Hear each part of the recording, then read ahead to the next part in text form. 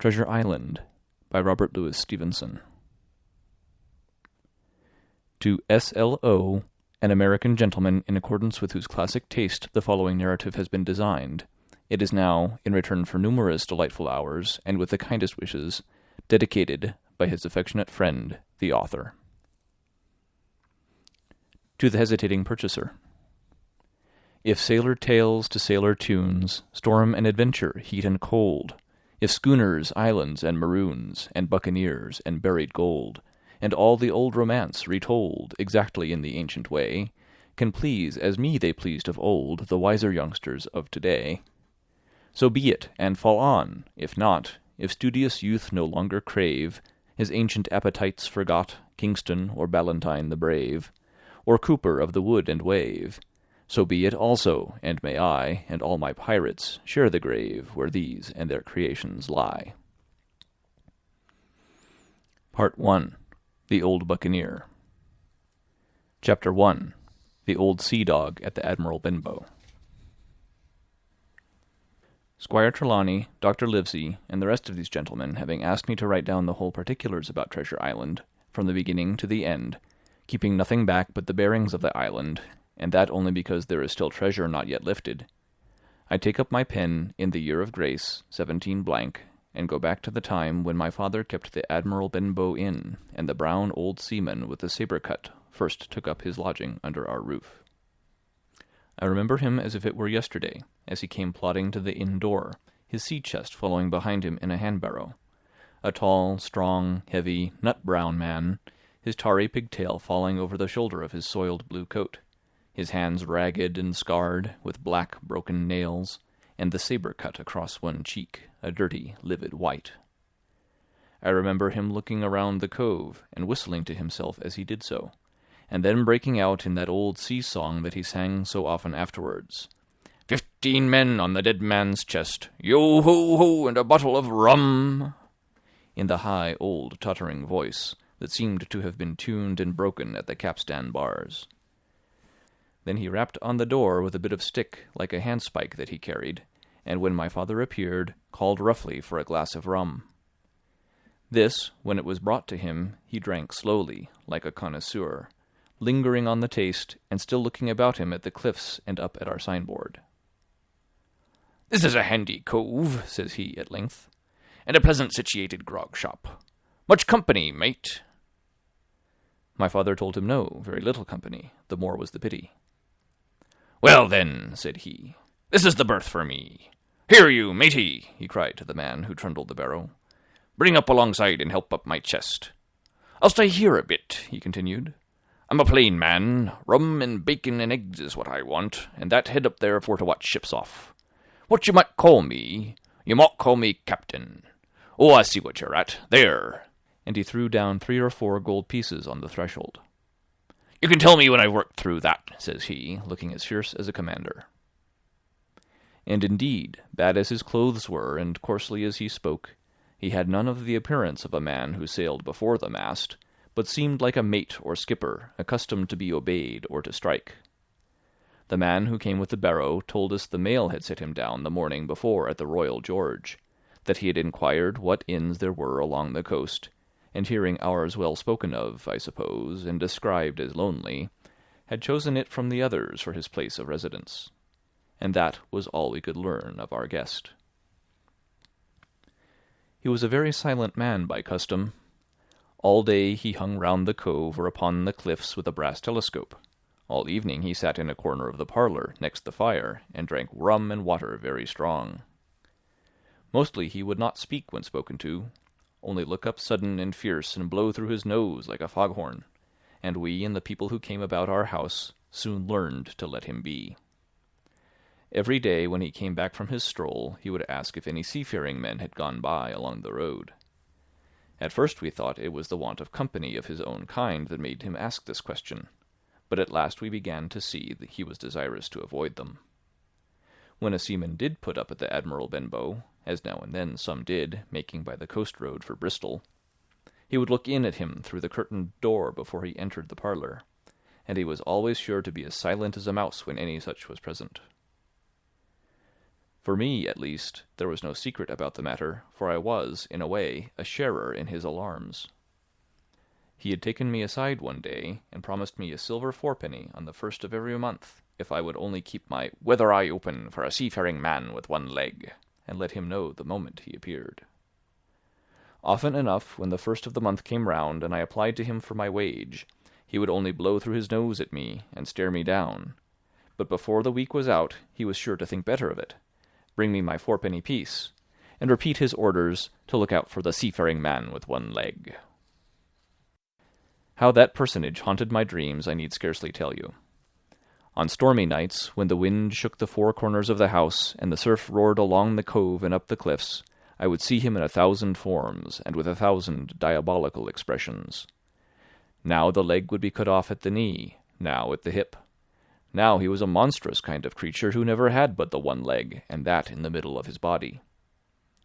To see him leap and run and pursue me over hedge and ditch was the worst of nightmares. And altogether I paid pretty dear for my monthly fourpenny piece in the shape of these abominable fancies. But though I was so terrified by the idea of the seafaring man with one leg, I was far less afraid of the captain himself than anybody else who knew him. There were nights when he took a deal more rum and water than his head would carry, and then he would sometimes sit and sing his wicked old wild sea-songs, minding nobody. But sometimes he would call for glasses round, and force all the trembling company to listen to his stories or bear a chorus to his singing. Often I have heard the house shaking with yo-ho-ho and a bottle of rum, all the neighbors joining in for dear life, with the fear of death upon them, and each singing louder than the other to avoid remark. For in these fits he was the most overriding companion ever known. He would slap his hand on the table for silence all round. He would fly up in a passion of anger at a question, or sometimes because none was put, and so he judged the company was not following his story. Nor would he allow anyone to leave the inn till he had drunk himself sleepy and reeled off to bed. His stories were what frightened people worst of all. Dreadful stories they were, about hanging and walking the plank, and storms at sea, and the dry Tortugas, and wild deeds in places on the Spanish Main. By his own account he must have lived his life among some of the wickedest men that God ever allowed upon the sea, and the language in which he told these stories shocked our plain country people almost as much as the crimes that he described. My father was always saying the inn would be ruined, for people would soon cease coming there to be tyrannized over and put down, and sent shivering to their beds, but I really believe his presence did us good. People were frightened at the time, but on looking back they rather liked it. It was a fine excitement in a quiet country life, and there was even a party of the younger men who pretended to admire him, calling him a true sea-dog and a real old salt and such like names, and saying there was the sort of man that made England terrible at sea. In one way, indeed, he bade fair to ruin us, for he kept on staying week after week, and at last month after month, so that all the money had been long exhausted, and still my father never plucked up the heart to insist on having more. If ever he mentioned it, the captain blew through his nose so loudly that you might say he roared, and stared my poor father out of the room. I have seen him wringing his hands after such a rebuff, and I am sure the annoyance and the terror he lived in must have greatly hastened his early and unhappy death. All the time he lived with us, the captain made no change whatever in his dress but to buy some stockings from a hawker. One of the cocks of his hat having fallen down, he let it hang from that day forth, though it was a great annoyance when it blew. I remember the appearance of his coat, which he patched himself upstairs in his room, and which, before the end, was nothing but patches. He never wrote or received a letter, and he never spoke with any but the neighbors, and with these, for the most part, only when drunk on rum. The great sea-chest none of us had ever seen open. He was only once crossed, and that was towards the end, when my poor father was far gone in the decline that took him off. Dr. Livesey came late one afternoon to see the patient, took a bit of dinner from my mother, and went into the parlour to smoke a pipe until his horse should come down from the hamlet, for we had no stabling at the old Benbow. I followed him in, and I remember observing the contrast the neat, bright doctor, with his powder as white as snow, and his bright black eyes and pleasant manners, made with the coltish country folk, and above all with that filthy, heavy, bleared scarecrow of a pirate of ours, sitting, far gone in rum, with his arms on the table. Suddenly he, the captain that is, began to pipe up his eternal song. 15 men on the dead man's chest, yo-ho-ho, and a bottle of rum. Drink and the devil had done for the rest, yo-ho-ho, and a bottle of rum. At first I had supposed the dead man's chest to be that identical big box of his upstairs in the front room, and the thought had been mingled in my nightmares with that of the one-legged seafaring man. But by this time we had all long ceased to pay any particular notice to the song. It was new, that night, to nobody but Dr. Livesey, and on him I observed it did not produce an agreeable effect, for he looked up for a moment quite angrily before he went on with his talk to old Taylor, the gardener, on a new cure for the rheumatics. In the meantime, the captain gradually brightened up at his own music, and at last flapped his hand upon the table before him in a way we all knew to mean silence. The voices stopped at once, all but Dr. Livesey's. He went on as before, speaking clear and kind, and drawing briskly at his pipe between every word or two. The captain glared at him for a while, flapped his hand again, glared still harder, and at last broke out with a villainous low oath. "Silence there, between decks!" "Were you addressing me, sir?" says the doctor. And when the ruffian had told him, with another oath, that this was so, "I have only one thing to say to you, sir," replies the doctor, "that if you keep on drinking rum, the world will soon be quit of a very dirty scoundrel." The old fellow's fury was awful. He sprang to his feet, drew and opened a sailor's clasp knife, and balancing it open on the palm of his hand, threatened to pin the doctor to the wall. The doctor never so much as moved. He spoke to him, as before, over his shoulder and in the same tone of voice, rather high so that all the room might hear, but perfectly calm and steady. "If you do not put that knife this instant in your pocket, I promise upon my honor you shall hang at the next assizes." Then followed a battle of looks between them, but the captain soon knuckled under, put up his weapon, and resumed his seat, grumbling like a beaten dog. "And now, sir," continued the doctor, "since I now know there's such a fellow in my district, you may count I'll have an eye upon you day and night. I'm not a doctor only, I'm a magistrate, and if I catch a breath of complaint against you, if it's only for a piece of incivility like tonight's, I'll take effectual means to have you hunted down and routed out of this. Let that suffice." Soon after, Dr. Livesey's horse came to the door, and he rode away, but the captain held his peace that evening, and for many evenings to come. Chapter 2. Black Dog Appears and Disappears. It was not very long after this that there occurred the first of the mysterious events that rid us at last of the captain, though not, as you will see, of his affairs. It was a bitter cold winter, with long hard frosts and heavy gales, and it was plain from the first that my poor father was little likely to see the spring. He sank daily, and my mother and I had all the inn upon our hands, and were kept busy enough without paying much regard to our unpleasant guest. It was one January morning, very early, a pinching, frosty morning, the cove all grey with hoar-frost, the ripple lapping softly on the stones, the sun still low and only touching the hilltops and shining far to seaward. The captain had risen earlier than usual and set out down the beach, his cutlass swinging under the broad skirts of the old blue coat, his brass telescope under his arm, his hat tilted back upon his head. I remember his breath hanging like smoke in his wake as he strode off, and the last sound I heard of him as he turned the big rock was a loud snort of indignation, as though his mind was still running upon Dr. Livesey. Well, mother was upstairs with father, and I was laying the breakfast table against the captain's return, when the parlour door opened and a man stepped in on whom I had never set my eyes before. He was a pale, tallowy creature, wanting 2 fingers of the left hand, and though he wore a cutlass, he did not look much like a fighter. I had always my eye open for seafaring men, with 1 leg or 2, and I remember this one puzzled me. He was not sailorly, and yet he had a smack of the sea about him too. I asked him what was for his service, and he said he would take rum. But as I was going out of the room to fetch it, he sat down upon a table and motioned me to draw near. I paused where I was, with my napkin in my hand. "Come here, sonny," says he. Come nearer here." I took a step nearer. "Is this here table for my mate Bill?" he asked with a kind of leer. I told him I did not know his mate Bill, and this was for a person who stayed in our house, whom we called the captain. "Well," said he, "my mate Bill would be called the captain as like as not. He has a cut on one cheek, and a mighty pleasant way with him, particularly in drink, has my mate Bill. We'll put it, for argument like, that your captain has a cut on one cheek, and we'll put it, if you like, that that cheek's the right one. Ah, well, I told you. Now, is my mate Bill in this here house?" I told him he was out walking. "Which way, sonny? Which way is he gone?" And when I had pointed out the rock, and told him how the captain was likely to return, and how soon, and answered a few other questions, "Ah," said he, "this'll be as good as drink to my mate Bill."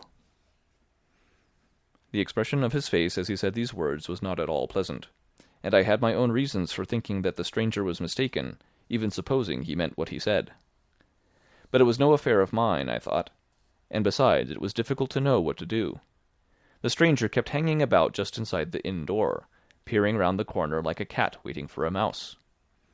Once I stepped out myself into the road, but he immediately called me back, and as I did not obey quick enough for his fancy, a most horrible change came over his tallowy face, and he ordered me in with an oath that made me jump. As soon as I was back again, he returned to his former manner, half fawning, half sneering, patted me on the shoulder, told me I was a good boy, and he had taken quite a fancy to me.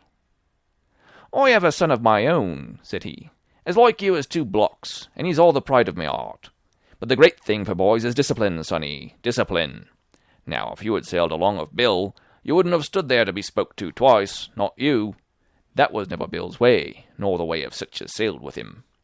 And here, sure enough, is my mate Bill, with a spy-glass under his arm, bless his old heart, to be sure. You and me'll just go back into the parlour, sonny, and get behind the door, and we'll give Bill a little surprise. Bless his heart, I say again." So saying, the stranger backed along with me into the parlour, and put me behind him in the corner, so that we were both hidden by the open door. I was very uneasy and alarmed, as you may fancy, and it rather added to my fears to observe that the stranger was certainly frightened himself. He cleared the hilt of his cutlass, and loosened the blade in its sheath, and all the time we were waiting there, he kept swallowing as if he felt what we used to call a lump in the throat. At last in strode the captain, slammed the door behind him, without looking to the right or left, and marched straight across the room to where his breakfast awaited him. "Bill," said the stranger, in a voice that I thought he had tried to make bold and big.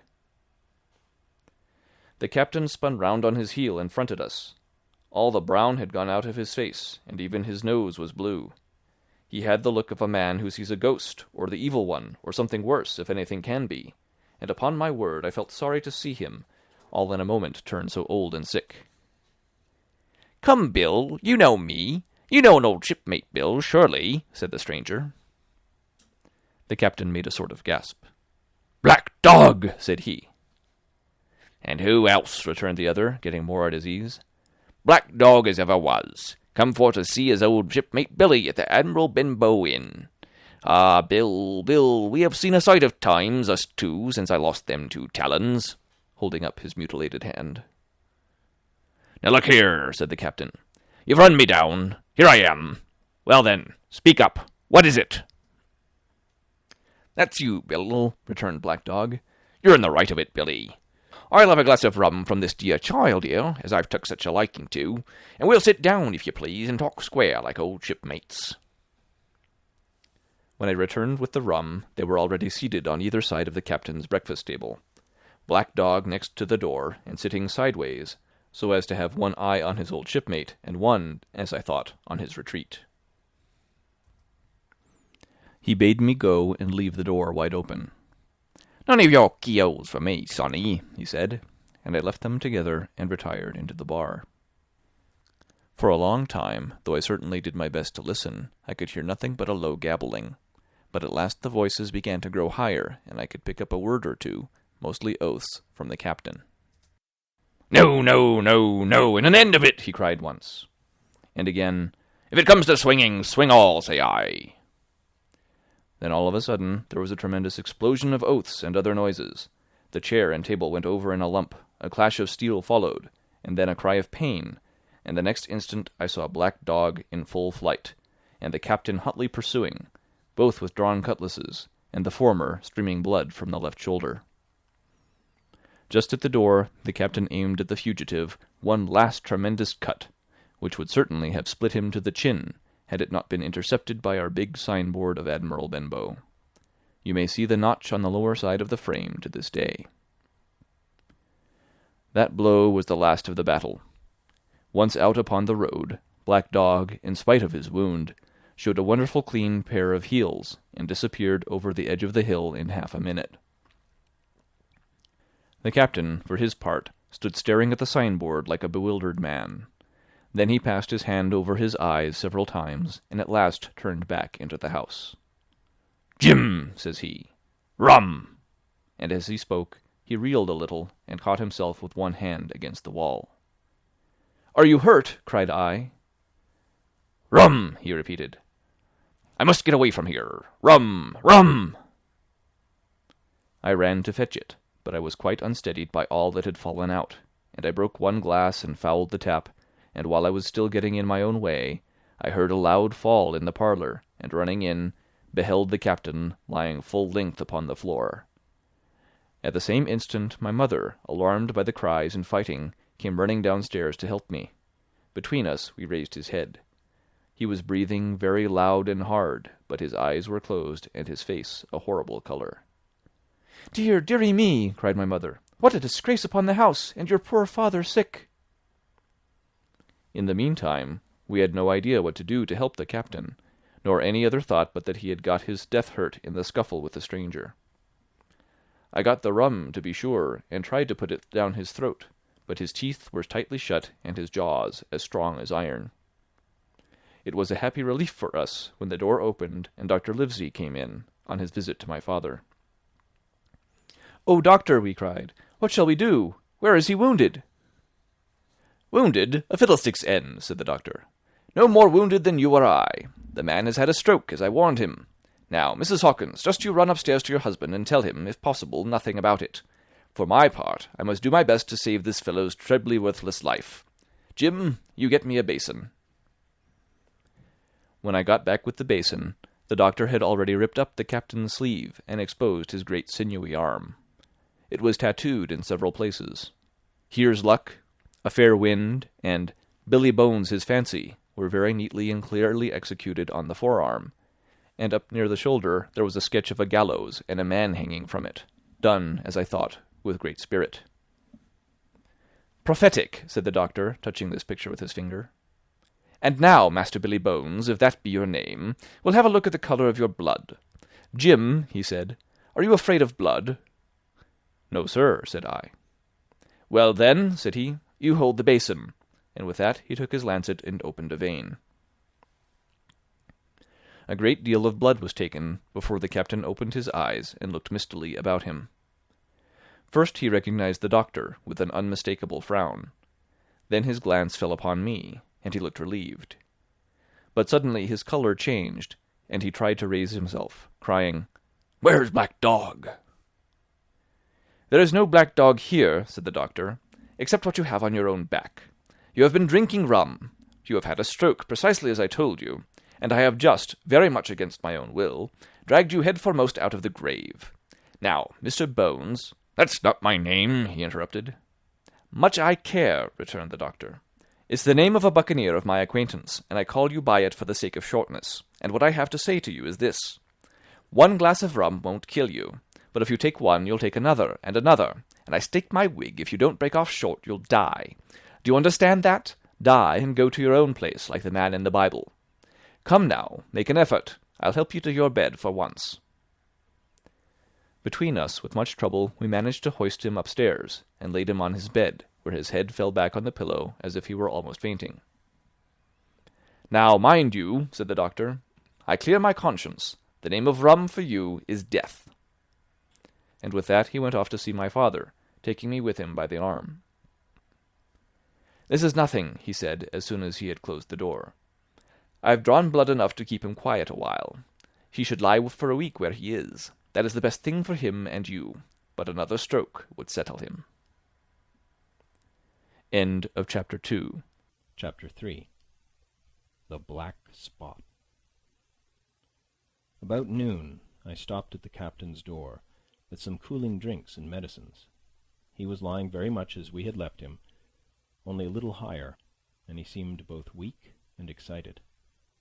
"Jim," he said, "you're the only one here that's worth anything, and you know I've always been good to you.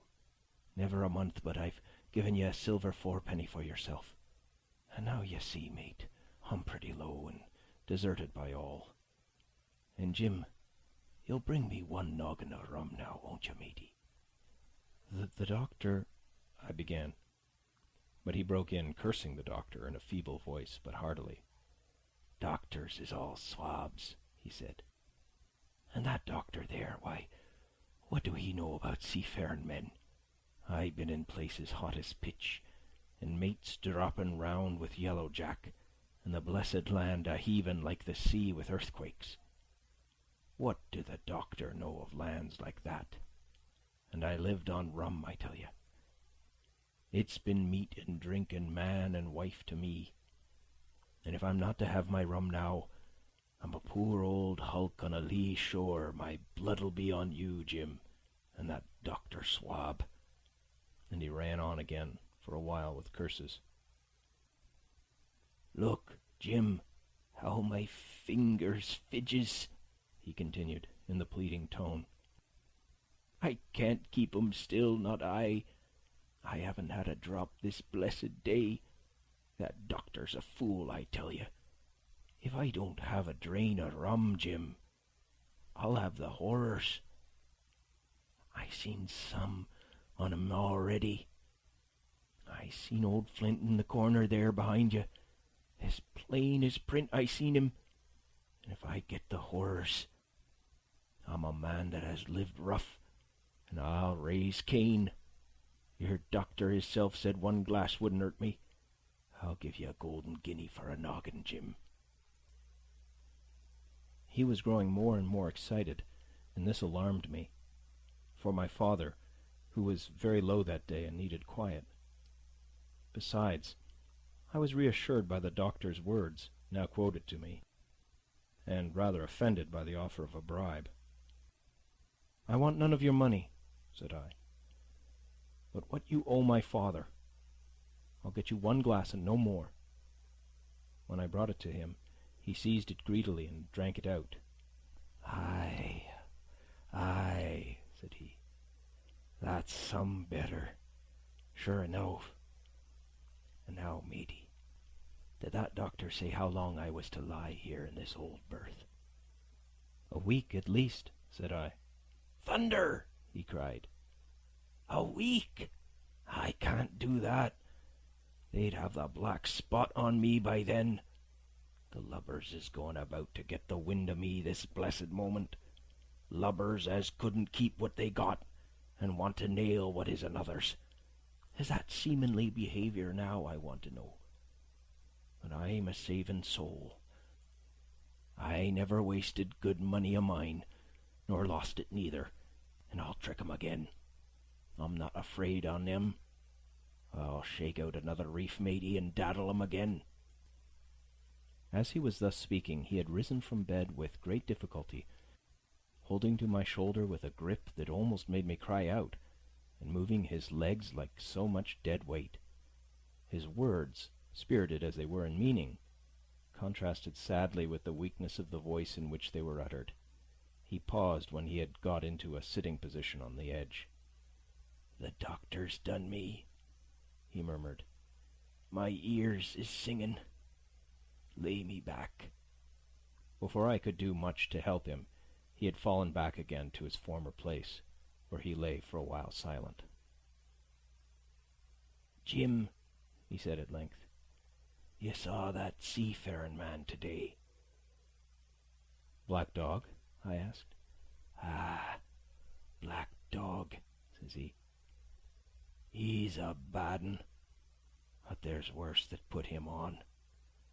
Now, if I can't get away nohow, and they tip me the black spot, mind you, it's my old sea chest they're after.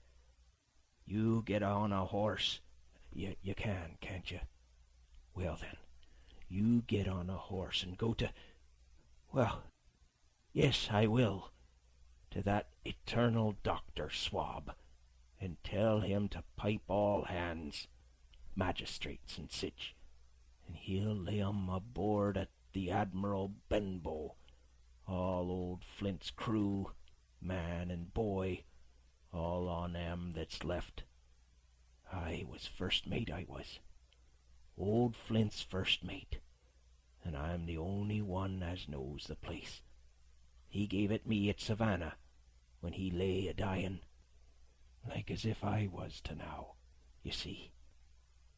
But you won't peach unless they get the black spot on me, or unless you see that black dog again, or a seafaring man with one leg.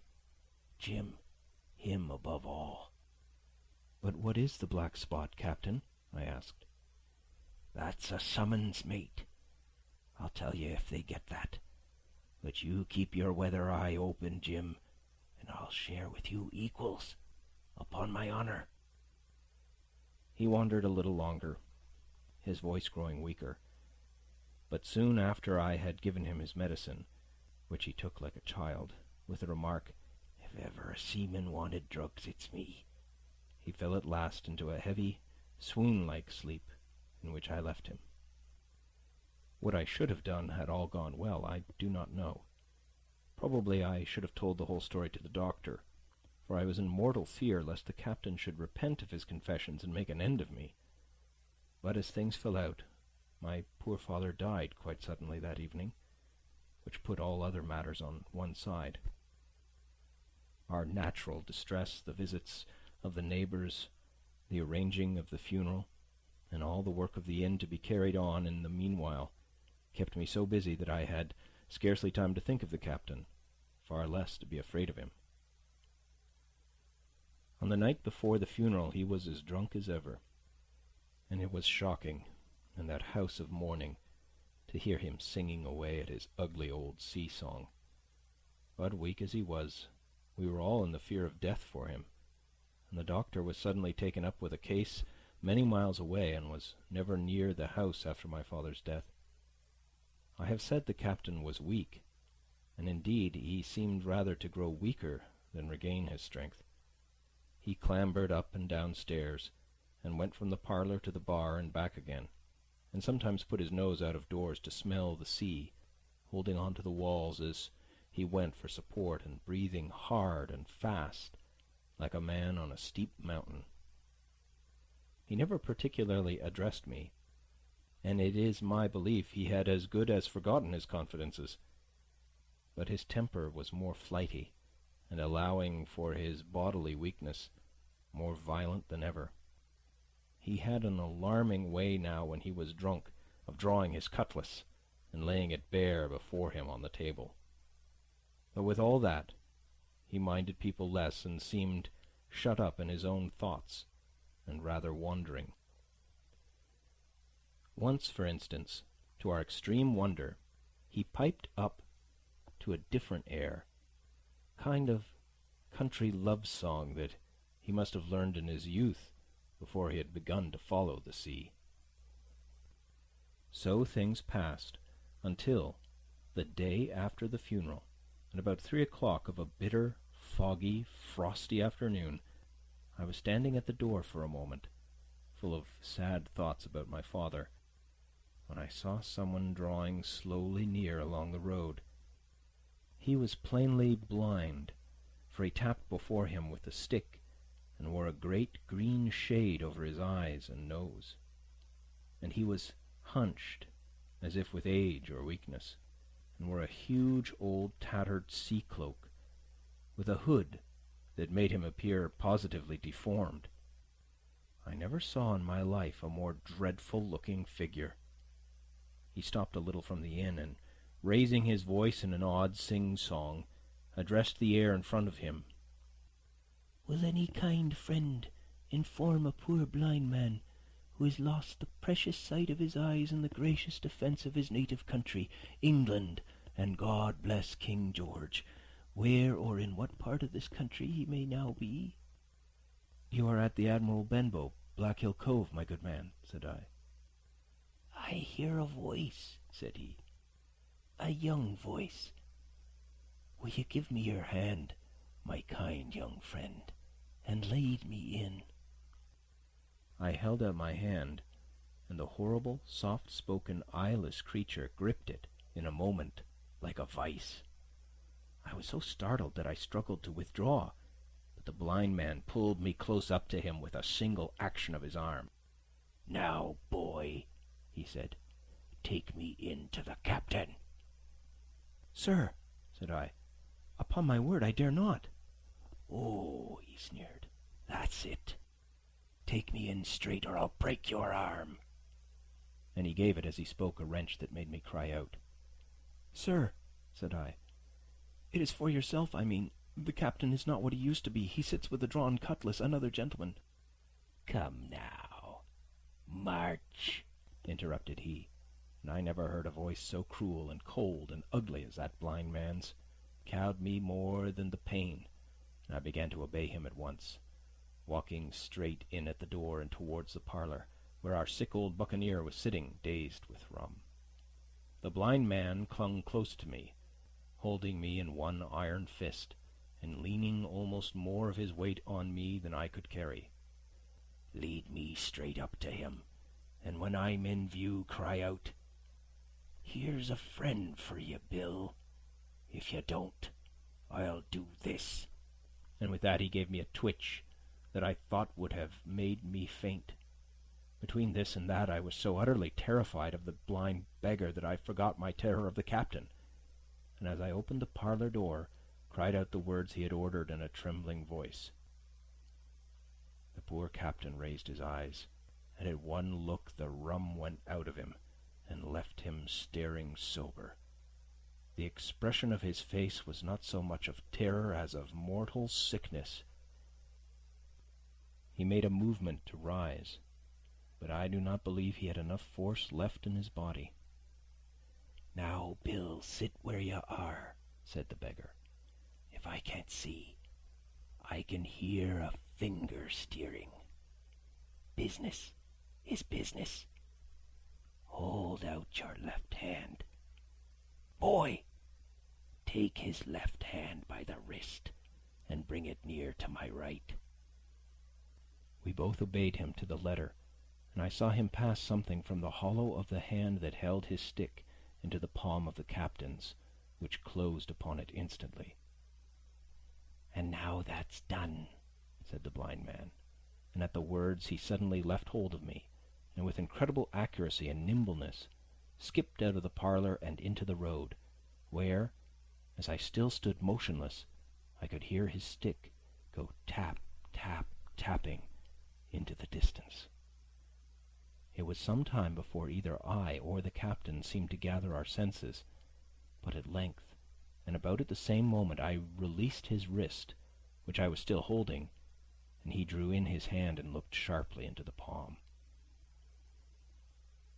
"10 o'clock," he cried. "6 hours. We'll do them yet." And he sprang to his feet. Even as he did so, he reeled, put his hand to his throat, stood swaying for a moment, and then, with a peculiar sound, fell from his whole height face foremost to the floor. I ran to him at once, calling to my mother, but haste was all in vain. The captain had been struck dead by thundering apoplexy.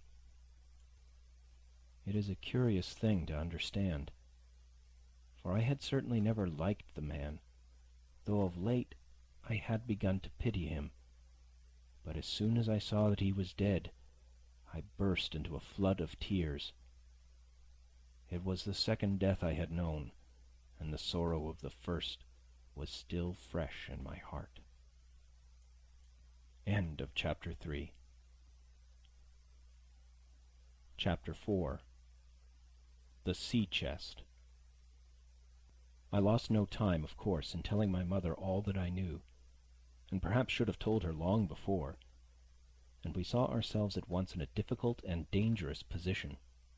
Some of the man's money, if he had any, was certainly due to us, but it was not likely that our captain's shipmates, above all the two specimens seen by me, Black Dog and the blind beggar, would be inclined to give up their booty in payment of the dead man's debts.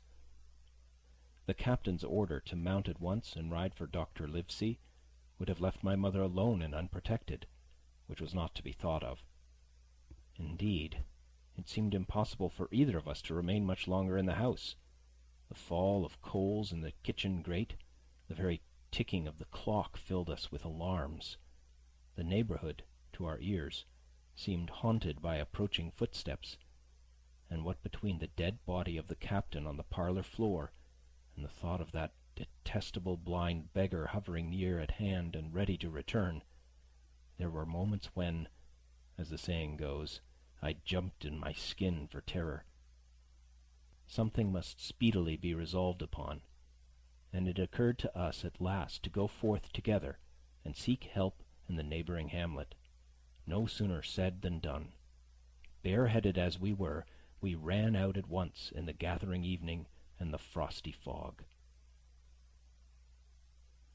The hamlet lay not many 100 yards away, though out of view, on the other side of the next cove, and what greatly encouraged me, it was in an opposite direction from that whence the blind man had made his appearance, and whither he had presumably returned.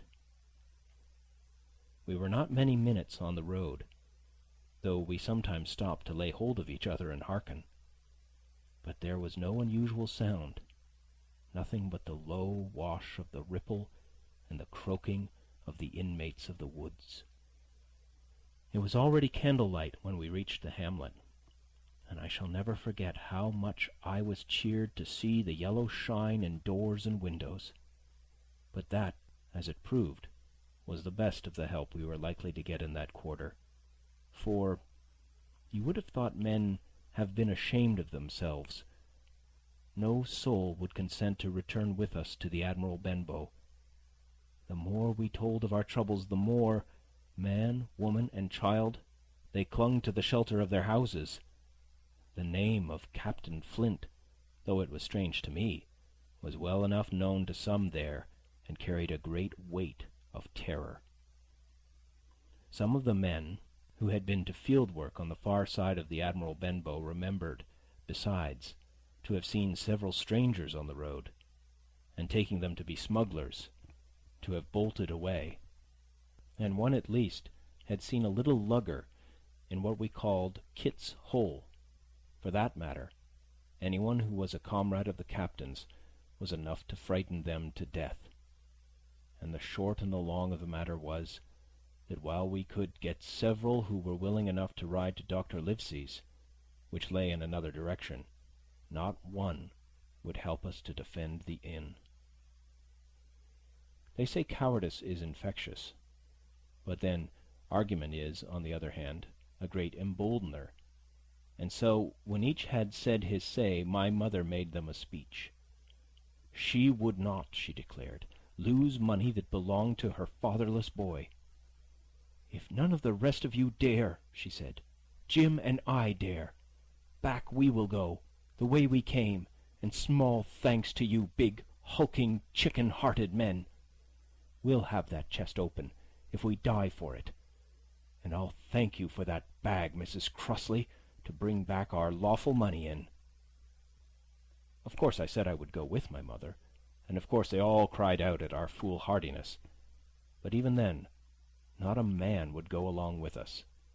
All they would do was to give me a loaded pistol, lest we were attacked, and to promise to have our horses ready saddled, in case we were pursued on our return, while one lad was to ride forward to the doctor's in search of armed assistance.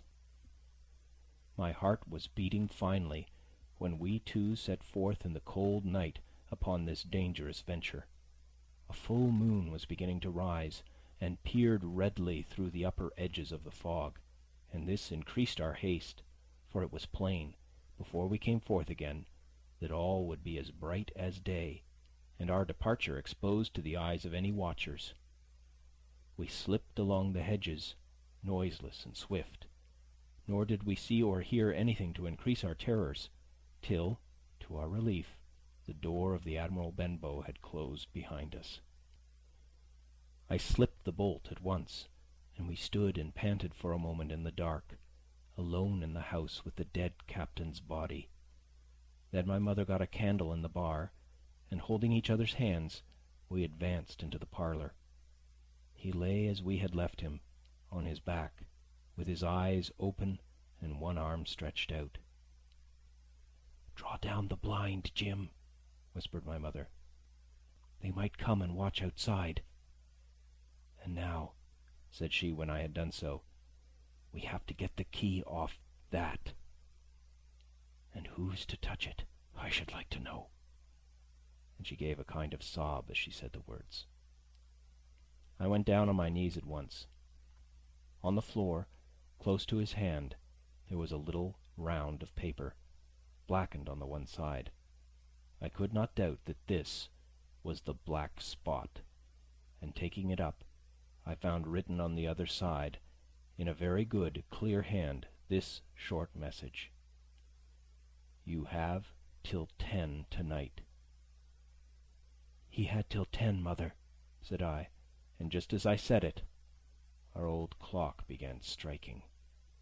This sudden noise startled us shockingly, but the news was good, for it was only 6. "Now, Jim," she said, "that key." I felt in his pockets, one after another, a few small coins, a thimble, and some thread and big needles, a piece of pigtail tobacco bitten away at the end, his gully with the crooked handle, a pocket compass, and a tinder box were all that they contained, and I began to despair. "Perhaps it's round his neck," suggested my mother.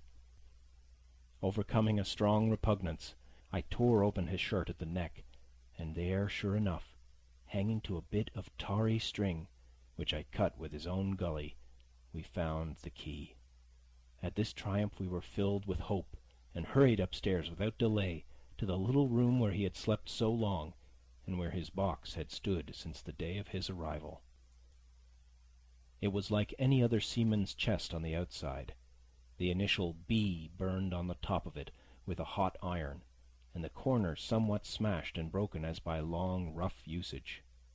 "Give me the key," said my mother, and though the lock was very stiff, she had turned it and thrown back the lid in a twinkling.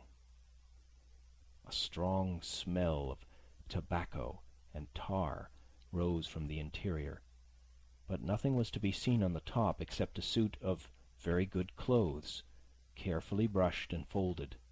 They had never been worn, my mother said.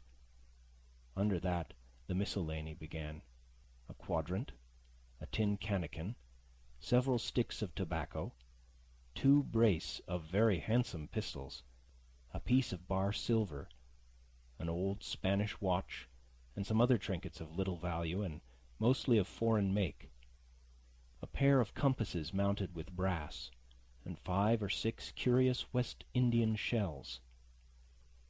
I have often wondered since why he should have carried about these shells with him in his wandering, guilty, and hunted life. In the meantime, we had found nothing of any value but the silver and the trinkets, and neither of these were in our way. Underneath there was an old boat cloak, whitened with sea salt on many a harbour bar. My mother pulled it up with impatience, and there lay before us the last things in the chest: a bundle tied up in oilcloth and looking like papers, and a canvas bag that gave forth, at a touch, the jingle of gold. "I'll show these rogues that I'm an honest woman," said my mother. "I'll have my dues, and not a farthing over. Hold Mr. Crossley's bag." And she began to count over the amount of the captain's score from the sailor's bag into the one that I was holding. It was a long, difficult business, for the coins were of all countries and sizes, doubloons and louis d'ors, and guineas, and pieces of 8, and I know not what besides. all shaken together at random. The guineas, too, were about the scarcest, and it was with these only that my mother knew how to make her count. When we were about halfway through, I suddenly put my hand upon her arm, for I had heard in the silent frosty air a sound that brought my heart into my mouth, the tap, tap, tapping of the blind man's stick upon the frozen road. It drew nearer and nearer while we sat holding our breath. Then it struck sharp on the inn door, and then we could hear the handle being turned and the bolt rattling as the wretched being tried to enter. And then there was a long time of silence, both within and without.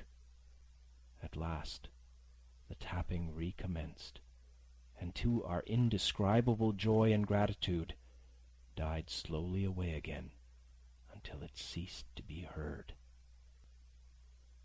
"Mother," said I, "take the hold and let's be going," for I was sure the bolted door must have seemed suspicious and would bring the whole hornet's nest about our ears. Though how thankful I was that I had bolted it, none could tell who had never met that terrible blind man. But my mother, frightened as she was, would not consent to take a fraction more than was due to her, and was obstinately unwilling to be content with less. It was not yet 7, she said, by a long way. She knew her rights, and she would have them. And she was still arguing with me when a little low whistle sounded a good way off upon the hill. That was enough, and more than enough for both of us. "I'll take what I have," she said, jumping to her feet. "And I'll take this to square the count," said I, picking up the oilskin packet. Next moment we were both groping downstairs, leaving the candle by the empty chest. And the next we had opened the door and were in full retreat. We had not started a moment too soon. The fog was rapidly dispersing. Already the moon shone quite clear on the high ground on either side, and it was only in the exact bottom of the dell and round the tavern door that a thin veil still hung unbroken to conceal the first steps of our escape. Far less than half-way to the hamlet, very little beyond the bottom of the hill, we must come forth into the moonlight. Nor was this all, for the sound of several footsteps running came already to our ears, and as we looked back in their direction, a light, tossing to and fro and still rapidly advancing, showed that one of the newcomers carried a lantern. "My dear," said my mother suddenly, "take the money and run on. I'm going to faint." This was certainly the end for both of us, I thought. How I cursed the cowardice of the neighbors! How I blamed my poor mother for her honesty and her greed, for her past foolhardiness and present weakness!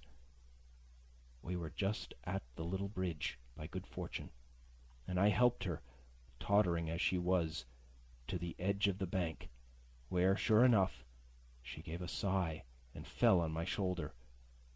I do not know how I found the strength to do it at all, and I'm afraid it was roughly done, but I managed to drag her down the bank and a little way under the arch. Farther I could not move her, for the bridge was too low to let me do more than crawl below it. So there we had to stay, my mother almost entirely exposed, and both of us within earshot of the inn. End of Chapter 4. Chapter 5. The Last of the Blind Man. My curiosity, in a sense, was stronger than my fear, for I could not remain where I was, but crept back to the bank again, whence, sheltering my head behind a bush of broom, I might command the road before our door. I was scarcely in position ere my enemies began to arrive, 7 or 8 of them, running hard, their feet beating out of time along the road, and the man with the lantern some paces in front. 3 men ran together, hand in hand, and I made out, even through the mist, that the middle man of this trio was the blind beggar. The next moment his voice showed me that I was right. Down with the door!" he cried.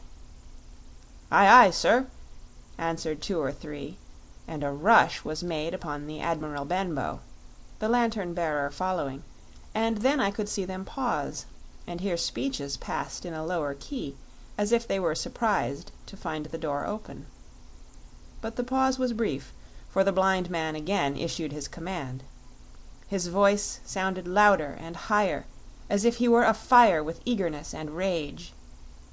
"In! In! In!" he shouted, and cursed them for their delay. 4 or 5 of them obeyed at once, 2 remaining on the road with the formidable beggar.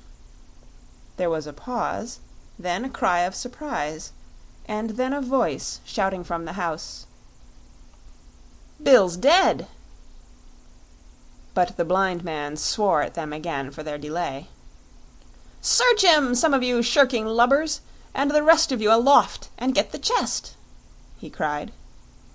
I could hear their feet rattling up our old stairs, so that the house must have shook with it. Promptly afterwards fresh sounds of astonishment arose.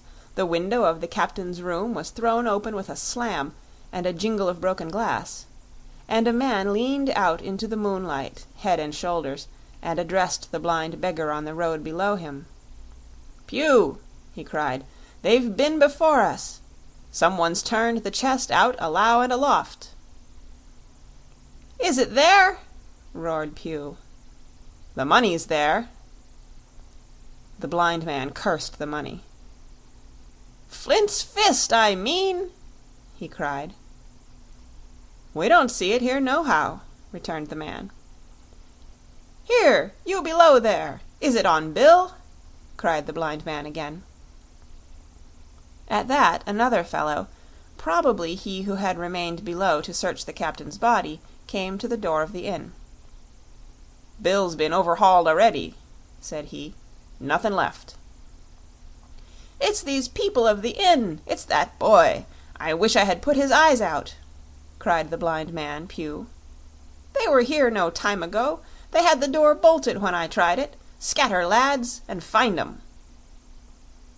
"Sure enough, they left their glim here," said the fellow from the window.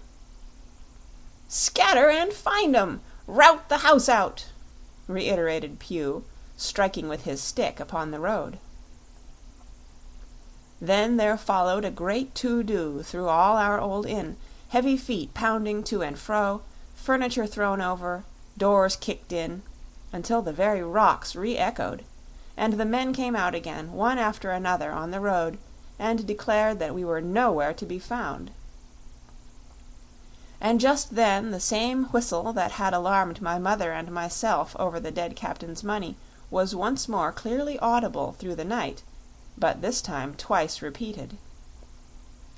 I had thought it to be the blind man's trumpet, so to speak, summoning his crew to the assault, but I now found that it was a signal from the hillside towards the hamlet, and, from its effect upon the buccaneers, a signal to warn them of approaching danger. "There's Dirk again," said one. "Twice. We'll have to budge, mates." "Budge, you skulk!" cried Pew. "Dirk was a fool and a coward from the first. You wouldn't mind him. They must be close by. They can't be far. You have your hands on it. Scatter and look for them, dogs. Oh, shiver my soul!"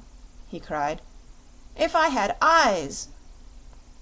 This appeal seemed to produce some effect, for 2 of the fellows began to look here and there among the lumber, but half-heartedly, I thought, and with half an eye to their own danger all the time, while the rest stood irresolute on the road. "You have your hands on thousands, you fools, and you hang a leg. You'd be as rich as kings if you could find it, and you know it's here, and you stand there skulking. There wasn't one of you dared face Bill, and I did it, a blind man, and I'm to lose my chance for you. I'm to be a poor crawling beggar, sponging for rum, when I might be rolling in a coach. If you had the pluck of a weevil in a biscuit, you would catch them still." "Hang it, Pew, we've got the doubloons," grumbled one. "They might have hid the blessed thing," said another. "Take the Georges, Pew, and don't stand here squalling. Squalling was the word for it. Pew's anger rose so high at these objections, till at last, his passion completely taking the upper hand, he struck at them right and left in his blindness, and his stick sounded heavily on more than one. These, in their turn, cursed back at the blind miscreant, threatened him in horrid terms, and tried in vain to catch the stick and wrest it from his grasp. This quarrel was the saving of us, for while it was still raging, another sound came from the top of the hill on the side of the hamlet, the tramp of horses galloping. Almost at the same time a pistol shot, flash and report, came from the hedge side. And that was plainly the last signal of danger, for the buccaneers turned at once and ran, separating in every direction, one seaward along the cove, one slant across the hill, and so on, so that in half a minute not a sign of them remained but Pew. Him they had deserted, whether in sheer panic or out of revenge for his ill words and blows, I know not, but there he remained behind, tapping up and down the road in a frenzy, and groping and calling for his comrades. Finally he took the wrong turn, and ran a few steps past me towards the hamlet, crying, "Johnny! Black Dog! Dirk!" and other names. "You won't leave old Pew, mates! Not old Pew!" Just then the noise of horses topped the rise, and 4 or 5 riders came in sight in the moonlight, and swept at full gallop down the slope. At this Pew saw his error, turned with a scream, and ran straight for the ditch, into which he rolled. But he was on his feet again in a second, and made another dash, now utterly bewildered, right under the nearest of the coming horses. The rider tried to save him, but in vain. Down went Pew with a cry that rang high into the night, and the 4 hoofs trampled and spurned him and passed by. He fell on his side, then gently collapsed upon his face, and moved no more. I leaped to my feet and hailed the riders. They were pulling up, at any rate, horrified at the accident, and I soon saw what they were.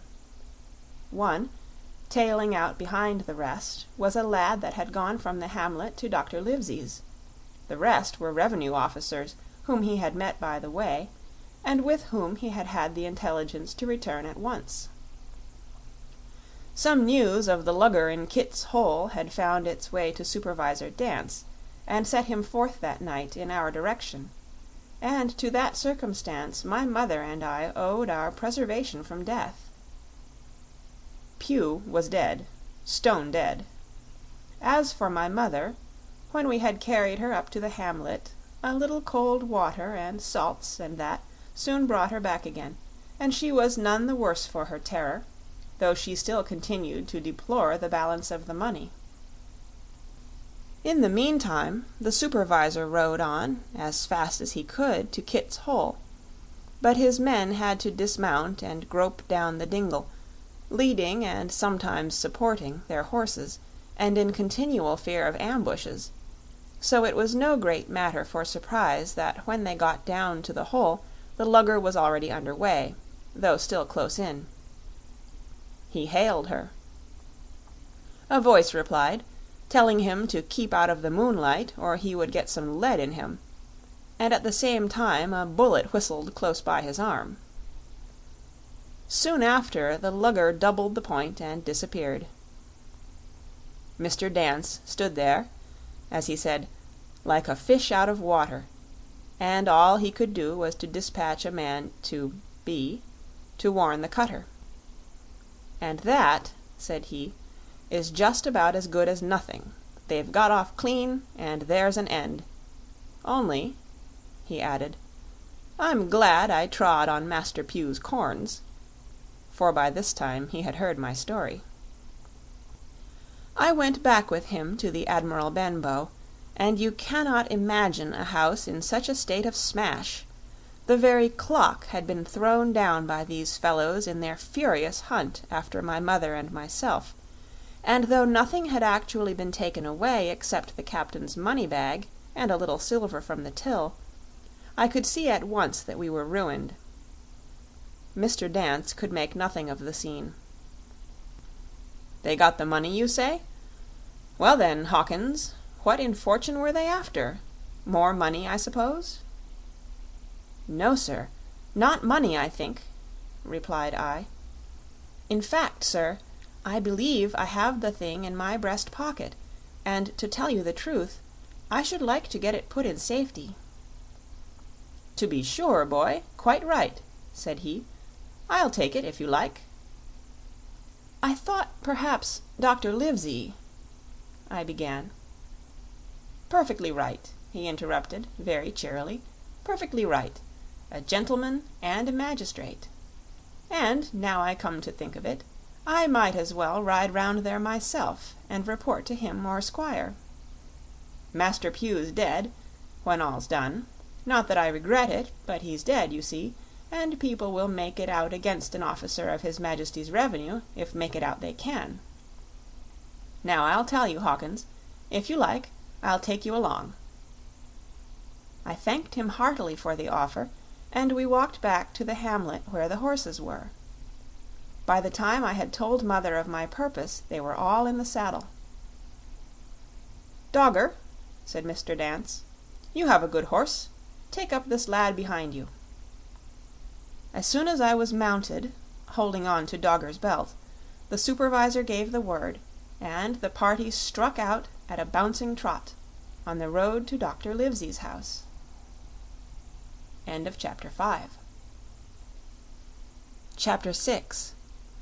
The Captain's Papers. We rode hard all the way till we drew up before Dr. Livesey's door. The house was all dark to the front.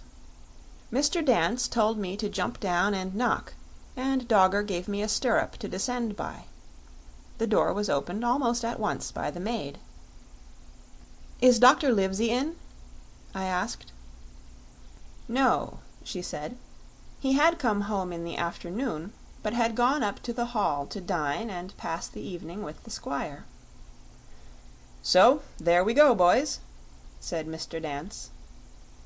This time, as the distance was short, I did not mount, but ran with Dogger's stirrup leather to the lodge gates, and up the long, leafless, moonlit avenue to where the white line of the Hall buildings looked on either hand on great old gardens. Here Mr. Dance dismounted, and, taking me along with him, was admitted at a word into the house. The servant led us down a matted passage, and showed us at the end into a great library, all lined with bookcases and busts upon the top of them, where the Squire and Dr. Livesey sat, pipe in hand, on either side of a bright fire. I had never seen the Squire so near at hand. He was a tall man, over 6 feet high, and broad in proportion, and he had a bluff, rough-and-ready face, all roughened and reddened and lined in his long travels. His eyebrows were very black and moved readily, and this gave him a look of some temper, not bad, you would say, but quick and high. "Come in, Mr. Dance," says he, very stately and condescending. "Good evening, Dance," says the doctor with a nod, "and good evening to you, friend Jim. What good wind brings you here?" The supervisor stood up straight and stiff, and told his story like a lesson, and you should have seen how the two gentlemen leaned forward and looked at each other, and forgot to smoke in their surprise and interest. When they heard how my mother went back to the inn, Dr. Livesey fairly slapped his thigh, and the Squire cried "Bravo!" and broke his long pipe against the grate. Long before it was done, Mr. Trelawney, that, you will remember, was the Squire's name, had got up from his seat and was striding about the room, and the doctor, as if to hear the better, had taken off his powdered wig and sat there looking very strange indeed with his own close-cropped black poll. At last Mr. Dance finished the story. "Mr. Dance," said the Squire, "you are a very noble fellow. and as for riding down that black, atrocious miscreant, I regard it as an act of virtue, sir, like stamping on a cockroach. This lad Hawkins is a trump, I perceive. Hawkins, will you ring that bell? Mr. Dance must have some ale." "And so, Jim," said the doctor, "you have the thing that they were after, have you?" "Here it is, sir," said I, and gave him the oilskin packet. The doctor looked it all over, as if his fingers were itching to open it, but instead of doing that, he put it quietly in the pocket of his coat.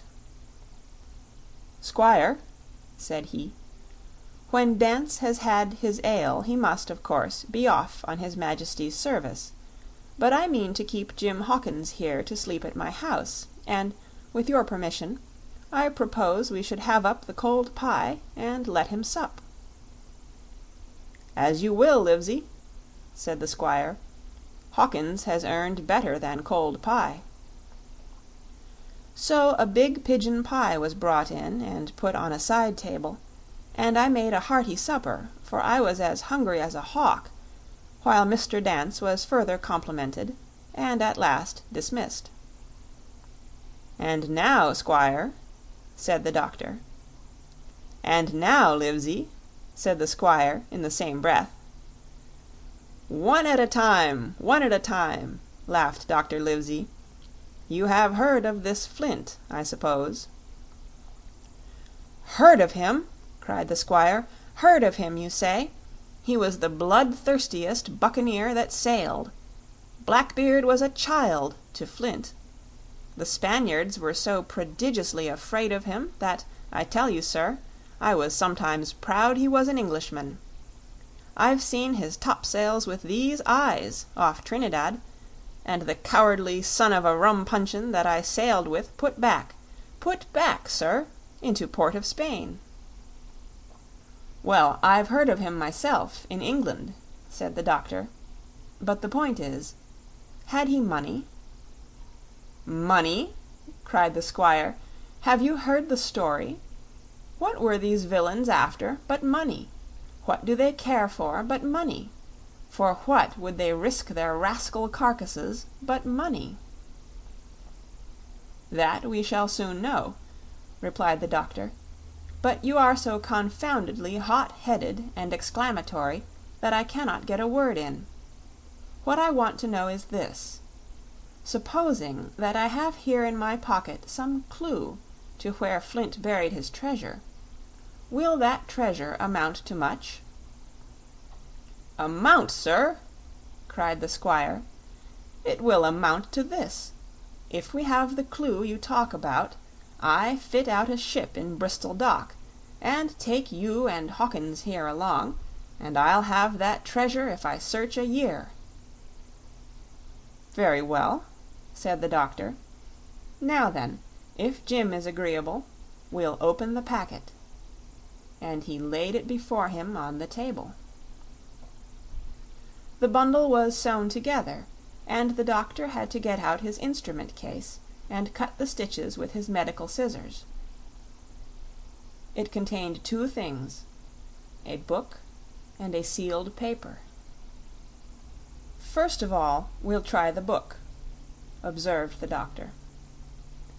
The squire and I were both peering over his shoulder as he opened it, for Dr. Livesey had kindly motioned me to come round from the side table, where I had been eating, to enjoy the sport of the search. On the first page there were only some scraps of writing, such as a man with a pen in his hand might make for idleness or practice. One was the same as the tattoo mark, "Billy Bones his fancy."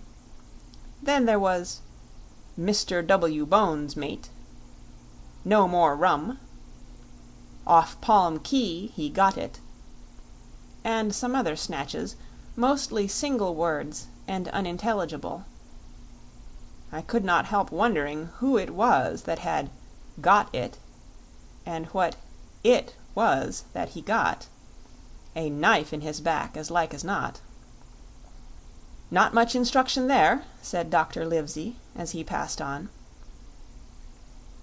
The next 10 or 12 pages were filled with a curious series of entries. There was a date at one end of the line, and at the other a sum of money, as in common account books, but instead of explanatory writing, only a varying number of crosses between the two. On the 12th of June, 1745, for instance, a sum of £70 had plainly become due to someone, and there was nothing but 6 crosses to explain the cause. In a few cases, to be sure, the name of a place would be added, as off Caracas, or a mere entry of latitude and longitude, as 62, 17, 20, 19, 2, 40.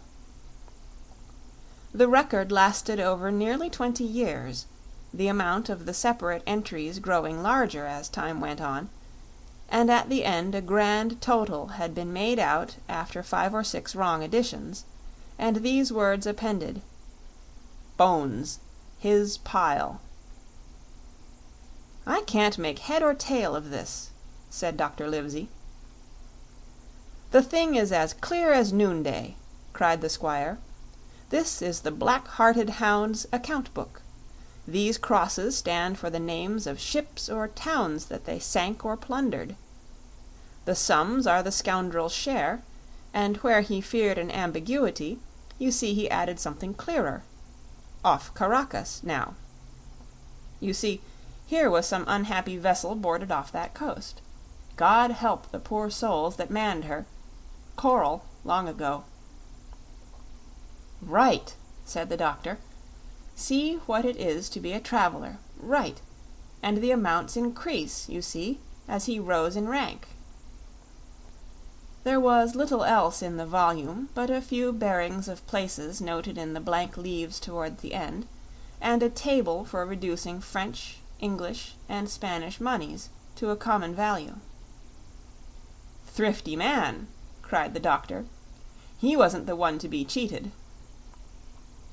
"And now," said the squire, "for the other." The paper had been sealed in several places with a thimble by way of seal, the very thimble, perhaps, that I had found in the captain's pocket. The doctor opened the seals with great care, and there fell out the map of an island, with latitude and longitude, soundings, names of hills, and bays and inlets, and every particular that would be needed to bring a ship to a safe anchorage upon its shores. It was about 9 miles long and 5 across, shaped, you might say, like a fat dragon standing up, and had 2 fine landlocked harbors, and a hill in the center part marked "The Spyglass." There were several editions of a later date, but above all 3 crosses of red ink, 2 on the north part of the island, 1 in the southwest, and, beside this last, in the same red ink, and in a small, neat hand, very different from the captain's tottery characters, these words: "Bulk of treasure here." Over on the back the same hand had written this further information: "Tall tree, spyglass shoulder, bearing a point to the N of NNE. Skeleton Island, E, S, E, and by E. 10 feet. The bar silver is in the north cache.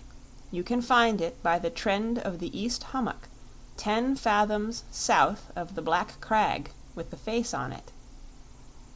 The arms are easily found in the sand hill, N, point of North Inlet Cape, bearing E and a quarter N. J.F." That was all, but brief as it was, and to me incomprehensible, it filled the squire and Dr. Livesey with delight. "Livesey," said the squire, "you will give up this wretched practice at once. Tomorrow I start for Bristol. In 3 weeks' time, 3 weeks, 2 weeks, 10 days. We'll have the best ship, sir, and the choicest crew in England. Hawkins shall come as cabin boy. You'll make a famous cabin boy, Hawkins. You, Livesey, are ship's doctor. I am admiral. We'll take Redruth, Joyce, and Hunter. We'll have favorable winds, a quick passage, and not the least difficulty in finding the spot, and money to eat, to roll in, to play duck and drake with ever after. Trelawney, said the doctor, I'll go with you, and I'll go bail for it, so will Jim, and be a credit to the undertaking. There's only one man I'm afraid of. And who's that? Cried the squire. Name the dog, sir. You, replied the doctor, for you cannot hold your tongue. We are not the only men who know of this paper. These fellows who attacked the inn tonight, bold, desperate blades for sure, and the rest who stayed aboard that lugger, and more, I dare say, not far off, are, one and all, through thick and thin, bound that they'll get that money. We must none of us go alone till we get to sea. Jim and I shall stick together in the meanwhile. You'll take Joyce and Hunter when you ride to Bristol, and from first to last not one of us must breathe a word of what we've found. Livesey, returned the squire, you are always in the right of it. I'll be as silent as the grave. Part 2, The Sea Cook. Chapter 7, I Go to Bristol. It was longer than the squire imagined ere we were ready for the sea, and none of our first plans, not even Dr. Livesey's of keeping me beside him, could be carried out as we intended. The doctor had to go to London for a physician to take charge of his practice. The squire was hard at work at Bristol, and I lived on at the Hall under the charge of old Redruth, the gamekeeper, almost a prisoner, but full of sea dreams and the most charming anticipations of strange islands and adventures. I brooded by the hour together over the map, all the details which I well remembered. Sitting by the fire in the housekeeper's room, I approached that island in my fancy from every possible direction. I explored every acre of its surface. I climbed 1,000 times to that tall hill they call the Spyglass, and from the top enjoyed the most wonderful and changing prospects. Sometimes the isle was thick with savages, with whom we fought, sometimes full of dangerous animals that hunted us. But in all my fancies, nothing occurred to me so strange and tragic as our actual adventures. So the weeks passed on, till one fine day there came a letter addressed to Dr. Livesey, with this addition, to be opened in the case of his absence by Tom Redruth or young Hawkins. Obeying this order, we found, or rather I found, for the gamekeeper was a poor hand at reading anything but print, the following important news. Old Anchor Inn, Bristol, March 1, 17-something. Dear Livesey, as I do not know whether you are at the Hall or still in London, I send this in double to both places. The ship is bought and fitted. She lies at anchor, ready for sea. You never imagined a sweeter schooner. A child might sail her. 200 tons, name Hispaniola. I got her through my old friend Blandly, who has proved himself throughout the most surprising trump. The admirable fellow literally slaved in my interest, and so, I may say, did everyone in Bristol, as soon as they got wind of the port we sailed for, treasure, I mean. Redruth, said I, interrupting the letter, Dr. Livesey will not like that. The squire has been talking after all. Well, who's a better right, growled the gamekeeper. A pretty rum go if squire ain't to talk for Dr. Livesey, I should think. At that I gave up all attempts at commentary and read straight on. Blandly himself found the Hispaniola, and by the most admirable management got her for the merest trifle. There is a class of men in Bristol monstrously prejudiced against Blandly. They go the length of declaring that this honest creature would do anything for money. that the Hispaniola belonged to him, and that he sold it me absurdly high, the most transparent calumnies. None of them dare, however, to deny the merits of the ship. So far there was not a hitch. The work-people, to be sure, riggers and what not, were most annoyingly slow, but time cured that. It was the crew that troubled me. I wished a round score of men, in case of natives, buccaneers, or the odious French, and I had the worry of the deuce itself to find so much as half a dozen, till the most remarkable stroke of fortune brought me the very man that I required. I was standing on the dock when, by the merest accident, I fell in talk with him. I found he was an old sailor, kept a public house, knew all the seafaring men in Bristol, had lost his health ashore, and wanted a good berth as cook to get to sea again. He had hobbled down there that morning, he said, to get a smell of the salt. I was monstrously touched. So would you have been. And out of pure pity I engaged him on the spot to be the ship's cook. Long John Silver he is called, and has lost a leg. But that I regarded as a recommendation, since he lost it in his country's service under the immortal Hawke. He has no pension, Livesey. Imagine the abominable age we live in. Well, sir, I thought I had only found a cook, but it was a crew I had discovered.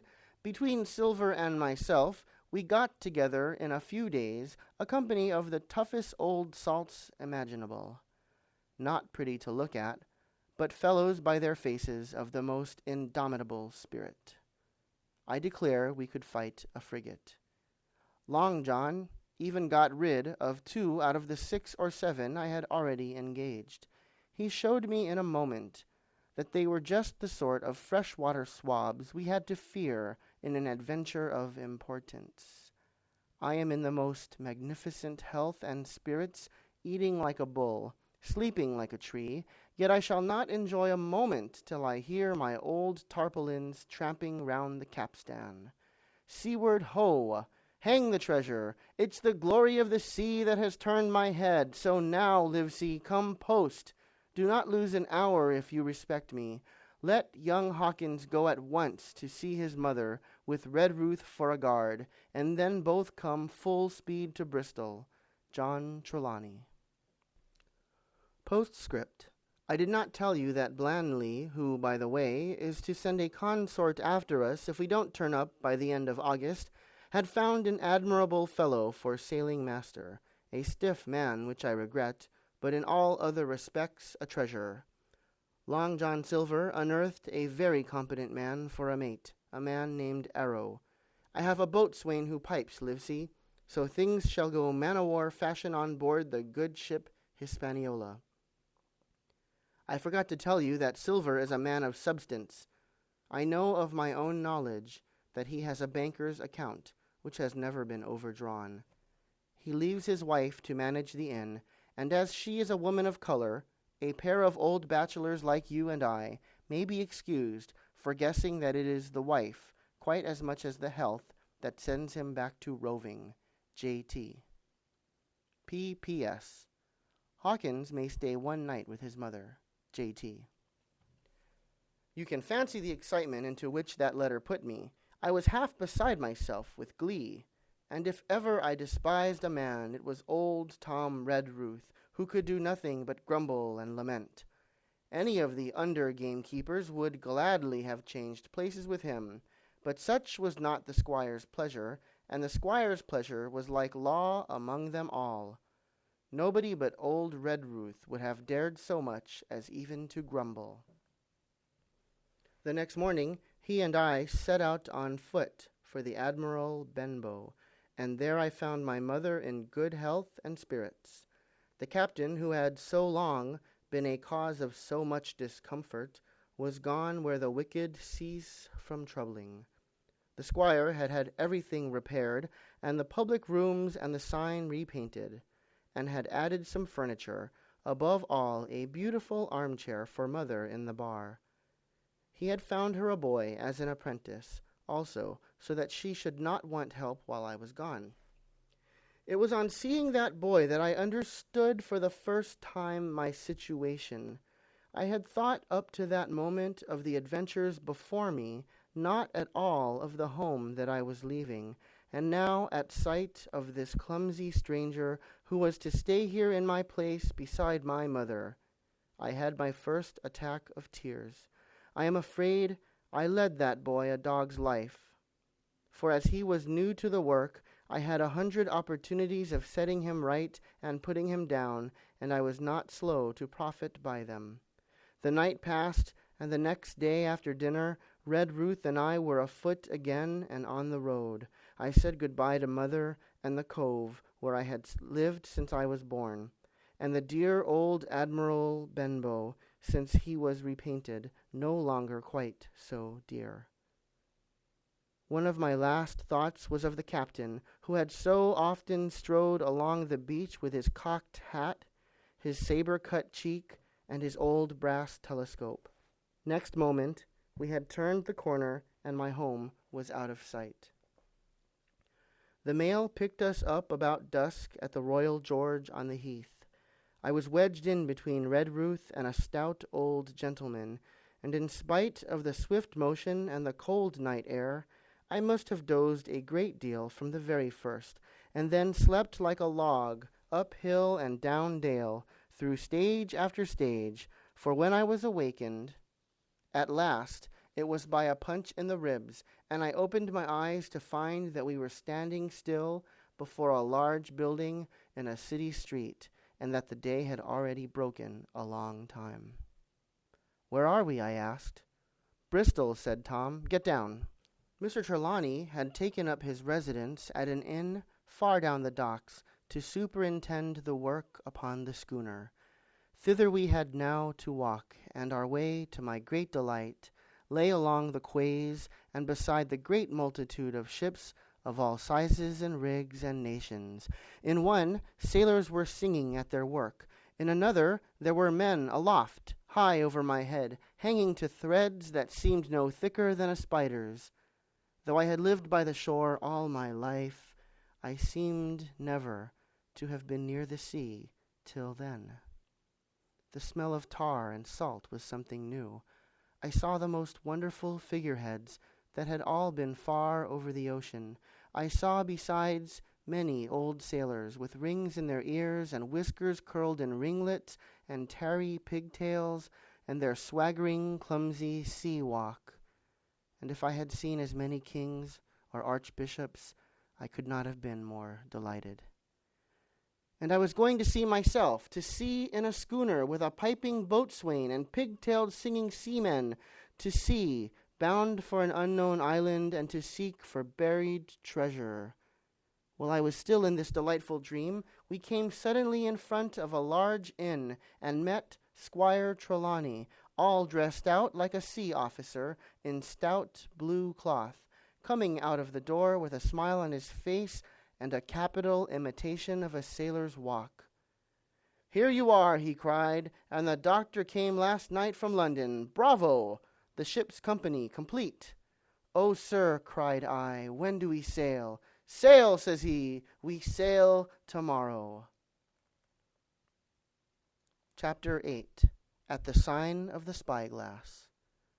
When I had done breakfasting, the squire gave me a note addressed to John Silver, at the Sign of the Spyglass, and told me I should easily find the place by following the line of the docks and keeping a bright lookout for a little tavern with a large brass telescope for sign. I set off, overjoyed at this opportunity to see some more of the ships and seamen, and picked my way among a great crowd of people and carts and bales, for the dock was now at its busiest until I found the tavern in question. It was a bright enough little place of entertainment. The sign was newly painted, the windows had neat red curtains, the floor was cleanly sanded, there was a street on each side and an open door on both, which made the large, low room pretty clear to see in spite of clouds of tobacco smoke. The customers were mostly seafaring men, and they talked so loudly that I hung at the door, almost afraid to enter, As I was waiting, a man came out of a side room, and at a glance I was sure he must be Long John. His left leg was cut off close by the hip, and under the left shoulder he carried a crutch, which he managed with wonderful dexterity, hopping about upon it like a bird. He was very tall and strong, with a face as big as a ham, plain and pale, but intelligent and smiling. Indeed, he seemed in the most cheerful spirits, whistling as he moved about among the tables, with a merry word or a slap on the shoulder for the more favored of his guests. Now, to tell you the truth, from the very first mention of Long John in Squire Trelawney's letter, I had taken a fear in my mind that he might prove to be the very one-legged sailor whom I had watched for so long at the old Benbow. But one look at the man before me was enough. I had seen the captain and Black Dog and the blind man, Pew, and I thought I knew what a buccaneer was like, a very different creature, according to me, from this clean and pleasant-tempered landlord. I plucked up courage at once, crossed the threshold, and walked right up to the man where he stood, propped on his crutch, talking to a customer. "Mr. Silver, sir?" I asked, holding out the note. "Yes, my lad," said he. "Such is my name, to be sure, and who may you be?" And then as he saw the squire's letter, he seemed to me to give something almost like a start. "Oh," said he, quite loud, and offering his hand, "I see. You are our new cabin boy. Pleased I am to see you."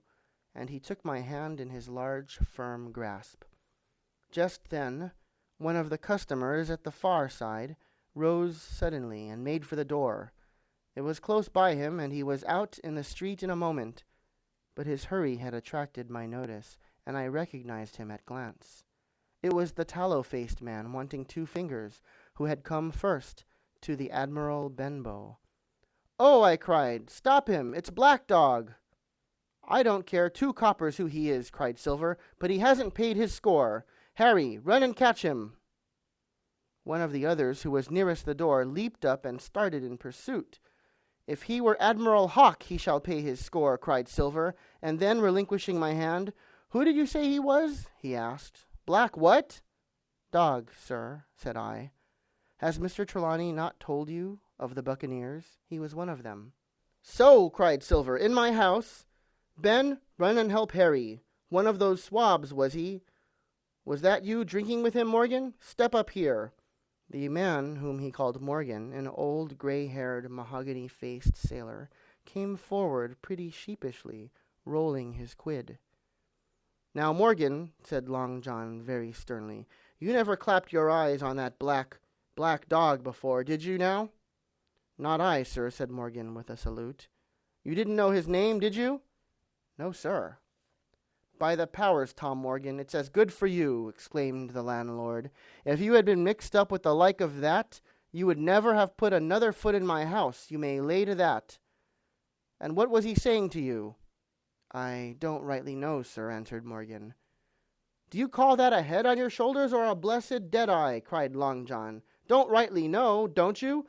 Perhaps you don't happen to rightly know who you was speaking to, perhaps. Come now, what was he jawing? Voyages, captains, ships? Pipe up, what was it?" "We was a-talking of keel-hauling," answered Morgan. "Keel-hauling, was you? And a mighty suitable thing, too, and you may lay to that. Get back to your place for a lubber, Tom." And then, as Morgan rolled back to his seat, Silver added to me in a confidential whisper that was very flattering, as I thought, "He's quite an honest man, Tom Morgan, only stupid. And now," he ran on again aloud, "let's see, Black Dog. No, I don't know the name, not I. Yet I kind of think I've seen the swab. He used to come here with a blind beggar, he used." "That he did, you may be sure," said I. "I knew that blind man, too. His name was Pew." "It was," cried Silver, now quite excited. "Pew! That were his name for certain. Ah, he looked a shark, he did. If we run down this Black Dog now, there'll be news for Captain Trelawney. Ben's a good runner. Few seamen run better than Ben. He should run him down, hand over hand, by the powers. He talked a keel-hauling, did he? I'll keel-haul him." All the time he was jerking out these phrases, he was stumping up and down the tavern on his crutch, slapping tables with his hand, and giving such a show of excitement as would have convinced an Old Bailey judge or a Bow Street runner. My suspicions had been thoroughly reawakened on finding Black Dog at the spyglass, and I watched the cook narrowly. But he was too deep and too ready and too clever for me, and by the time the two men had come back out of breath and confessed that they had lost the track in a crowd and been scolded like thieves, I would have gone bail for the innocence of Long John Silver. "See here now, Hawkins," said he, "here's a blessed hard thing on a man like me, now ain't it? There's Captain Trelawney. What's he to think? Here I have this confounded son of a Dutchman sitting in my own house drinking of my own rum. Here you comes and tells me of it plain, and here I let him give us all the slip before my blessed deadlights. Now, Hawkins, you do me justice with the captain. You're a lad, you are, but you're as smart as paint. I see that when you first come in. Now here it is. What could I do with this old timber I hobble on? When I was an A.B. master mariner, I'd have come up alongside of him hand over hand and broached him to in a brace of old shakes, I would, but now—" And then, all of a sudden, he stopped, and his jaw dropped as though he had remembered something. "The score," he burst out. "3 goes a rum. Why, shiver my timbers if I hadn't forgotten my score." And falling on a bench, he laughed until the tears ran down his cheeks. I could not help joining, and we laughed together, peal after peal, until the tavern rang again. "Why, what a precious old sea-calf I am," he said at last, wiping his cheeks. "You and me should get on well, Hawkins, for I'll take my Davy I should be rated ship's boy. But come now, stand by to go about. This won't do. Duty is duty, messmates. I'll put on my old cockerel hat and step along of you to Captain Trelawney and report this here affair. For mind you, it's serious, young Hawkins, and neither you nor me's come out of it with what I should make so bold as to call credit. Nor you neither, says you, not smart. None of the pair of us smart, but dash my buttons, that was a good un about my score." And he began to laugh again, and that so heartily that though I did not see the joke as he did, I was again obliged to join him in his mirth. On our little walk along the quays, he made himself the most interesting companion, telling me about the different ships that we passed by, their rig, tonnage, and nationality, explaining the work that was going forward, how one was discharging, another taking in cargo, and a third making ready for sea, and every now and then telling me some little anecdote of ships or seamen, or repeating a nautical phrase till I had learned it perfectly. I began to see that here was one of the best of possible shipmates. When we got to the inn, the squire and Dr. Livesey were seated together, finishing a quart of ale with a toast in it before they could go aboard the schooner on a visit of inspection. Long John told the story from first to last, with a great deal of spirit and the most perfect truth. "That was how it were now, warn't it, Hawkins?" he would say now and again, and I could always bear him entirely out. The two gentlemen regretted that Black Dog had got away, but we all agreed there was nothing to be done, and after he had been complimented, Long John took up his crutch and departed. "All hands aboard by 4 this afternoon," shouted the squire after him. "Aye, aye, sir," cried the cook in the passage. "Well, squire," said Lucy, "I don't put much faith in your discoveries as a general thing, but I will say this, John Silver suits me." "The man's a perfect trump," declared the squire. "And now," added the doctor, "Jim may come on board with us, may he not?" "To be sure he may," says squire. "Take your hat, Hawkins, and we'll see the ship." End of chapter 8. Chapter 8. Chapter 8. Chapter 8. Chapter 8. Chapter 8. Chapter 9. Powder and Arms. The Hispaniola lay some way out, and we went under the figureheads and round the sterns of many other ships, and their cables sometimes grated underneath our keel, and sometimes swung above us. At last, however, we got alongside, and were met and saluted as we stepped aboard by the mate, Mr. Arrow, a brown old sailor with earrings in his ears and a squint. He and the squire were very thick and friendly, but I soon observed that things were not the same between Mr. Trelawney and the captain. This last was a sharp-looking man who seemed angry with everything on board, and was soon to tell us why, for we had hardly got down into the cabin when a sailor followed us. "Captain Smollett, sir, axing to speak with you," said he. "I am always at the captain's orders." "Show him in," said the squire. "Well, Captain Smollett, what have you to say? All well, I hope? All shipshape and seaworthy?" "Well, sir," said the captain, "better speak plain, I believe, even at the risk of offence.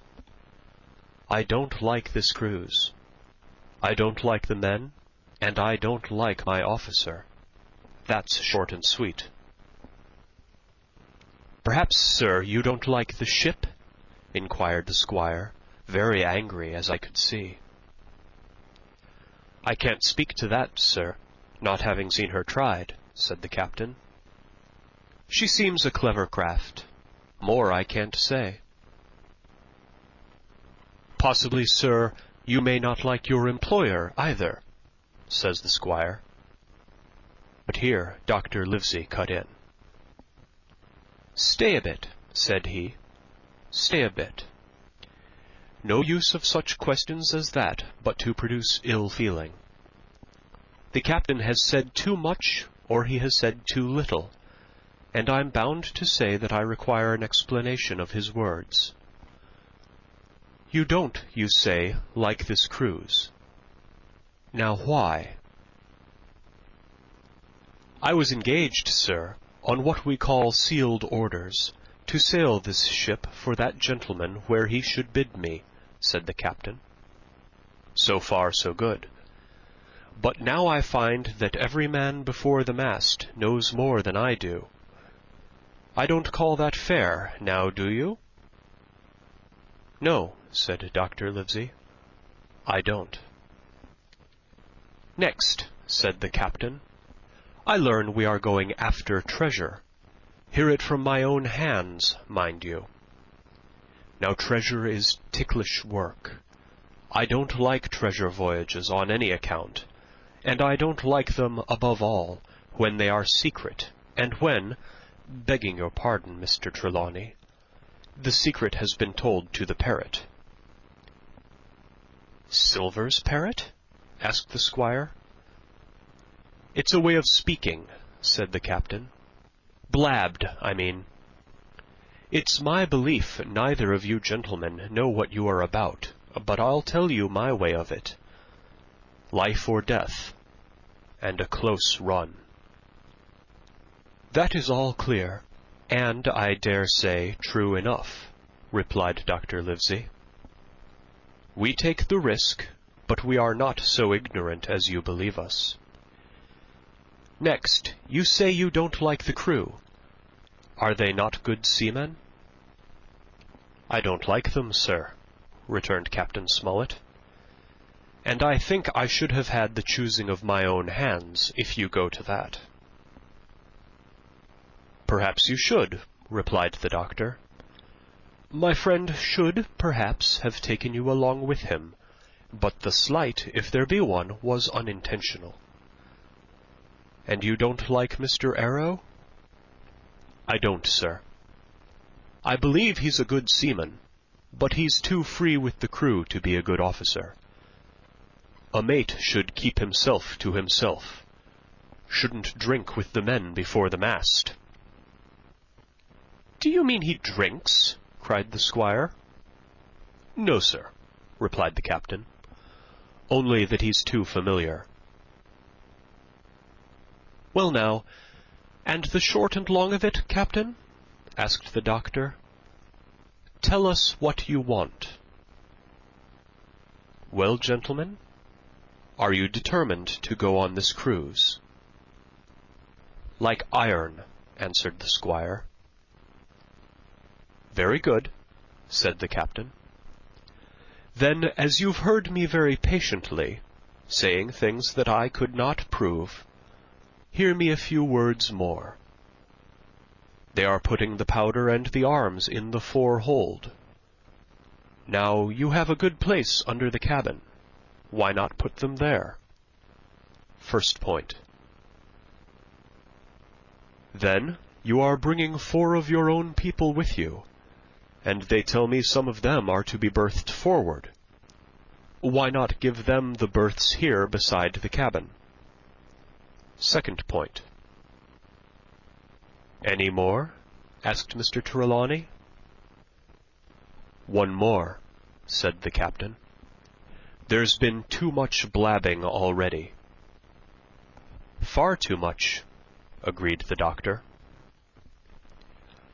I'll tell you what I've heard myself, continued Captain Smollett, that you have a map of an island, that there's crosses on the map to show where treasure is, and that the island lies, and then he named the latitude and longitude exactly. I never told that, cried the squire, to a soul. The hands know it, sir, returned the captain. Livesey, that must have been you or Hawkins, cried the squire. It doesn't much matter who it was, replied the doctor. And I could see that neither he nor the captain paid much regard to Mr. Trelawney's protestations. Neither did I, to be sure. He was so loose a talker.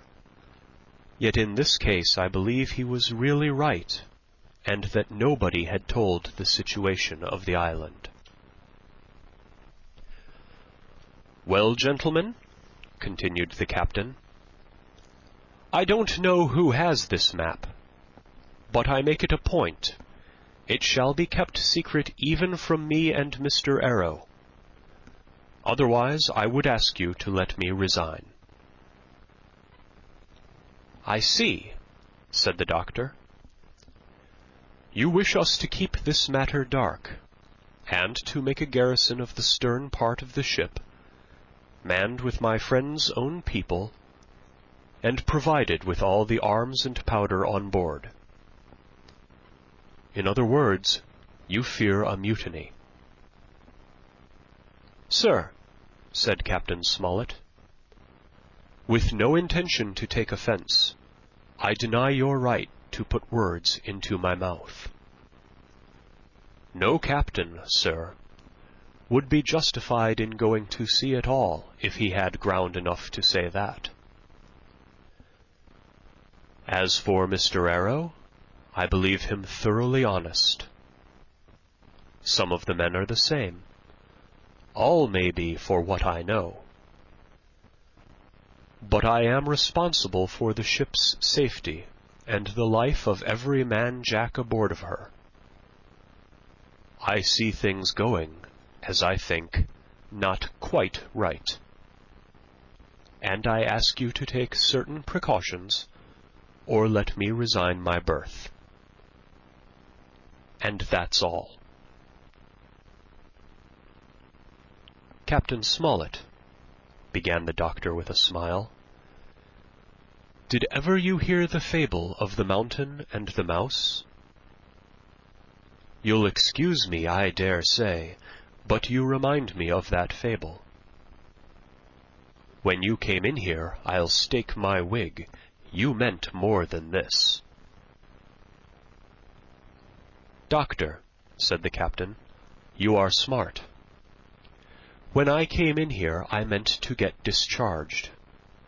I had no thought that Mr. Trelawney would hear a word. No more I would, cried the squire. Had Livesey not been here, I should have seen you to the deuce. As it is, I have heard you. I will do as you desire, but I think the worse of you. "That's as you please, sir," said the captain. "You'll find I do my duty." And with that he took his leave.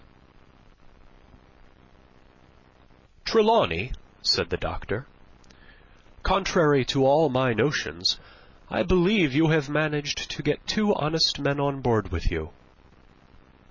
That man and John Silver." "Silver, if you like," cried the squire.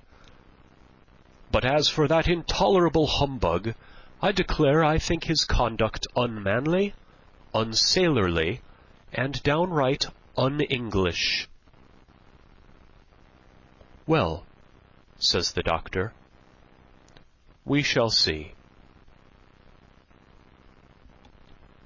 When we came on deck, the men had begun already to take out the arms and powder, yo-hoing at their work, while the captain and Mr. Arrow stood by superintending.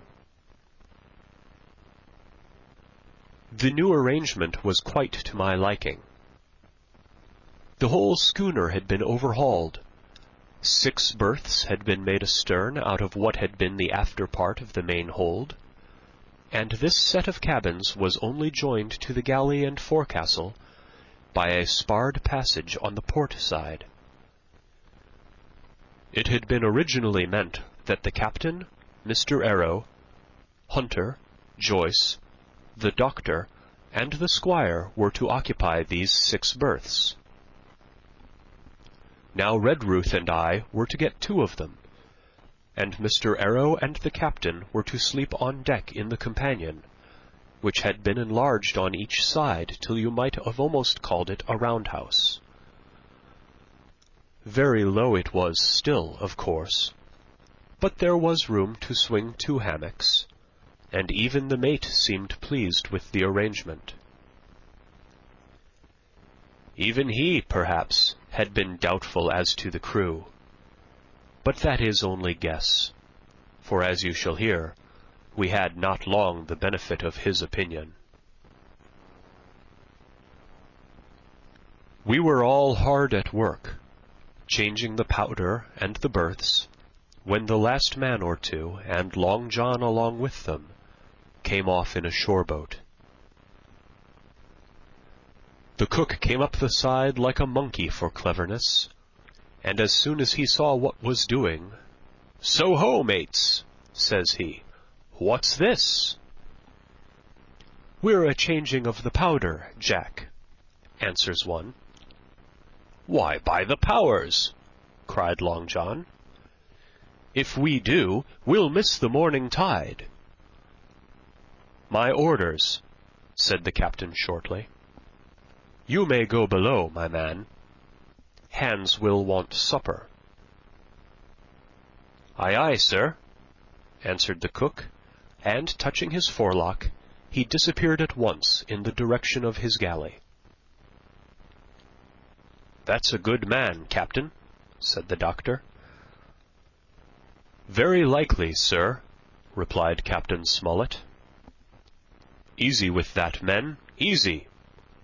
He ran on to the fellows who were shifting the powder, and then, suddenly observing me examining the swivel we carried amidships, a long brass 9, "Here you, ship's boy," he cried, "out of that! Off with you to the cook, and get some work." And then, as I was hurrying off, I heard him say quite loudly to the doctor, "I'll have no favourites on my ship." I assure you, I was quite of the squire's way of thinking, and hated the captain deeply. End of chapter 9. Treasure Island by Robert Louis Stevenson. Chapter 10. The Voyage. All that night we were in a great bustle getting things stowed in their place, and boatfuls of the squire's friends, Mr. Blandley and the like, coming off to wish him a good voyage and a safe return. We never had a night at the Admiral Benbow when I had half the work. And I was dog-tired when, a little before dawn, the boatswain sounded his pipe, and the crew began to man the capstan bars. I might have been twice as weary, yet I would not have left the deck. All was so new and interesting to me. The brief commands, the shrill note of the whistle, the men bustling to their places in the glimmer of the ship's lanterns. "Now, Barbecue, tip us a stave," cried one voice. "The old one," cried another. "Aye, aye, mates," said Long John, who was standing by with his crutch under his arm, and at once broke out in the air, and words I knew so well. 15 men on the dead man's chest. And the whole crew bore chorus, "Yo ho ho, and a bottle o' rum." And at the third ho, drove the bars before them with a will. Even at that exciting moment it carried me back to the old Admiral Benbow in a second, and I seemed to hear the voice of the captain piping in the chorus. But soon the anchor was short up. Soon it was hanging, dripping at the bows. Soon the sails began to draw, and the land and shipping to flit by on either side. And before I could lie down to snatch an hour of slumber, the Hispaniola had begun her voyage to the Isle of Treasure. I am not going to relate that voyage in detail. It was fairly prosperous.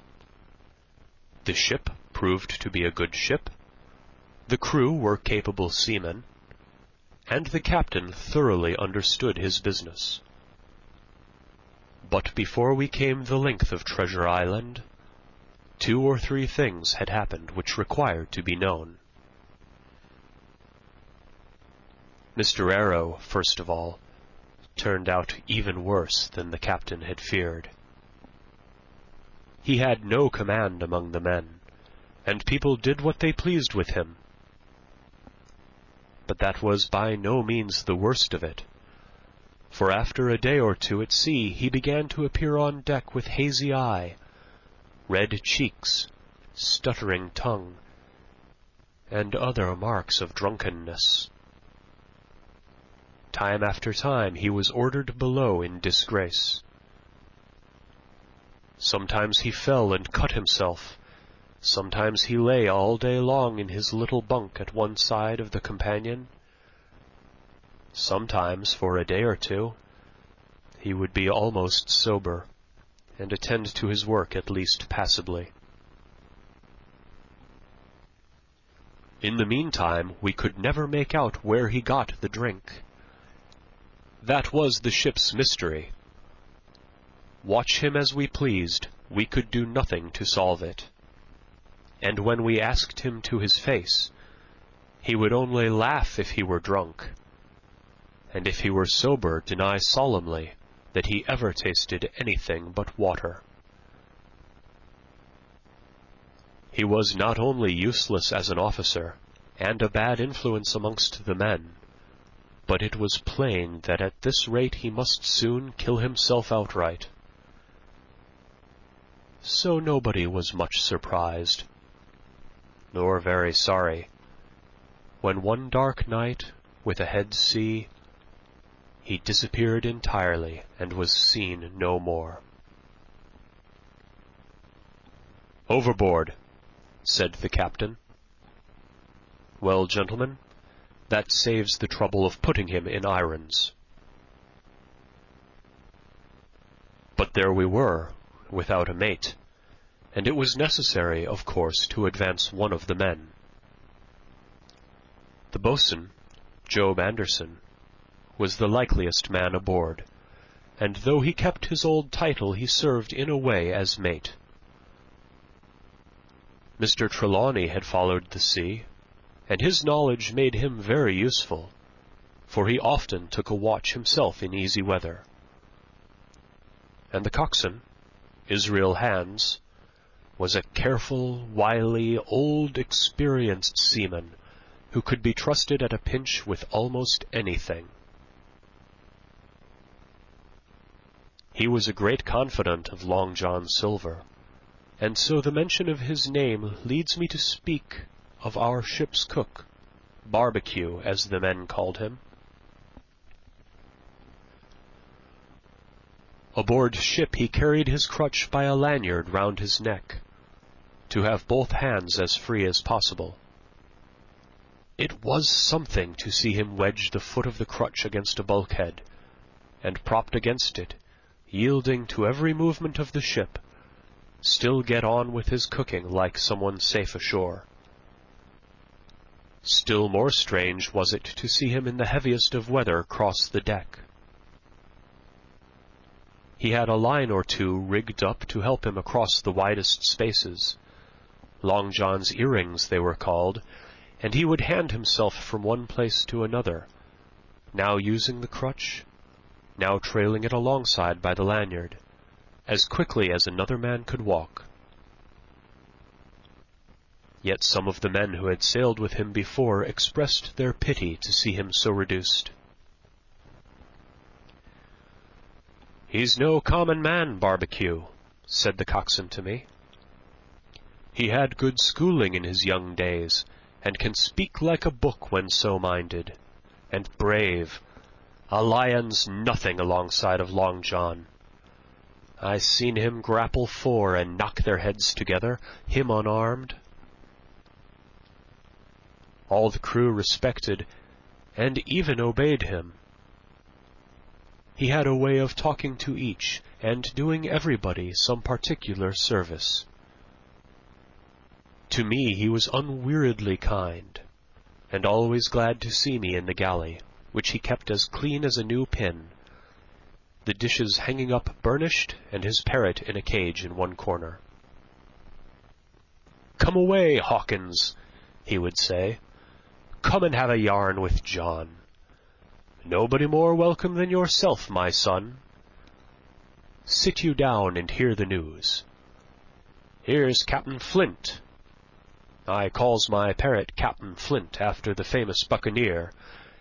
Here's Captain Flint predicting success to our voyage. Wasn't you, Captain?" And the parrot would say with great rapidity, "Pieces of 8, pieces of 8, pieces of 8, till you wondered that it was not out of breath, or till John threw his handkerchief over the cage. "Now that bird," he would say, "is maybe 200 years old, Hawkins. They live forever mostly, and if anybody's seen more wickedness, it must be the devil himself. She's sailed with England, the great Captain England, the pirate.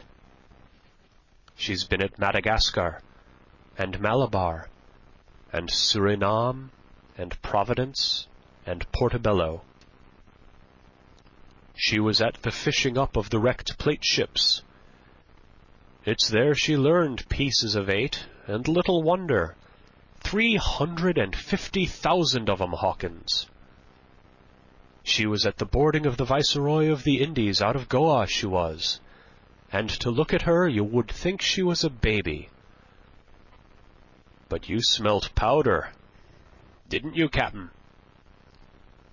Stand by to go about," the parrot would scream. "Ah, she's a handsome craft, she is," the cook would say, and give her sugar from his pocket. And then the bird would peck at the bars and swear straight on, passing belief for wickedness. "There," John would add, "you can't touch pitch and not be mucked, lad. Here's this poor old innocent bird o' mine swearing blue fire, and none the wiser, you may lay to that. She would swear the same, in a manner of speaking, before Chaplain." And John would touch his forelock with a solemn way he had, that made me think he was the best of men. In the meantime, the squire and Captain Smollett were still on pretty distant terms with one another. The squire made no bones about the matter. He despised the captain. The captain, on his part, never spoke but when he was spoken to, and then sharp and short and dry, and not a word wasted. He owned, when driven into a corner, that he seemed to have been wrong about the crew, that some of them were as brisk as he wanted to see, and all had behaved fairly well. As for the ship, he had taken a downright fancy to her. She'll lie a point nearer the wind than a man has a right to expect of his own married wife, sir. But, he would add, all I say is, we're not home again, and I don't like the cruise. The squire, at this, would turn away and march up and down the deck, chin in air. "A trifle more of that, man," he would say, "and I shall explode."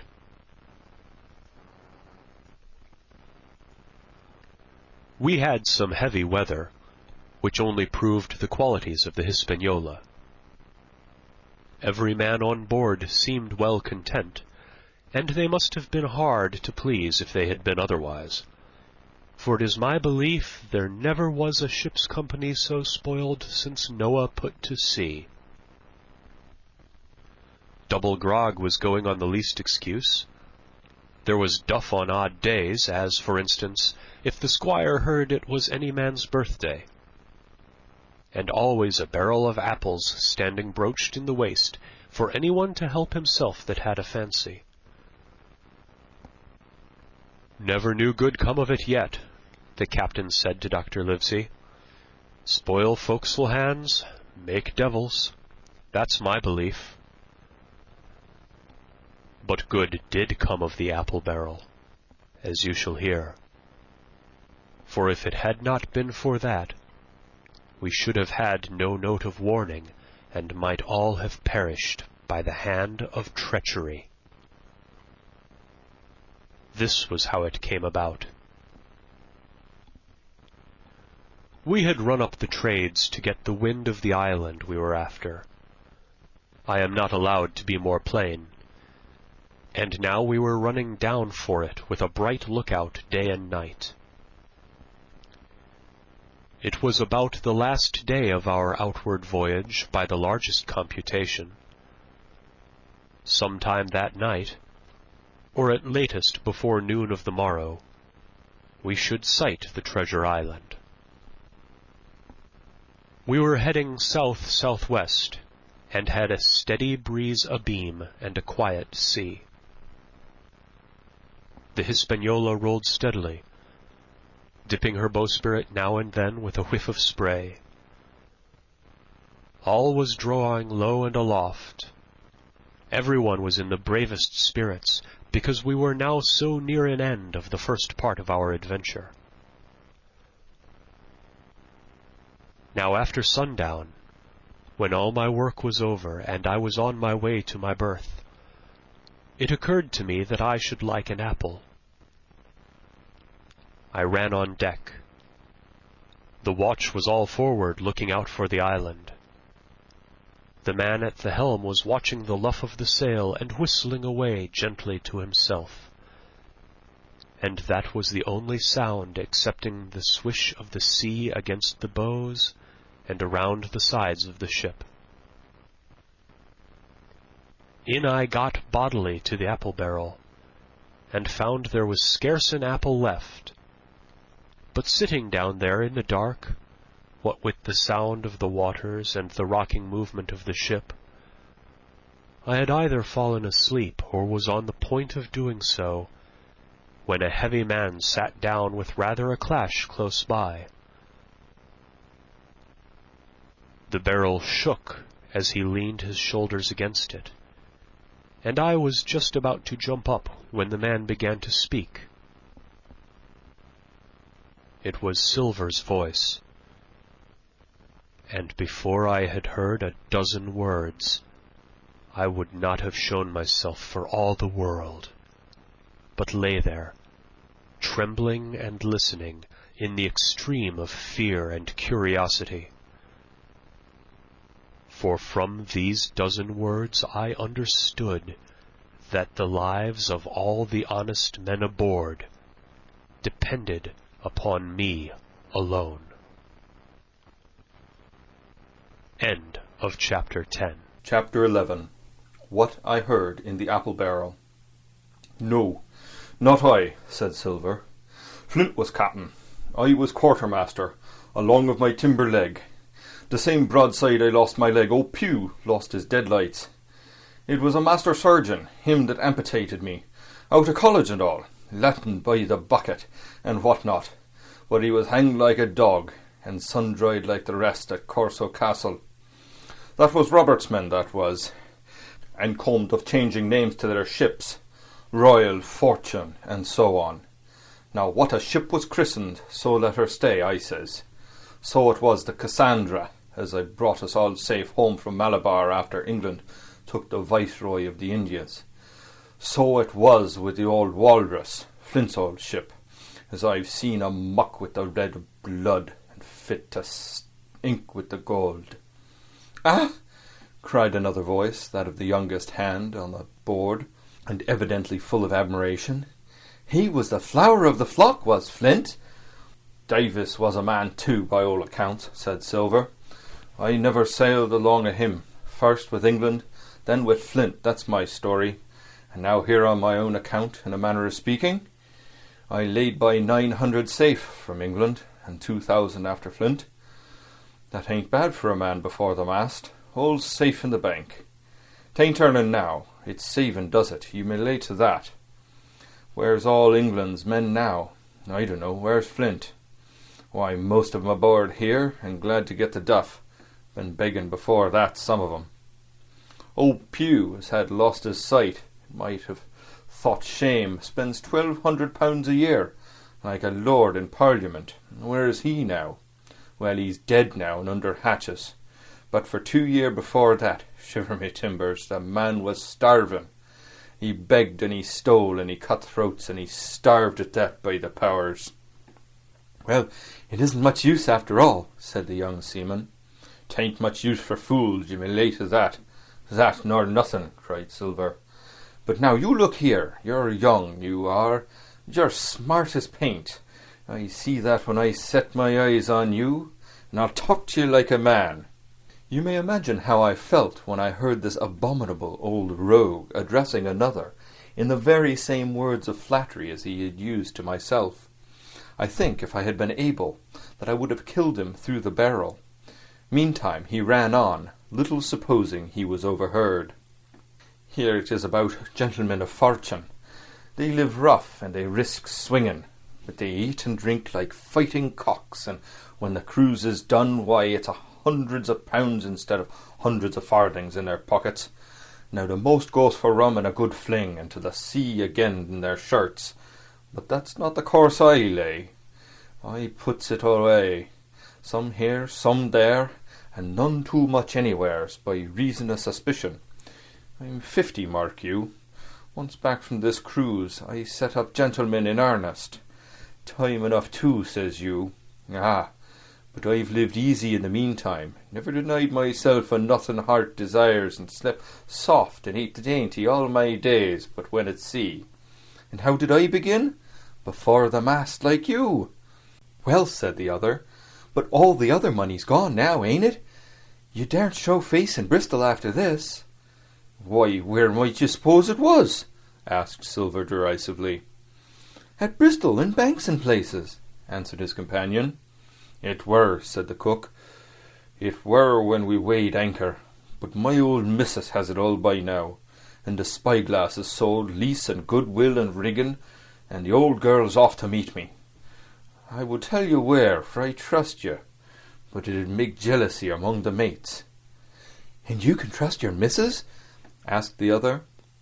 "Gentlemen of fortune," returned the cook, "usually trust little among themselves, and right they are, you may lay to it.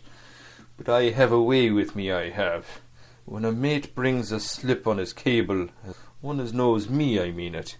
It won't be the same world with old John.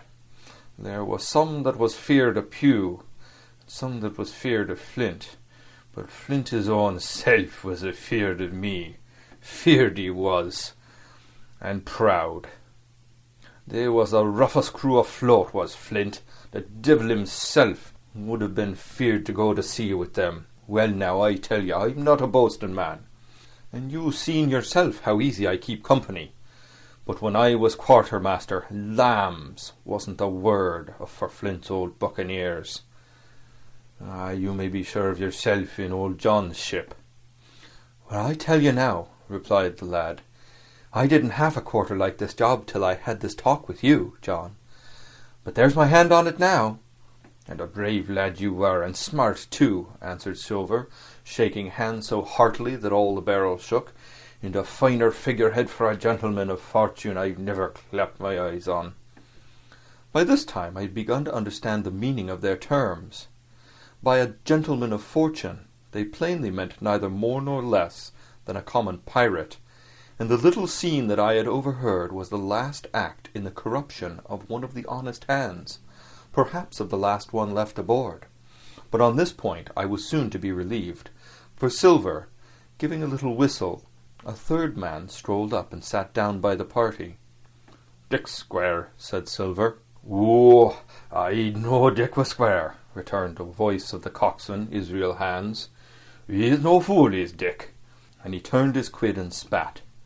"But look here," he went on. "Here's what I want to know, barbecue. How long are we going to stand off and on like a blessed bumboat? I've almost had enough of old Captain Smollett. He's hazed me long enough, by thunder. I want to go into that cabin, I do. I want their pickles and wine and that." "Israel," said Silver, "your head ain't much account, or never was. But you are able to hear, I reckon, lestways your ears is big enough. Now here's what I say. You'll berth forward, and you'll live hard, and you'll speak soft, and you'll keep sober till I give the word. And you may lay to that, my son." "Well, I don't say no, do I?" growled the coxswain. "What I say is when, that's what I say." "When? By the powers!" cried Silver. "Well now, if you want to know, I'll tell you when. The last moment I can manage, and that's when. Here's a first-rate seaman, Captain Smollett, sails the best ship for us. Here's the squire and the doctor with a map and such. I don't know where it is, do I? No more do you, says you.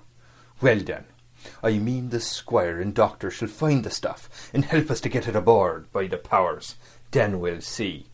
If I was sure of you all, sons of double Dutchmen, I'd have Captain Smollett navigate us halfway back again before I struck." "Why, we're all seamen aboard here, I should think," said the lad Dick.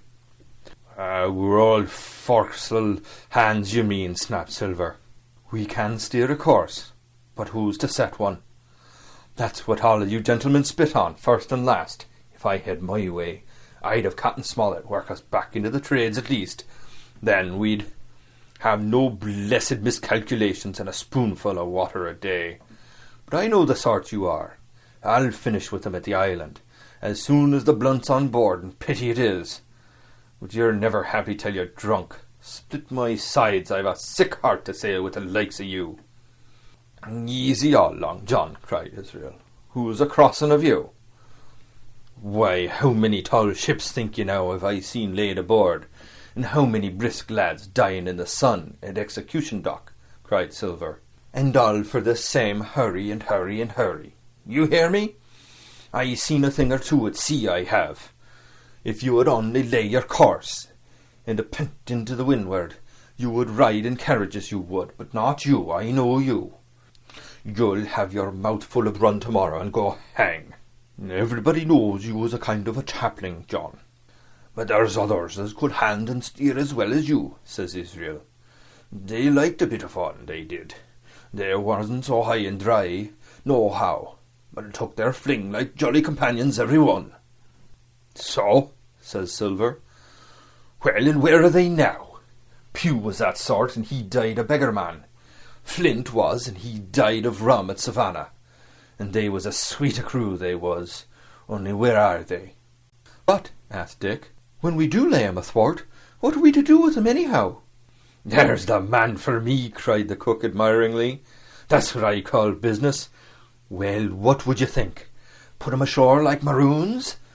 That would have been England's way, or cut 'em down like that much pork. That would have been Flint's, or Billy Bones."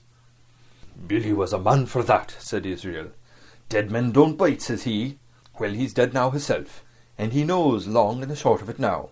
And if ever a rough hand come to port, it was Billy. "Right you are," said Silver, "rough and ready. But mark you here, I'm an easy man. I'm quite a gentleman, says you. But this time it's serious. Duty is duty, mates. I give my vote. Death. When I'm in Parliament and riding in me coach, I don't want none of these sea lawyers in the cabin a-coming home unlooked for like the devil at prayers. Wait is what I say, till when the time comes, why let her rip." "John," cries the coxswain, "you're a man." "You'll say so, Israel, when you see," said Silver. "Only one thing I claim Trelawney.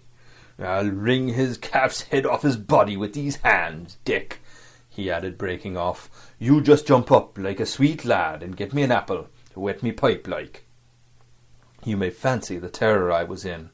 I should have leaped out and run for it if I had found the strength, but my limbs and my heart misgave me. I heard Dick begin to rise. Then someone seemingly stopped him, and the voice of Hans exclaimed, "Oh, stow that! Don't you get suckling of that bilge, John. Let's have a go of the rum." "Dick," said Silver, "I trust you. I've a gauge on the keg, mind. There's the key. You fill a pannikin and bring it up." Terrified I was. I could not help thinking to myself that this must have been how Mr. Arrow got the strong waters that destroyed him. Dick was gone but a little while, and during his absence Israel spoke straight on into the cook's ear. It was but a word or two that I could catch, and yet I gathered some important news, for besides other scraps that tended to the same purpose, this whole clause was audible. "Not another man of them will join." Hence, there were still faithful men on board. When Dick returned, one after another of the trio took the pannikin and drank, one to luck, another with "Here's to old Flint," and Silver himself sang in a kind of song, "Here's to ourselves, and hold your luff, plenty of prizes and plenty of duff." Just then a sort of brightness fell upon me in the barrel, and looking up, I found the moon had risen, and was silvering the mizzen-top and shining white on the luff of the foresail. And almost at the same time the voice of the lookout shouted, "Land ho!" End of Chapter 11. Chapter 12. Council of War. There was a great rush of feet across the deck. I could hear people tumbling up from the cabin and the forecastle, and slipping in an instant outside my barrel, I dived behind the foresail, and made double towards the stern, and came out upon the open deck in time to join Hunter and Dr. Livesey in the rush for the weather bow. There all hands were already congregated. A belt of fog had lifted almost simultaneously with the appearance of the moon. Away to the southwest of us we saw two low hills, about a couple of miles apart, and rising behind one of them a third and higher hill whose peak was still buried in the fog. All three seemed sharp and conical in figure. So much I saw almost in a dream, for I had not yet recovered from my horrid fear of a minute or two before.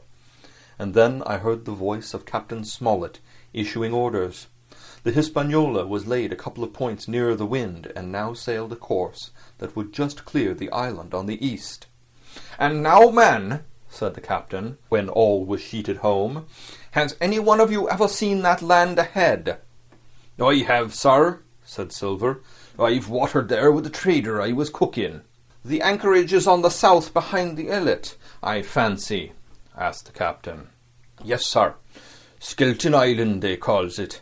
It were a main place for pirates once, and a hand we had on board knowed all their names for it. That hill to the north they call the foremast hill.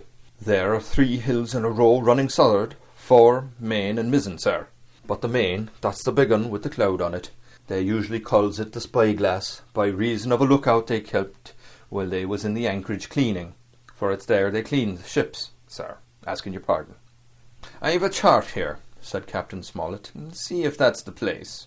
Long John's eyes burned in his head as he took the chart, but by the fresh look of the paper I knew he was doomed to disappointment.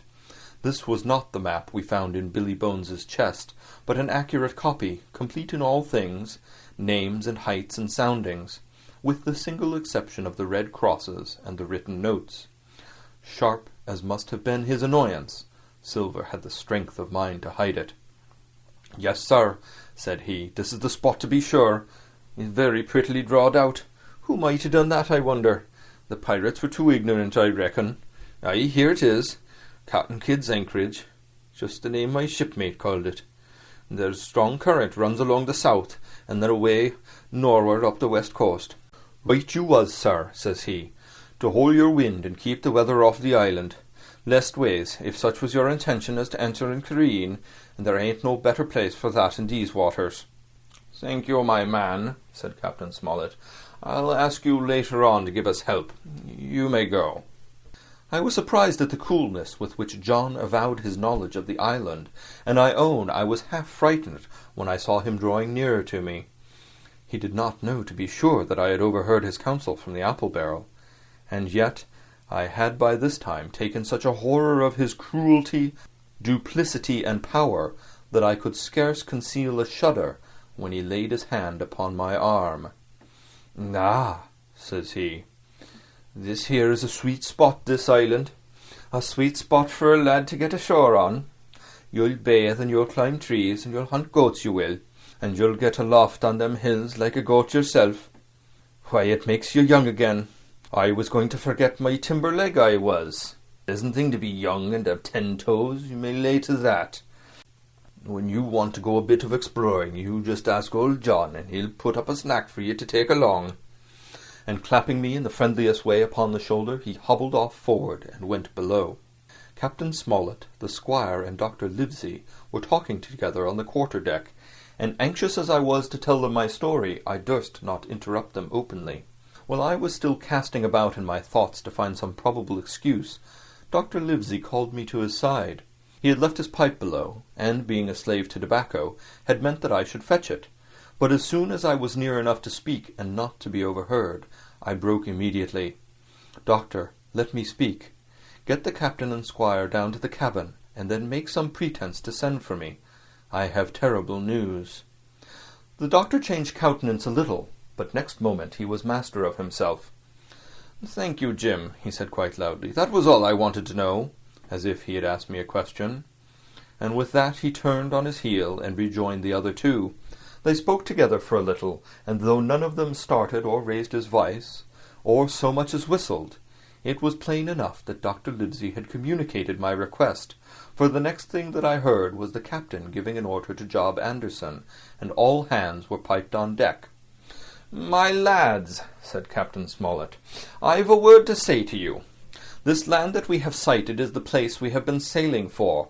Mr. Trelawney, being a very open-handed gentleman, as we all know, has just asked me a word or two, and as I was able to tell him that every man on board has done his duty alow and aloft, as I never asked to see it done better, why he and I and the doctor are going below to the cabin to drink your health and luck, and you'll have grog served out for you to drink our health and luck. I'll tell you what I think of this. I think it handsome. And if you think as I do, you'll give a good sea cheer for the gentleman that does it." The cheer followed. That was a matter of course, but it rang out so full and hearty that I confess I could hardly believe these same men were plotting for our blood. "One more cheer for Captain Smollett!" cried Captain John, when the first had subsided, and this also was given with a will.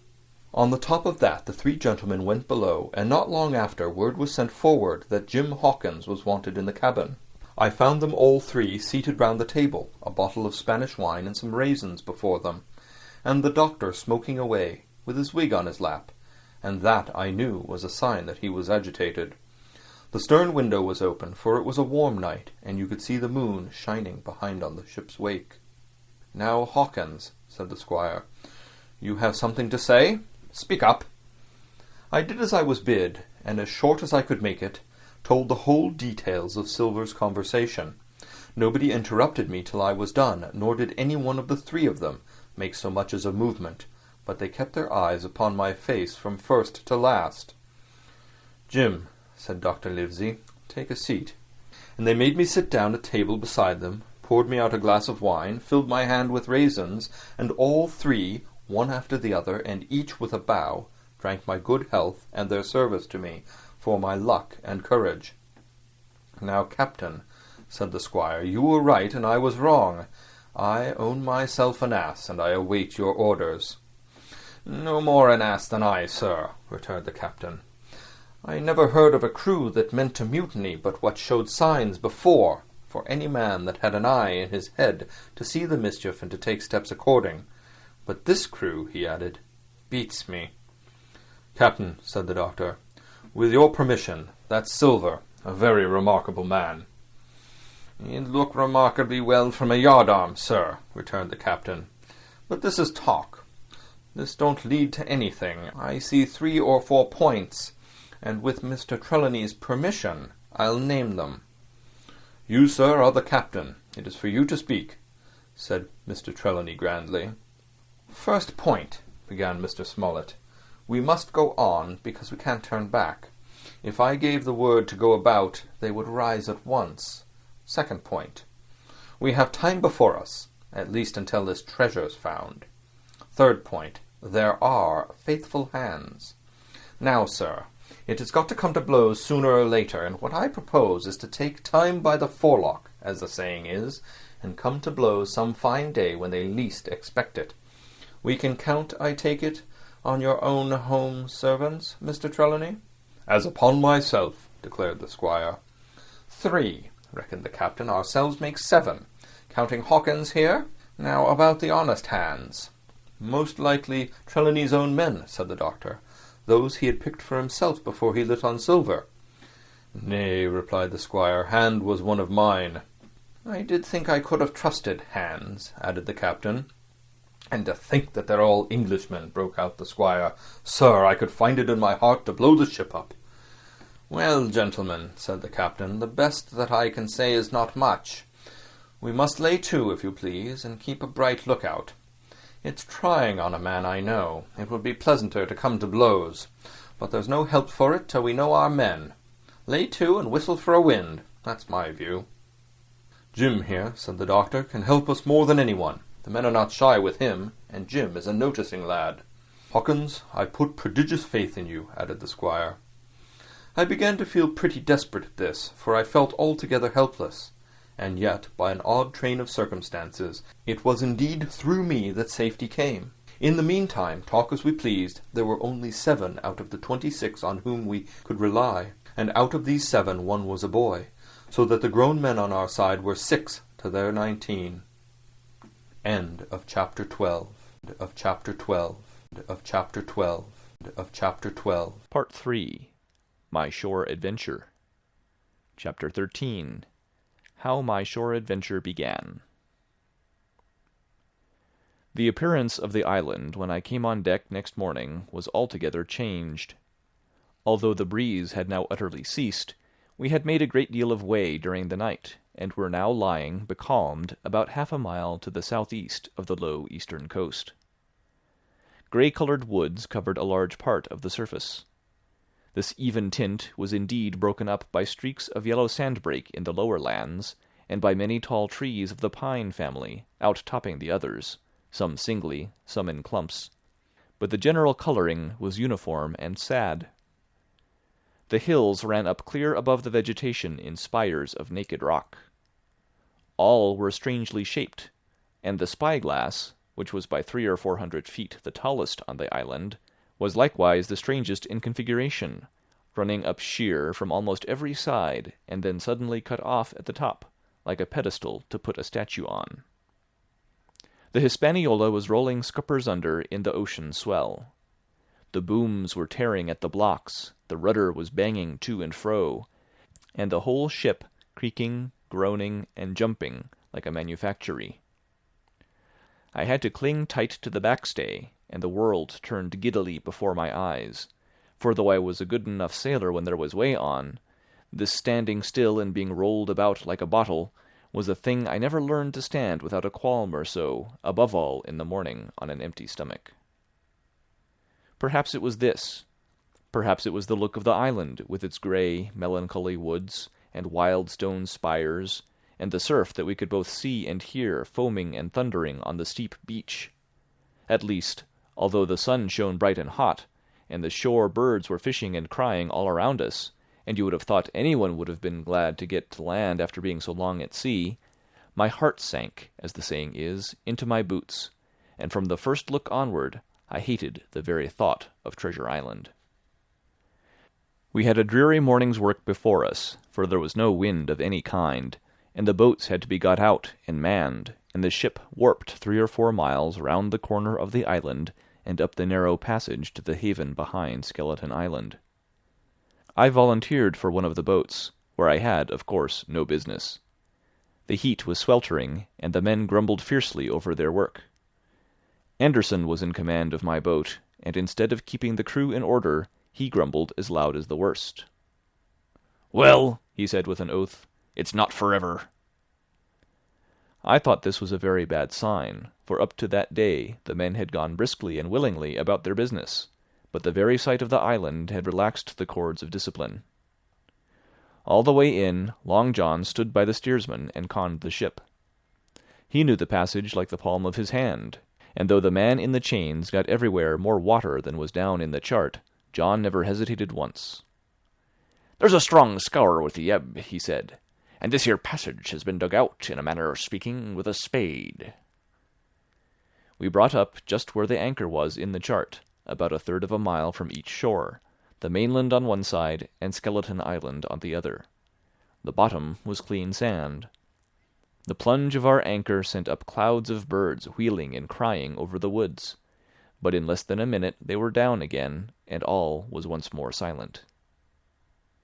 The place was entirely landlocked, buried in woods, the trees coming right down to high water mark, the shores mostly flat, and the hilltops standing round at a distance in a sort of amphitheatre, one here, one there. 2 little rivers, or rather 2 swamps, emptied out into this pond, as you might call it, and the foliage round that part of the shore had a kind of poisonous brightness. From the ship we could see nothing of the house or stockade, for they were quite buried among trees, and if it had not been for the chart on the companion, we might have been the first that had ever anchored there since the island arose out of the seas. There was not a breath of air moving, nor a sound but that of the surf booming 1/2 a mile away along the beaches and against the rocks outside. A peculiar stagnant smell hung over the anchorage, a smell of sodden leaves and rotting tree trunks. I observed the doctor sniffing and sniffing, like someone tasting a bad egg. "I don't know about treasure," he said, "but I'll stake my wig there's fever here." If the conduct of the men had been alarming in the boat, it became truly threatening when they had come aboard. They lay about the deck, growling together in talk. The slightest order was received with a black look and grudgingly and carelessly obeyed. Even the honest hands must have caught the infection, for there was not one man aboard to mend another. Mutiny, it was plain, hung over us like a thundercloud. And it was not only we of the cabin party who perceived the danger. Long John was hard at work, going from group to group, spending himself in good advice, and as for example, no man could have shown a better. He fairly outstripped himself in willingness and civility. He was all smiles to everyone. If an order were given, John would be on his crutch in an instant, with the cheeriest "Aye, aye, sir," in the world, and when there was nothing else to do, he kept up one song after another, as if to conceal the discontent of the rest. Of all the gloomy features of that gloomy afternoon, this obvious anxiety on the part of Long John appeared the worst. We held a council in the cabin. "Sir," said the captain, "if I risk another order, the whole ship will come about our ears by the run. You see, sir, here it is. I get a rough answer, do I not? Well, if I speak back, Pikes will be going in 2 shakes. If I don't, Silver will see there's something under that, and the game's up. Now we've only one man to rely on." "And who is that?" asked the squire. "Silver, sir," returned the captain. He's as anxious as you and I to smother things up. This is a tiff. He'd soon talk him out of it if he had the chance, and what I propose to do is to give him the chance. Let's allow the men an afternoon ashore. If they all go, why, we'll fight the ship. If they none of them go, well then, we hold the cabin and God defend the right. If some go, you mark my words, sir, Silver will bring 'em aboard again as mild as lambs. It was so decided. Loaded pistols were served out to all the sure men. Hunter, Joyce, and Redruth were taken into our confidence, and received the news with less surprise and a better spirit than we had looked for, and then the captain went on deck and addressed the crew. "My lads," said he, "we've had a hot day and are all tired and out of sorts. A turn ashore'll hurt nobody. The boats are still in the water. You can take the gigs, and as many as please may go ashore for the afternoon. I'll fire a gun half an hour before sundown." I believe the silly fellows must have thought they would break their shins over treasure as soon as they were landed, for they all came out of their sulks in a moment, and gave a cheer that started the echo in a far-away hill, and sent the birds once more flying and squalling round the anchorage. The captain was too bright to be in the way. He whipped out of sight in a moment, leaving Silver to arrange the party, and I fancy it was as well he did so. Had he been on deck, he could no longer so much as have pretended not to understand the situation. It was as plain as day. Silver was the captain, and a mighty rebellious crew he had of it. The honest hands, and I was soon to see it proved that there were such on board, must have been very stupid fellows. Or rather, I suppose the truth was this, that all hands were disaffected by the example of the ringleaders, only some more, some less, and a few, being good fellows in the main, could neither be led nor driven any further. It is one thing to be idle and skulk, and quite another to take a ship and murder a number of innocent men. At last, however, the party was made up. 6 fellows were to stay on board, and the remaining 13, including Silver, began to embark. Then it was that there came into my head the first of the mad notions that contributed so much to save our lives. If 6 men were left by Silver, it was plain our party could not take and fight the ship, and since only 6 were left, it was equally plain that the cabin party had no present need of my assistance. It occurred to me at once to go ashore. In a jiffy I had slipped over the side and curled up in the foresheets of the nearest boat, and almost at the same moment she shoved off. No one took notice of me, only the bow oar saying, "Is that you, Jim? Keep your head down." But Silver, from the other boat, looked sharply over and called out to know if that were me, and from that moment I began to regret what I had done. The crews raced for the beach, but the boat I was in, having some start, and being at once the lighter and the better manned, shot far ahead of her consort, and the bow had struck among the shoreside trees, and I had caught a branch and swung myself out, and plunged into the nearest thicket, while Silver and the rest were still 100 yards behind. "Jim! Jim!" I heard him shouting. But you may suppose I paid no heed. Jumping, ducking, and breaking through, I ran straight before my nose till I could run no longer. End of Chapter 13. Chapter 14. The First Blow. I was so pleased at having given the slip to Long John that I began to enjoy myself and look around me with some interest on the strange land that I was in. I had crossed a marshy tract full of willows, bulrushes, and odd, outlandish, swampy trees, and I had now come out upon the skirts of an open piece of undulating sandy country, about a mile long, dotted with a few pines and a great number of contorted trees, not unlike the oak in growth, but pale in the foliage like willows. On the far side of the open stood one of the hills, with 2 quaint craggy peaks shining vividly in the sun. I now felt for the first time the joy of exploration. The isle was uninhabited. My shipmates I had left behind, and nothing lived in front of me but dumb brutes and fowls. I turned hither and thither among the trees. Here and there were flowering plants, unknown to me. Here and there I saw snakes, and one raised his head from a ledge of rock and hissed at me with a noise not unlike the spinning of a top. Little did I suppose that he was a deadly enemy, and that the noise was the famous rattle. Then I came to a long thicket of these oak-like trees. live or evergreen oaks I heard afterwards they should be called, which grew low along the sand like brambles, the boughs curiously twisted, the foliage compact like thatch. The thicket stretched down from the top of one of the sandy knolls, spreading and growing taller as it went, until it reached the margin of the broad, reedy fen, through which the nearest of the little rivers soaked its way into the anchorage. The marsh was steaming in the strong sun, and the outline of the spyglass trembled through the haze. All at once there began to go a sort of bustle among the bulrushes.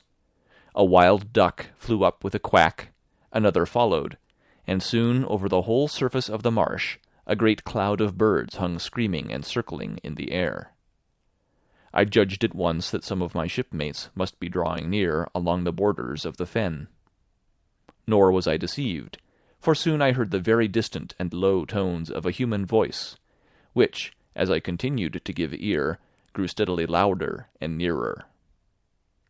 This put me in a great fear, and I crawled under cover of the nearest live oak and squatted there, hearkening, as silent as a mouse. Another voice answered, and then the first voice, which I now recognized to be Silver's, once more took up the story, and ran on for a long while in a stream, only now and again interrupted by the other. By the sound they must have been talking earnestly and almost fiercely, but no distinct word came to my hearing. At last the speakers seemed to have paused, and perhaps to have sat down, for not only did they cease to draw any nearer, but the birds themselves began to grow more quiet and to settle again to their places in the swamp. And now I began to feel that I was neglecting my business, that since I had been so foolhardy as to come ashore with these desperadoes, the least I could do was to overhear them at their councils, and that my plain and obvious duty was to draw as close as I could manage under the favourable ambush of the crouching trees. I could tell the direction of the speakers pretty exactly, not only by the sound of their voices, but by the behaviour of the few birds that still hung in alarm above the heads of the intruders. Crawling on all fours, I made steadily but slowly towards them, till at last, raising my head to an aperture among the leaves, I could see clear down into a little green dell beside the marsh, and closely set about with trees, where Long John Silver and another of the crew stood face to face in conversation. The sun beat full upon them. Silver had thrown his hat beside him on the ground, and his great, smooth, blond face, all shining with heat, was lifted to the other man's in a kind of appeal. "Mate," he was saying, "it's because I thinks gold dust of you. Gold dust, and you may lay to that. If I hadn't took to you like pitch, do you think I'd have been here a warning of you? All's up. You can't make nor mend. It's to save your neck that I'm a-speaking, and if one of the wild uns knew it, where'd I be, Tom? Now tell me, where'd I be?" "Silver," said the other man, and I observed he was not only red in the face, but spoke as hoarse as a crow, and his voice shook, too, like a taut rope. "Silver," says he, "you're old, and you're honest, or has the name for it, and you've money, too, which lots of poor sailors hasn't, and you're brave, or I'm mistook. And will you tell me you'll let yourself be led away with that kind of a mess of swabs? Not you. As sure as God sees me, I'd sooner lose my hand. If I turn agin my duty—" And then, all of a sudden, he was interrupted by a noise. I had found one of the honest hands. Well, here, at that same moment, came news of another. Far away, out in the marsh, there arose, all of a sudden, a sound like the cry of anger, then another on the back of it, and then one horrid, long-drawn scream. The rocks of the spyglass re-echoed it a score of times. The whole troop of marsh birds rose again, darkening heaven, with a simultaneous whir, and long after that death yell was still ringing in my brain, silence had re-established its empire, and only the rustle of the redescending birds and the boom of the distant surges disturbed the languor of the afternoon. Tom had leaped at the sound, like a horse at the spur, but Silver had not winked an eye. He stood where he was, resting lightly on his crutch, watching his companion like a snake about to spring. "John!" said the sailor, stretching out his hand. "Hands off!" cried Silver, leaping back a yard, as it seemed to me, with the speed and security of a trained gymnast. "Hands off if you like, John Silver," said the other. "It's a black conscience that can make you feared of me. But in heaven's name, tell me, what was that?" "That," returned Silver, smiling away, but warier than ever, his eye a mere pin-point in his big face, but gleaming like a crumb of glass. "That! Oh, I reckon that'll be Allen." And at this point Tom flashed out like a hero. "Allen!" he cried. "Then rest his soul for a true seaman. And as for you, John Silver, long you've been a mate of mine, but you're mate of mine no more. If I die like a dog, I'll die in my duty. You've killed Allen, have you? Kill me too if you can, but I defies you." And with that, this brave fellow turned his back directly on the cook and set off walking for the beach. But he was not destined to go far. With a cry, John seized the branch of a tree, whipped the crutch out of his armpit, and sent that uncouth missile hurtling through the air. It struck poor Tom, point foremost, and with stunning violence, right between the shoulders in the middle of his back. His hands flew up, he gave a sort of gasp, and fell. Whether he were injured much or little, none could ever tell. Like enough, to judge from the sound, his back was broken on the spot. But he had no time given him to recover. Silver, agile as a monkey, even without leg or crutch, was on the top of him next moment, and had twice buried his knife up to the hilt in that defenseless body. From my place of ambush, I could hear him pant aloud as he struck the blows. I do not know what it rightly is to faint, but I do know that for the next little while the whole world swam away from before me in a whirling mist.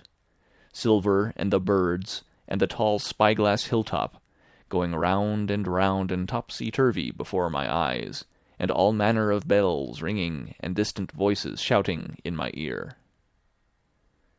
When I came again to myself, the monster had pulled himself together, his crutch under his arm, his hat upon his head. Just before him, Tom lay motionless upon the sward, but the murderer minded him not a whit, cleansing his blood-stained knife the while upon a wisp of grass. Everything else was unchanged, the sun still shining mercilessly on the steaming marsh and the tall pinnacle of the mountain, and I could scarce persuade myself that murder had been actually done and a human life cruelly cut short a moment since before my eyes. But now John put his hand into his pocket, brought out a whistle, and blew upon it several modulated blasts that rang far across the heated air. I could not tell, of course, the meaning of the signal, but it instantly awoke my fears. More men would be coming. I might be discovered. They had already slain 2 of the honest people. After Tom and Allen, might not I come next? Instantly I began to extricate myself, and crawl back again, with what speed and silence I could manage, to the more open portion of the wood. As I did so, I could hear hails coming and going between the old buccaneer and his comrades, and this sound of danger lent me wings. As soon as I was clear of the thicket, I ran as I never ran before, scarce minding the direction of my flight, so long as it led me from the murderers. And as I ran, fear grew and grew upon me, until it turned into a kind of frenzy. Indeed, could anyone be more entirely lost than I? When the gun fired, how should I dare to go down to the boats among those fiends still smoking from their crime? Would not the first of them who saw me wring my neck like a snipe's? Would not my absence itself be an evidence to them of my alarm, and therefore of my fatal knowledge? It was all over, I thought. Goodbye to the Hispaniola, goodbye to the squire, the doctor, and the captain. There was nothing left for me but death by starvation, or death by the hands of the mutineers. All this while, as I say, I was still running, and without taking any notice, I had drawn near to the foot of the little hill with the 2 peaks, and had got into a part of the island where the live oaks grew more widely apart and seemed more like forest trees in their bearing and dimensions. Mingled with these were a few scattered pines, some 50, some nearer 70 feet high. The air, too, smelt more freshly than down beside the marsh. And here a fresh alarm brought me to a standstill with a thumping heart. End of chapter 14. Chapter 15. The Man of the Island. From the side of the hill, which was here steep and stony, a spout of gravel was dislodged, and fell rattling and bounding through the trees. My eyes turned instinctively in that direction, and I saw a figure leap with great rapidity behind the trunk of a pine. What it was, whether bear or man or monkey, I could in no wise tell. It seemed dark and shaggy. More I knew not. But the terror of this new apparition brought me to a stand. I was now, it seemed, cut off upon both sides. Behind me the murderers, before me this lurking nondescript. And immediately I began to prefer the dangers that I knew to those I knew not. Silver himself appeared less terrible in contrast with this creature of the woods, and I turned on my heel, and looking sharply behind me over my shoulder began to retrace my steps in the direction of the boats. Instantly the figure reappeared, and making a wide circuit began to head me off. I was tired, at any rate, but had I been as fresh as when I rose, I could see it was in vain for me to contend in speed with such an adversary.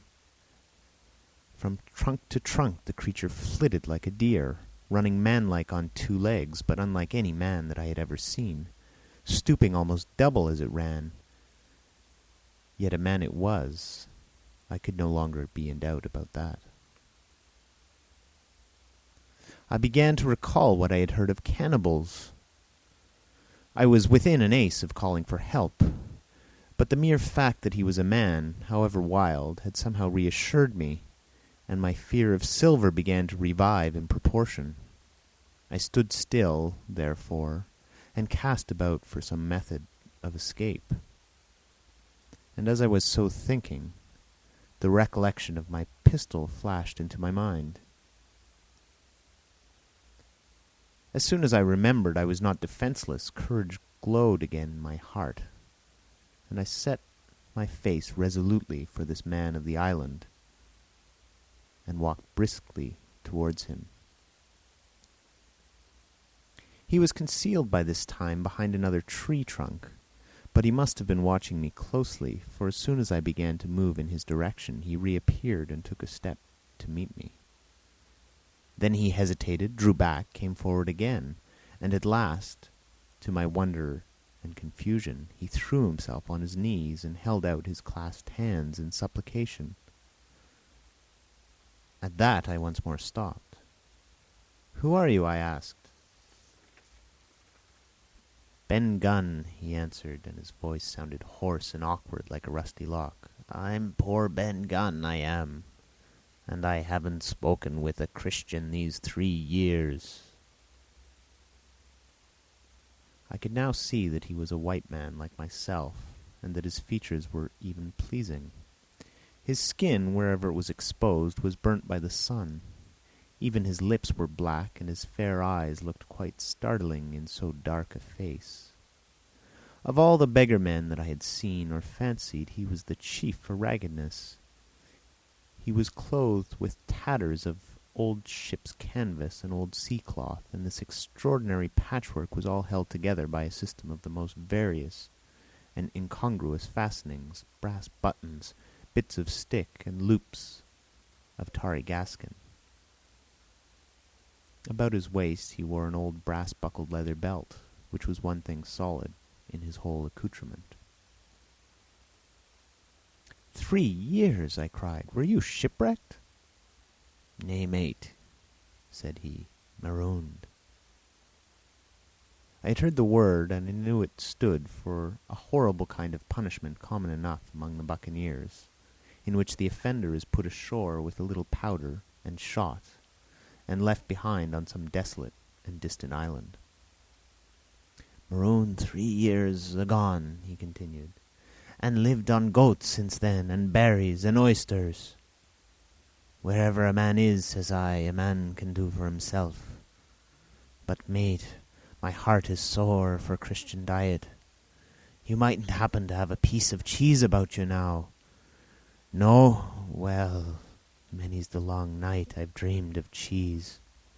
Toasted mostly, and woke up again, and here I were." "If ever I can get aboard again," said I, "you shall have cheese by the stone." All this time he had been feeling the stuff of my jacket, smoothing my hands, looking at my boots, and generally, in the intervals of his speech, showing a childish pleasure in the presence of a fellow creature. But at my last words he perked up into a kind of startled slyness. "If ever you can get on aboard again, says you," he repeated. "Why, now, who's to hinder you?" "Not you, I know," was my reply. "And right you was," he cried. "Now you, what do you call yourself, mate?" "Jim," I told him. Jim, says he, quite pleased apparently. "Well now, Jim, I've lived that rough as you'd be ashamed to hear of. Now, for instance, you wouldn't think I had a pious mother to look at me?" he asked. "Why, no, not in particular," I answered. "Ah, well," said he, "but I had remarkable pious, and I was a civil pious boy, and could rattle off my catechism that fast as you couldn't tell one word from another. And here's what it come to, Jim, and it begun with Chuck Farthen on the blessed gravestones. That's what it begun with, but it went further than that. And so my mother told me, and predicted the whole thing. She did, the pious woman. But it were Providence that put me here. I've thought it all out in this here lonely island, and I'm back on piety. You don't catch me tasting rum so much, but just a thimbleful for luck, of course, the first chance I have. I'm bound I'll be good, and I see the way too. And Jim," looking all round him and lowering his voice to a whisper, "I'm rich." I now felt sure that the poor fellow had gone crazy in his solitude, and I suppose I must have shown the feeling on my face, for he repeated the statement hotly. "Rich, rich, I says, and I'll tell you what, I'll make a man of you, Jim. Ah, Jim, you'll bless your stars, you will. You was the first that found me." And at this there came suddenly a lowering shadow over his face, and he tightened his grasp upon my hand and raised a forefinger threateningly before my eyes.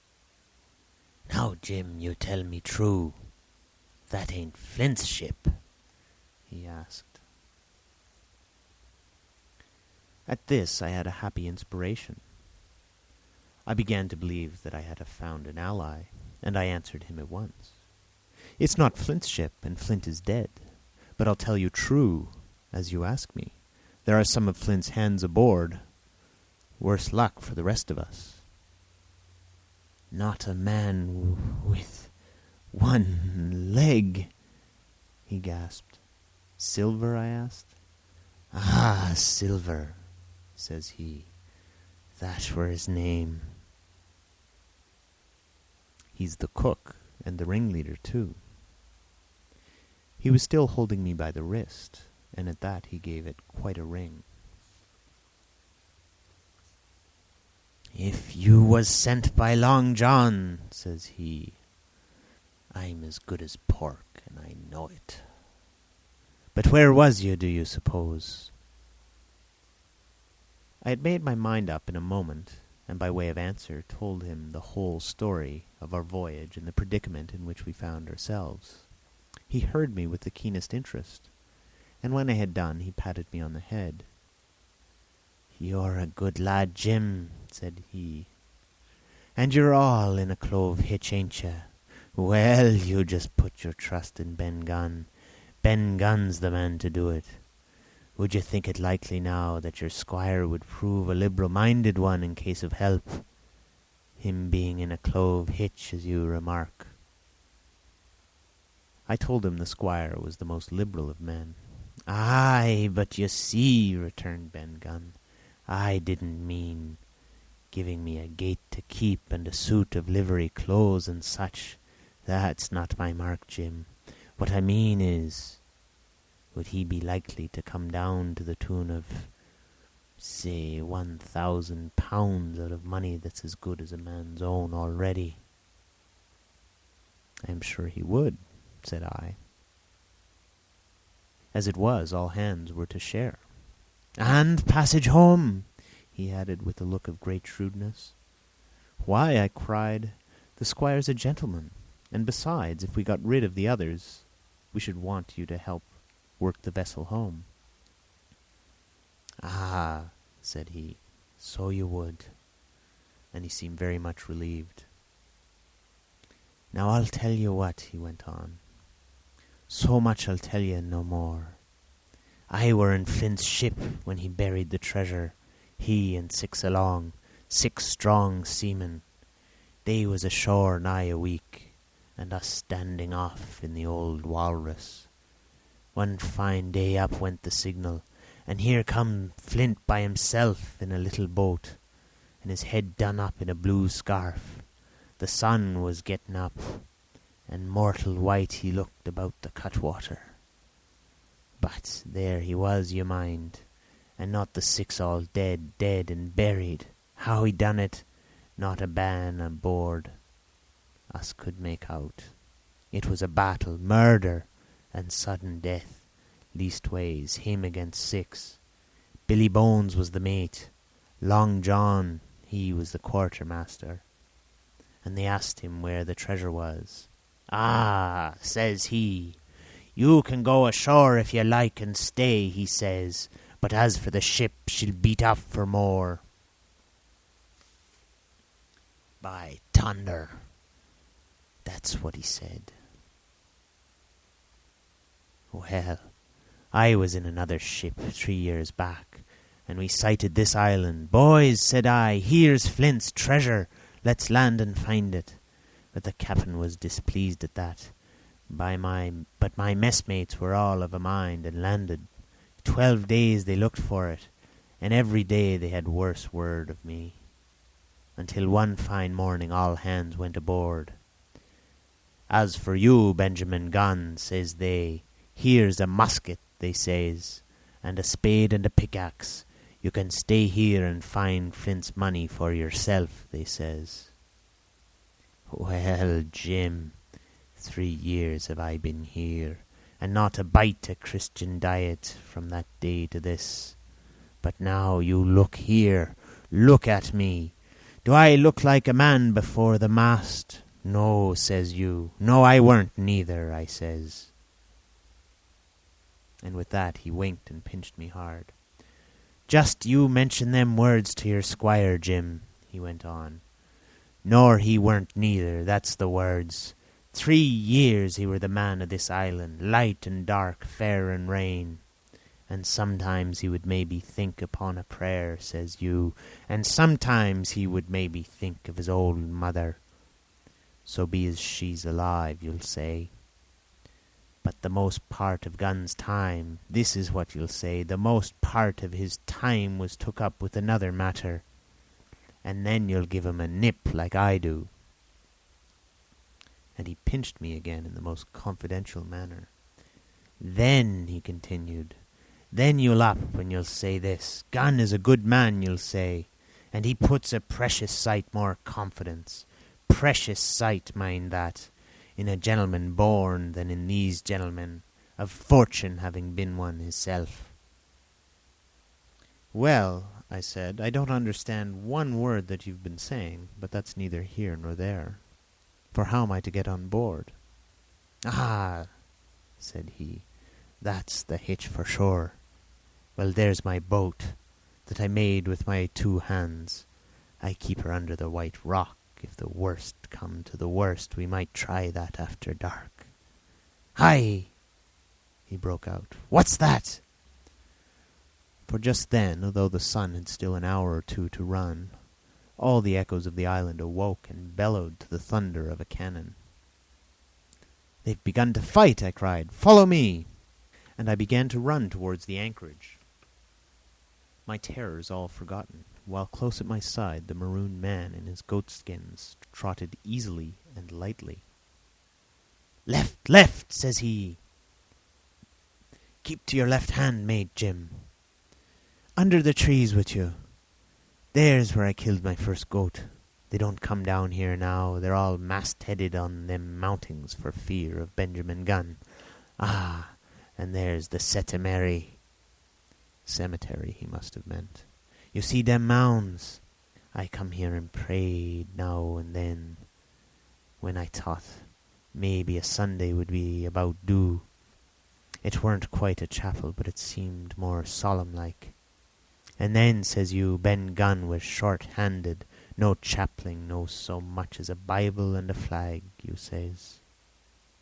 So he kept talking as I ran, neither expecting nor receiving an answer.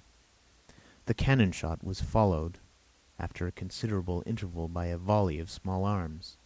Another pause, and then, not a quarter of a mile in front of me, I beheld the Union Jack flutter in the air above a wood. End of chapter 15. 4. Chapter 16. The Stockade. The narrative is continued by the doctor. How the ship was abandoned.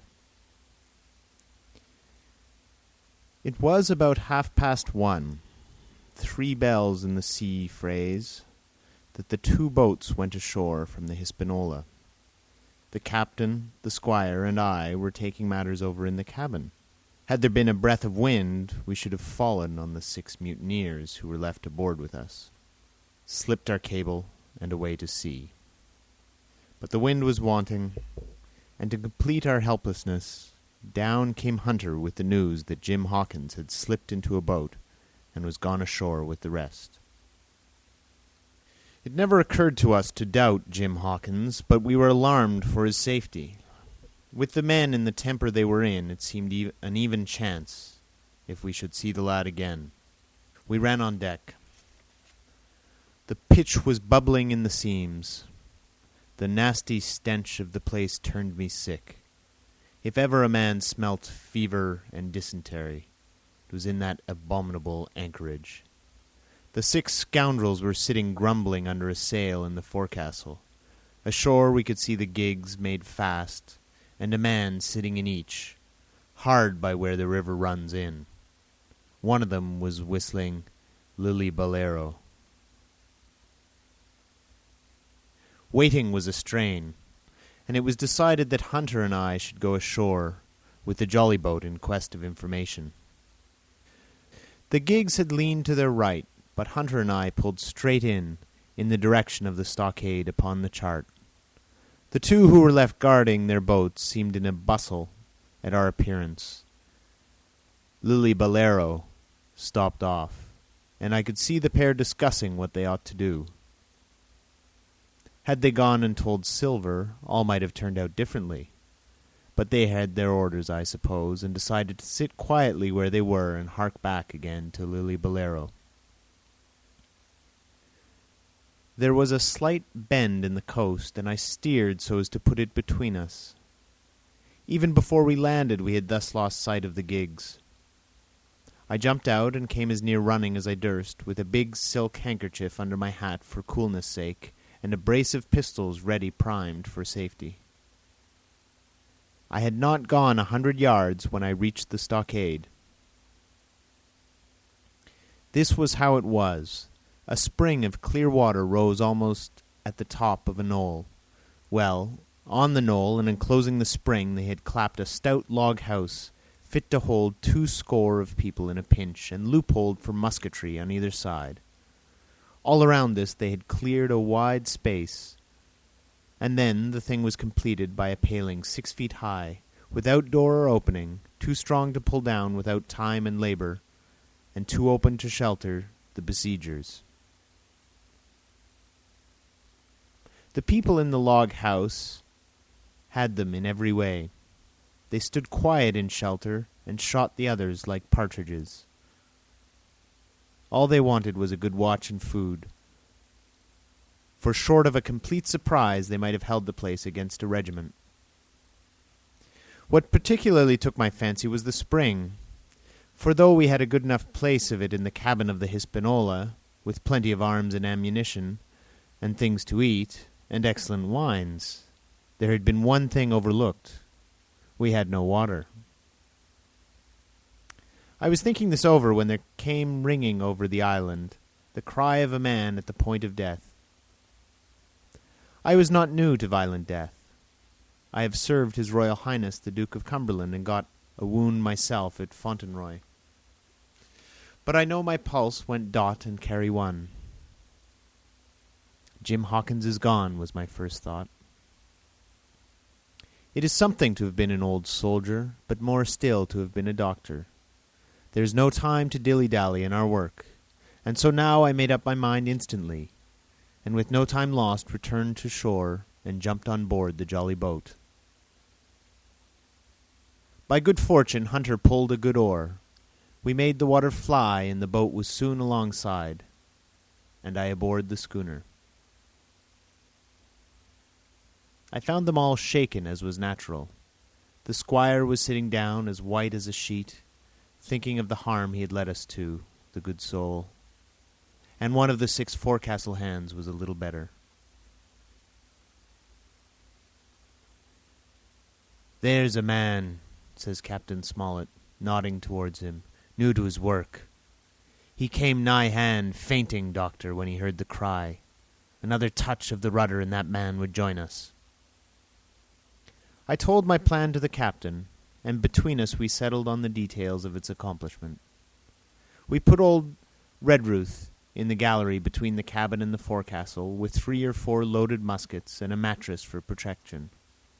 Hunter brought the boat round under the stern port, and Joyce and I set to work loading her with powder tins, muskets, bags of biscuits, kegs of pork, a cask of cognac, and my invaluable medicine chest. In the meantime, the squire and the captain stayed on deck, and the latter hailed the coxswain, who was the principal man aboard. "Mr. Hands," he said, "here are 2 of us with a brace of pistols each. If any one of you 6 make a signal of any description, that man's dead." They were a good deal taken aback, and after a little consultation, one and all tumbled down the fore companion, thinking no doubt to take us on the rear. But when they saw Redruth waiting for them in the sparred galley, they went about ship at once, and head popped out again on deck. "Down, dog!" cries the captain, and the head popped back again, and we heard no more for the time of these 6 very faint-hearted seamen. By this time, tumbling things in as they came, we had the jolly boat loaded, as much as we dared. Joyce and I got out through the stern port, and we made for shore again as fast as oars could take us. This second trip fairly aroused the watchers along shore. Lily Bolero was dropped again, and just before we lost sight of them behind the little point, one of them whipped ashore and disappeared. I had half a mind to change my plan and destroy their boats, but I feared that Silver and the others might be close at hand, and all might very well be lost by trying for too much. We had soon touched land in the same place as before, and set to provision the blockhouse. All 3 made the first journey, heavily laden, and tossed our stores over the palisade. Then, leaving Joyce to guard them, 1 man to be sure, but with half a dozen muskets, Hunter and I returned to the jolly boat and loaded ourselves once more. So we proceeded without pausing to take breath, till the whole cargo was bestowed, and the 2 servants took up their position in the blockhouse, and I, with all my power, sculled back to the Hispaniola. That we should have risked a second boatload seems more daring than it really was. They had the advantage of numbers, of course, but we had the advantage of arms. Not one of the men ashore had a musket, and before they could get within range for pistol shooting, we flattered ourselves we should be able to give a good account of a half a dozen at least. The squire was waiting for me at the stern window, all his faintness gone from him. He caught the painter and made it fast, and we fell to loading the boat for our very lives. Pork, powder, and biscuit was the cargo, with only a musket and a cutlass apiece for the squire and me, and Redruth and the captain. The rest of the arms and powder we dropped overboard in 2 fathoms and a half of water, so that we could see the bright steel shining far below us in the sun on the clean, sandy bottom. By this time the tide was beginning to ebb, and the ship was swinging round to her anchor. Voices were heard faintly hallooing in the direction of the 2 gigs, and though this reassured us for Joyce and Hunter, who were well to the eastward, it warned our party to be off. Redruth retreated from his place in the gallery and dropped into the boat, which we then brought round to the ship's counter to be handier for Captain Smollett. "Now, men," said he, "do you hear me?" There was no answer from the forecastle. "It's to you, Abraham Gray. It's to you I am speaking." Still no reply. "Gray," resumed Mr. Smollett a little louder, "I'm leaving this ship, and I order you to follow your captain. I know you are a good man at bottom, and I dare say not one of the lot of you's as bad as he makes out. I have my watch here in my hand. I give you 30 seconds to join me in." There was a pause. "Come, my fine fellow," continued the captain. "Don't have so long in stays. I'm risking my life and the lives of these good gentlemen every second." There was a sudden scuffle, a sound of blows, and out burst Abraham Gray with a knife cut on the side of his cheek, and came running to the captain like a dog to the whistle. "I'm with you, sir," said he, and the next moment he and the captain had dropped aboard of us, and we shoved off and given way. We were clear out of the ship, but not yet ashore in our stockade. Chapter 17. Narrative continued by the Doctor. The Jolly Boat's last trip. This 5th trip was quite different from any of the others. In the first place, the little gallipot of a boat that we were in was gravely overloaded. 5 grown men, and 3 of them, Trelawney, Redruth, and the captain, over 6 feet high, was already more than she was meant to carry. Add to that the powder, pork, and bread bags. The gunwale was lipping astern. Several times we shipped a little water, and my breeches and the tails of my coat were all soaking wet before we had gone 100 yards. The captain made us trim the boat, and we got her to lie a little more evenly. All the same, we were afraid to breathe. In the second place, the ebb was now making a strong, rippling current running westward through the basin, and then southward and seaward down the straits by which we had entered in the morning. Even the ripples were a danger to our overloaded craft, but the worst of it was that we were swept out of our true course and away from our proper landing place behind the point. If we let the current have its way, we should come ashore beside the gigs, where the "I cannot keep her head for the stockade, sir," said I to the captain. I was steering, while he and Redruth, 2 fresh men, were at the oars. The tide keeps washing her down. Could you pull a little stronger?" "Not without swamping the boat," said he. "You must bear up, sir. If you please, bear up until you see you're gaining." I tried and found by experiment that the tide kept sweeping us westward until I had laid her head due east, or just about right angles to the way we ought to go. "We'll never get ashore at this rate," said I. "If it's the only course that we can lie, sir, we must even lie it," returned the captain. "We must keep upstream. You see, sir," he went on, "if once we drop to the leeward of the landing place, it's hard to say where we should get ashore, besides the chance of being boarded by the gigs, whereas the way we go, the current must slacken, and then we can dodge back along the shore." "The current's less already, sir," said the man Gray, who was sitting in the foresheets. "You can ease her off a bit." "Thank you, my man," said I, quite as if nothing had happened, for we had all quietly made up our minds to treat him like one of ourselves. Suddenly the captain spoke up again, and I thought his voice was a little changed. "The gun," said he. "I have thought of that," said I, for I made sure he was thinking of a bombardment of the fort.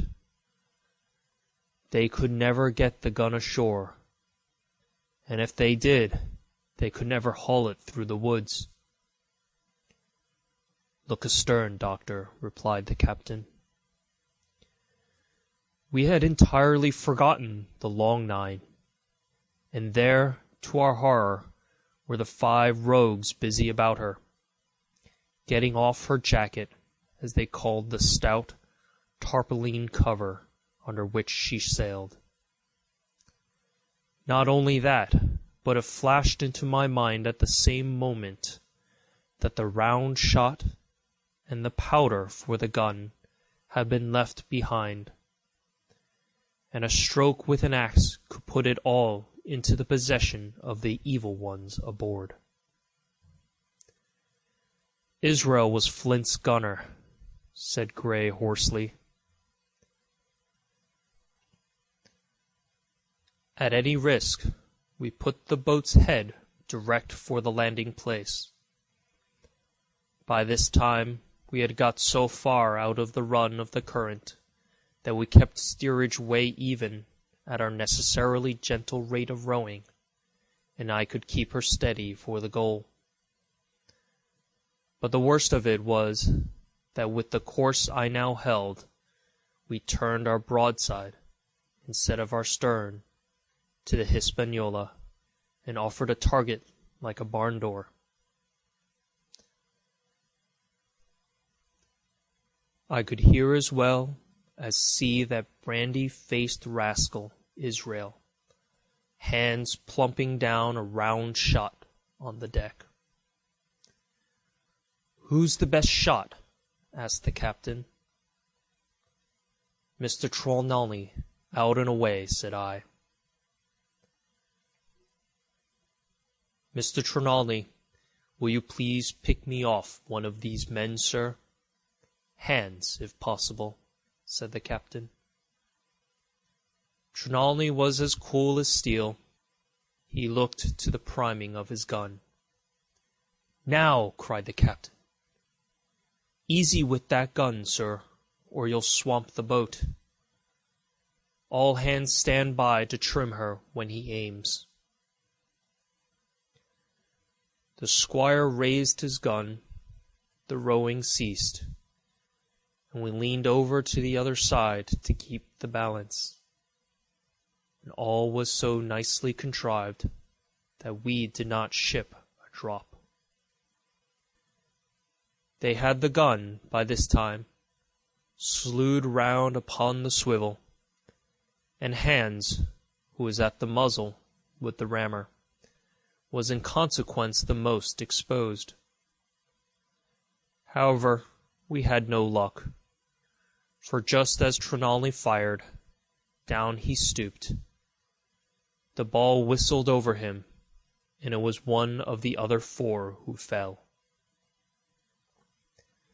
The cry he gave was echoed not only by his companions on board, but by a great number of voices from the shore. And looking in that direction, I saw the other pirates trooping out from among the trees and tumbling into their places in the boats.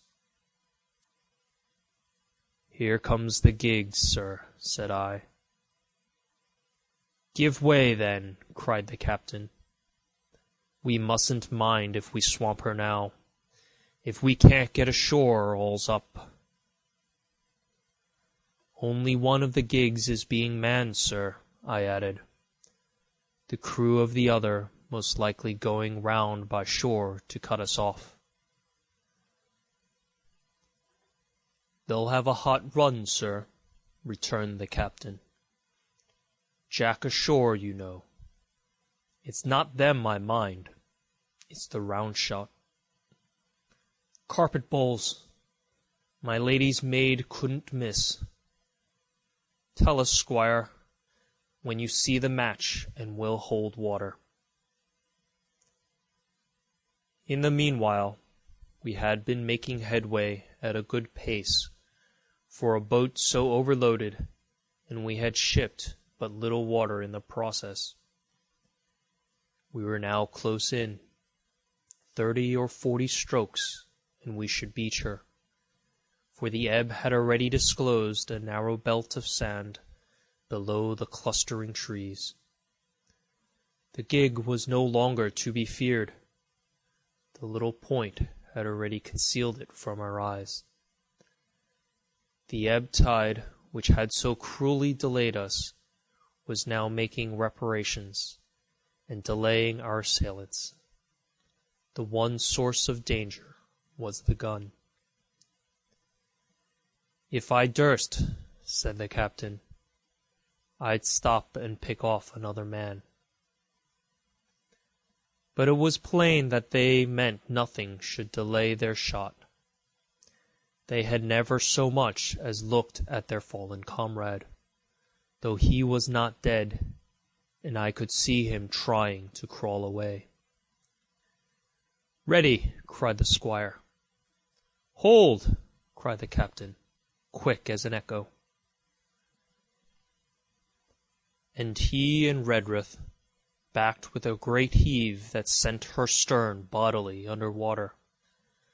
The report fell in at the same instant of time. This was the first that Jim heard, the sound of the squire's shot not having reached him. Where the ball passed, not one of us precisely knew, but I fancy it must have been over our heads, and that the wind of it may have contributed to our disaster. At any rate, the boat sank by the stern, quite gently, in 3 feet of water, leaving the captain and myself facing each other on our feet. The other 3 took complete headers and came up again, drenched and bubbling. So far there was no great harm. No lives were lost, and we could wade ashore in safety. But there were all our stores at the bottom, and to make things worse, only 2 guns out of the 5 remained in a state for service. Mine I had snatched from my knees and held over my head by a sort of instinct. As for the captain, he had carried his over his shoulder by a bandolier, and like a wise man, lock uppermost. The other 3 had gone down with the boat. To add to our concern, we heard voices already drawing near us in the woods along shore. We had not only the danger of being cut off from the stockade in our half-crippled state, but the fear before us, whether if Hunter and Joyce were attacked by half a dozen, they would have the sense and conduct to stand firm. Hunter was steady, that we knew. Joyce was a doubtful case. A pleasant, polite man for a valet, and to brush one's clothes, but not entirely fitted for man of war. With all this in our minds, we waded ashore as fast as we could, leaving behind us the poor jolly boat and a good half of all our powder and provisions. End of Chapter 17. Chapter 18. Narrative continued by the Doctor. End of the first day's fighting. We made our best speed across the strip of wood that now divided us from the stockade, and at every step we took, the voices of the buccaneers rang nearer. Soon we could hear their footfalls as they ran, and the cracking of the branches as they breasted across a bit of thicket.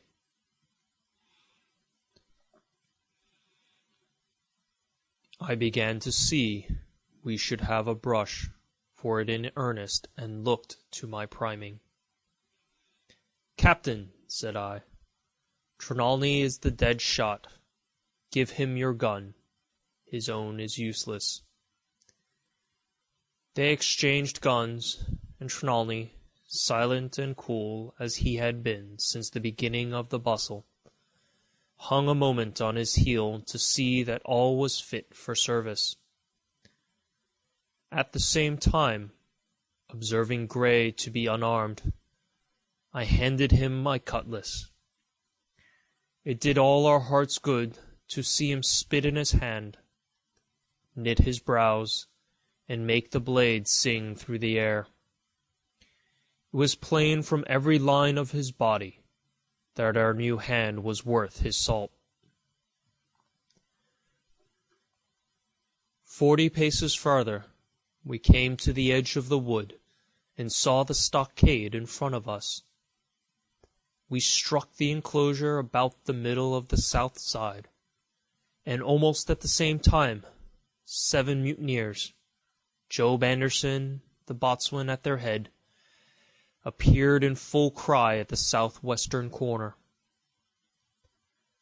They paused as if taken aback, and before they recovered, not only the squire and I, but Hunter and Joyce from the blockhouse had time to fire.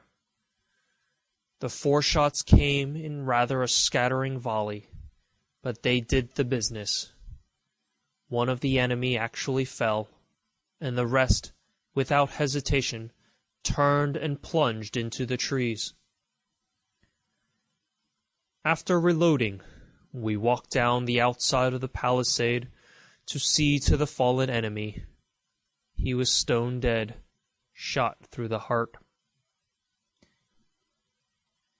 We began to rejoice over our good success, when just at that moment a pistol cracked in the bush. A ball whistled close past my ear, and poor Tom Rudrith stumbled and fell his length on the ground. Both the squire and I returned the shot, but as we had nothing to aim at, it is probable we only wasted powder. Then we reloaded and turned our attention to poor Tom. The captain and Gray were already examining him, and I saw with half an eye that all was over. I believe the readiness of our return volley had scattered the mutineers once more, for we were suffered without further molestation to get the poor old gamekeeper hoisted over the stockade and carried, groaning and bleeding, into the log house. Poor old fellow! He had not uttered one word of surprise, complaint, fear, or even acquiescence from the very beginning of our troubles till now, when we had laid him down in the log-house to die. He had lain like a Trojan behind his mattress in the gallery. He had followed every order silently, doggedly, and well. He was the oldest of our party by a score of years, and now, sullen, old, serviceable servant, it was he that was to die. The squire dropped down beside him on his knees and kissed his hand, crying like a child. "Be I going, doctor?" he asked. "Tom, my man," said I, "you're going home."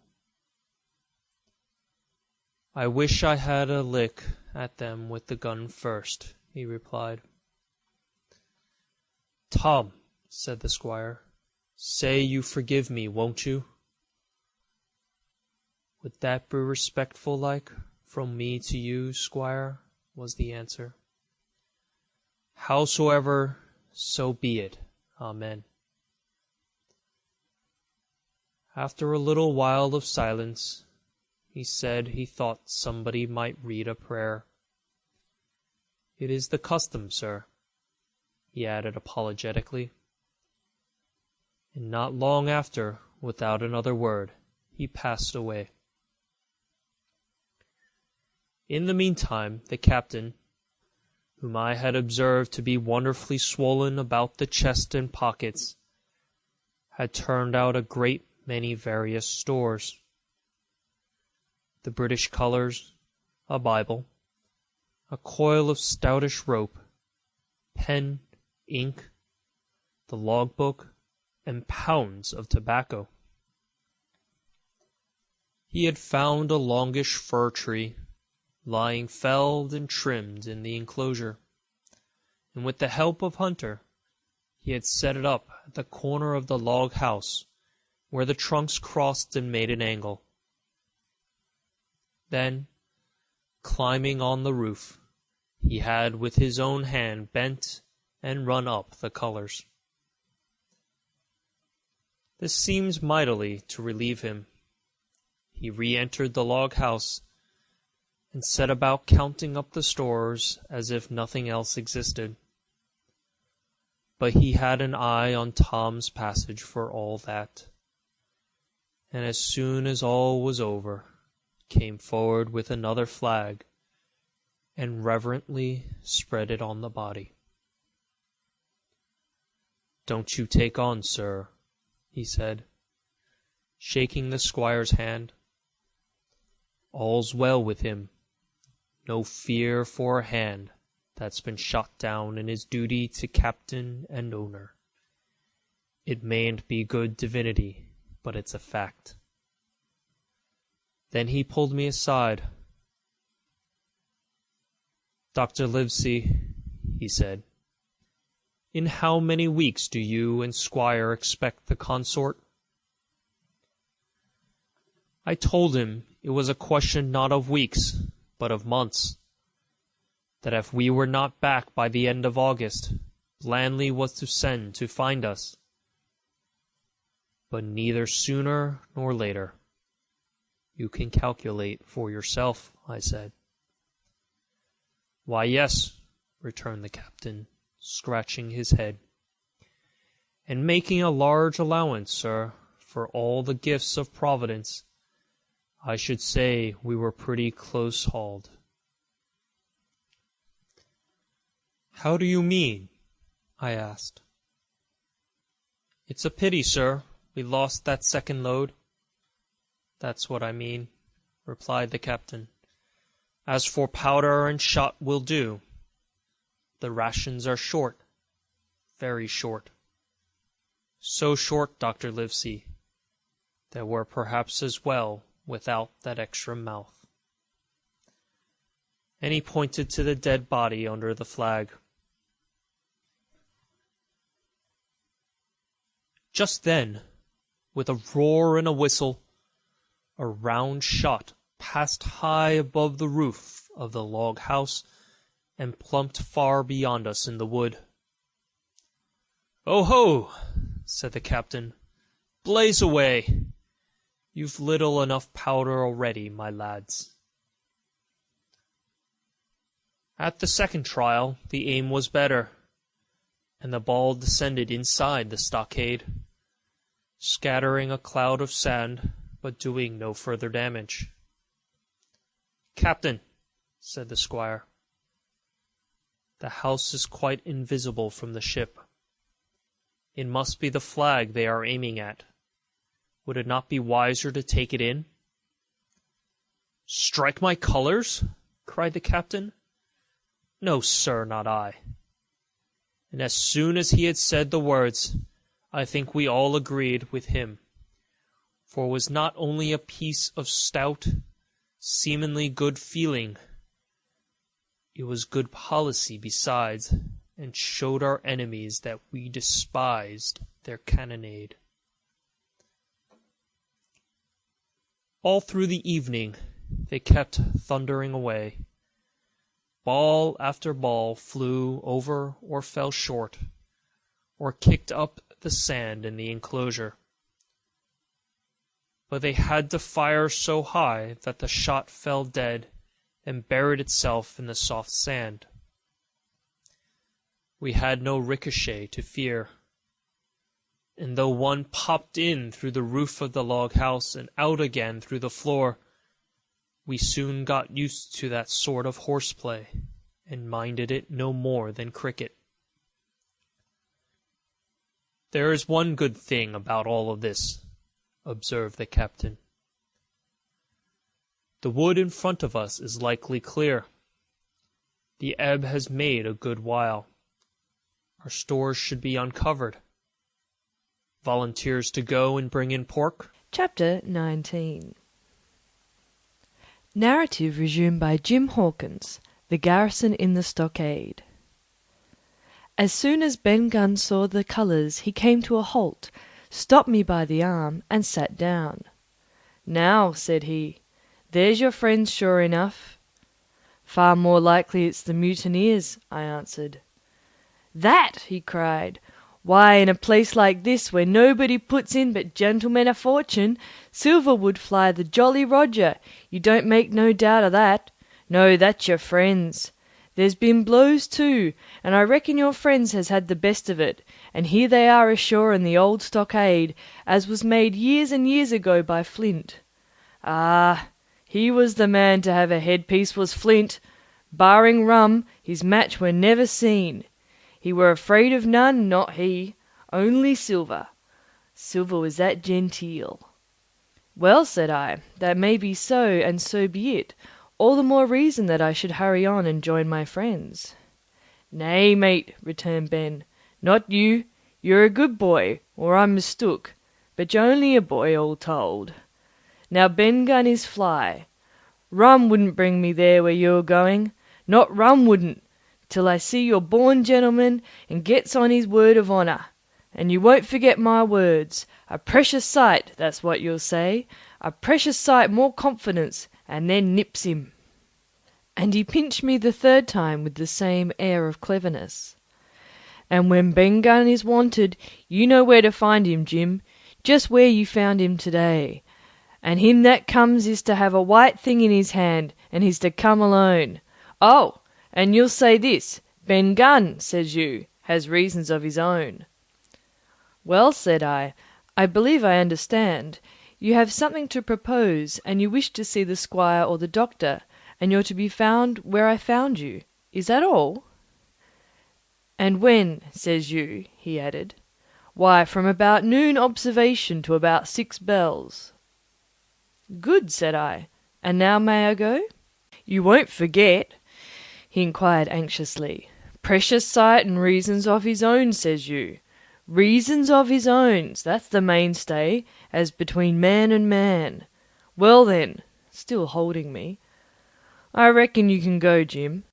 And Jim, if you was to see silver, you wouldn't go for to sell Ben Gunn? Wild horses wouldn't draw it from you?" "No," says you, And if them pirates came ashore, Jim, what would you say but there'd be widders in the morning?" Here he was interrupted by a loud report, and a cannonball came tearing through the trees and pitched into the sand not 100 yards from where we two were talking. The next moment each of us had taken to his heels in a different direction. For a good hour to come, frequent reports shook the island, and the balls kept crashing through the woods.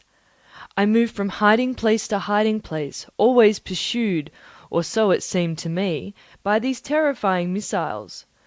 But towards the end of the bombardment, though I still durst not venture in the direction of the stockade, where the balls fell off nest, I had begun, in a manner, to pluck up my heart again, and after a long detour to the east, crept along among the shoreside trees. The sun had just set. The sea breeze was rustling and tumbling in the woods, and ruffling the grey surface of the anchorage. The tide, too, was far out, and great tracts of sand lay uncovered. The air, after the heat of the day, chilled me through my jacket. The Hispaniola still lay where she had anchored, but sure enough, there was the Jolly Roger, the black flag of piracy, flying from her peak.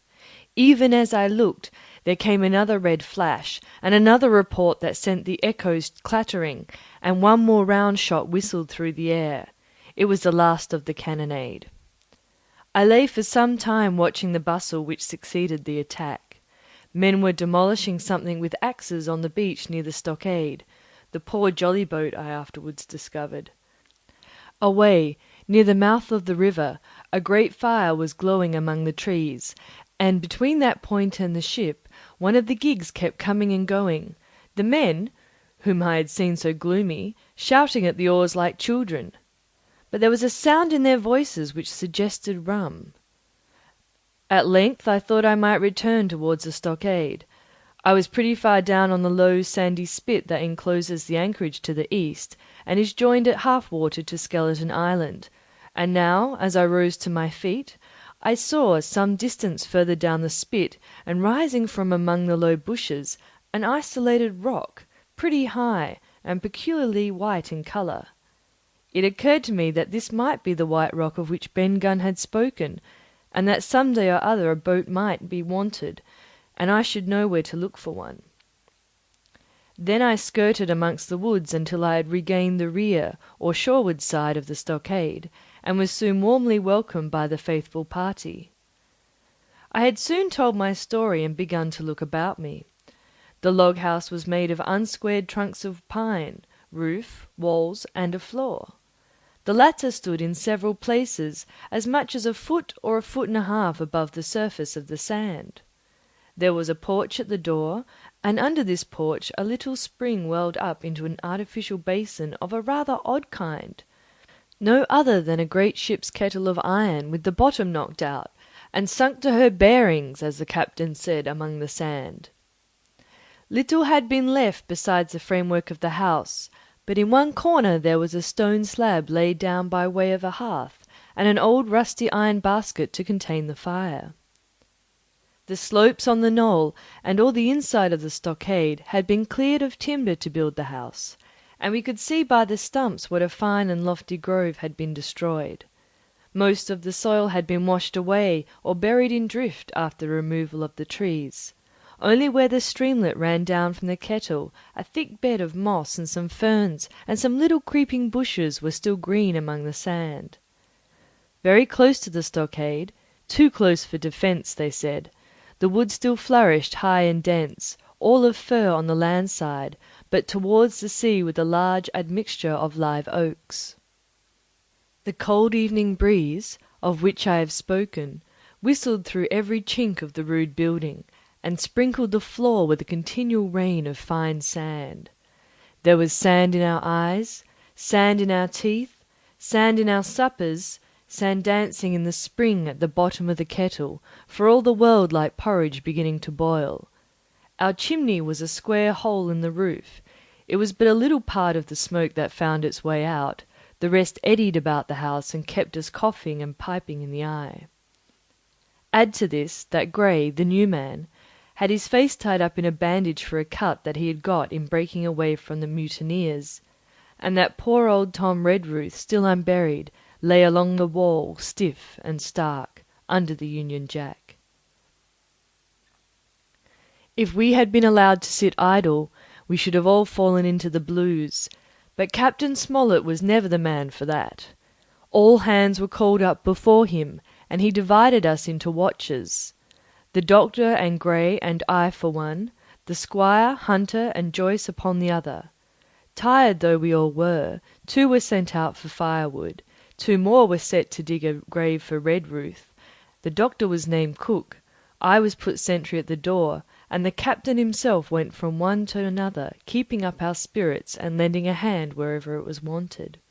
From time to time the doctor came to the door for a little air, and to rest his eyes, which were almost smoked out of his head, and whenever he did so he had a word for me. "That man Smollett," he said once, "is a better man than I am. And when I say that, it means a deal, Jim." Another time he came and was silent for a while. Then he put his head on one side and looked at me. "Is this Ben Gunn a man?" he asked. "I do not know, sir," said I. "I am not very sure whether he's sane." "If there's any doubt about that matter, he is," returned the doctor. "A man who has been 3 years biting his nails on a desert island, Jim, can't expect to appear as sane as you or me. It doesn't lie in human nature. Was it cheese you said he had a fancy for?" "Yes, sir, cheese," I answered. "Well, Jim," says he, "just see the good stuff that comes out of being dainty in your food. You've seen my snuff-box, haven't you? And you never saw me take snuff. The reason being that in my snuff-box I carry a piece of Parmesan cheese, a cheese made in Italy, very nutritious. Well, that's for Ben Gunn." Before supper was eaten, we buried old Tom in the sand, and stood round him for a while bareheaded in the breeze. A good deal of firewood had been got in, but not enough for the captain's fancy, and he shook his head over it and told us we must get back to this tomorrow rather livelier. Then, when we had eaten our pork, and each had a good stiff glass of brandy grog, the 3 chiefs got together in a corner to discuss our prospects. It appears they were at their wits' end what to do, the stores being so low that we must have been starved into surrender long before help came. But our best hope, it was decided, was to kill off the buccaneers until they either hauled down their flag or ran away with the Hispaniola. From 19 they were already reduced to 15. 2 others were wounded, and at least one, the man beside the gun, severely wounded if he were not dead. Every time we had a crack at them, we were to take it, saving our own lives with the extremest care. And besides that, we had 2 able allies, rum and the climate. As for the first, though we were about half a mile away, we could hear them roaring and singing late into the night, and as for the second, the doctor staked his wig that, camped where they were in the marsh, and unprovided with remedies, the half of them would be on their backs before a week. "So," he added, "if we are not all shot first, they'll be glad to be packing in the schooner. It's always a ship, and they can get to buccaneering again, I suppose." "First ship that I ever lost," said Captain Smollett.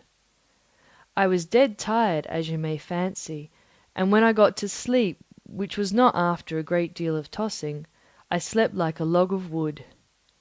The rest had long been up, and had already breakfasted and increased the pile of firewood by about half as much again, when I was wakened by a bustle and the sound of voices.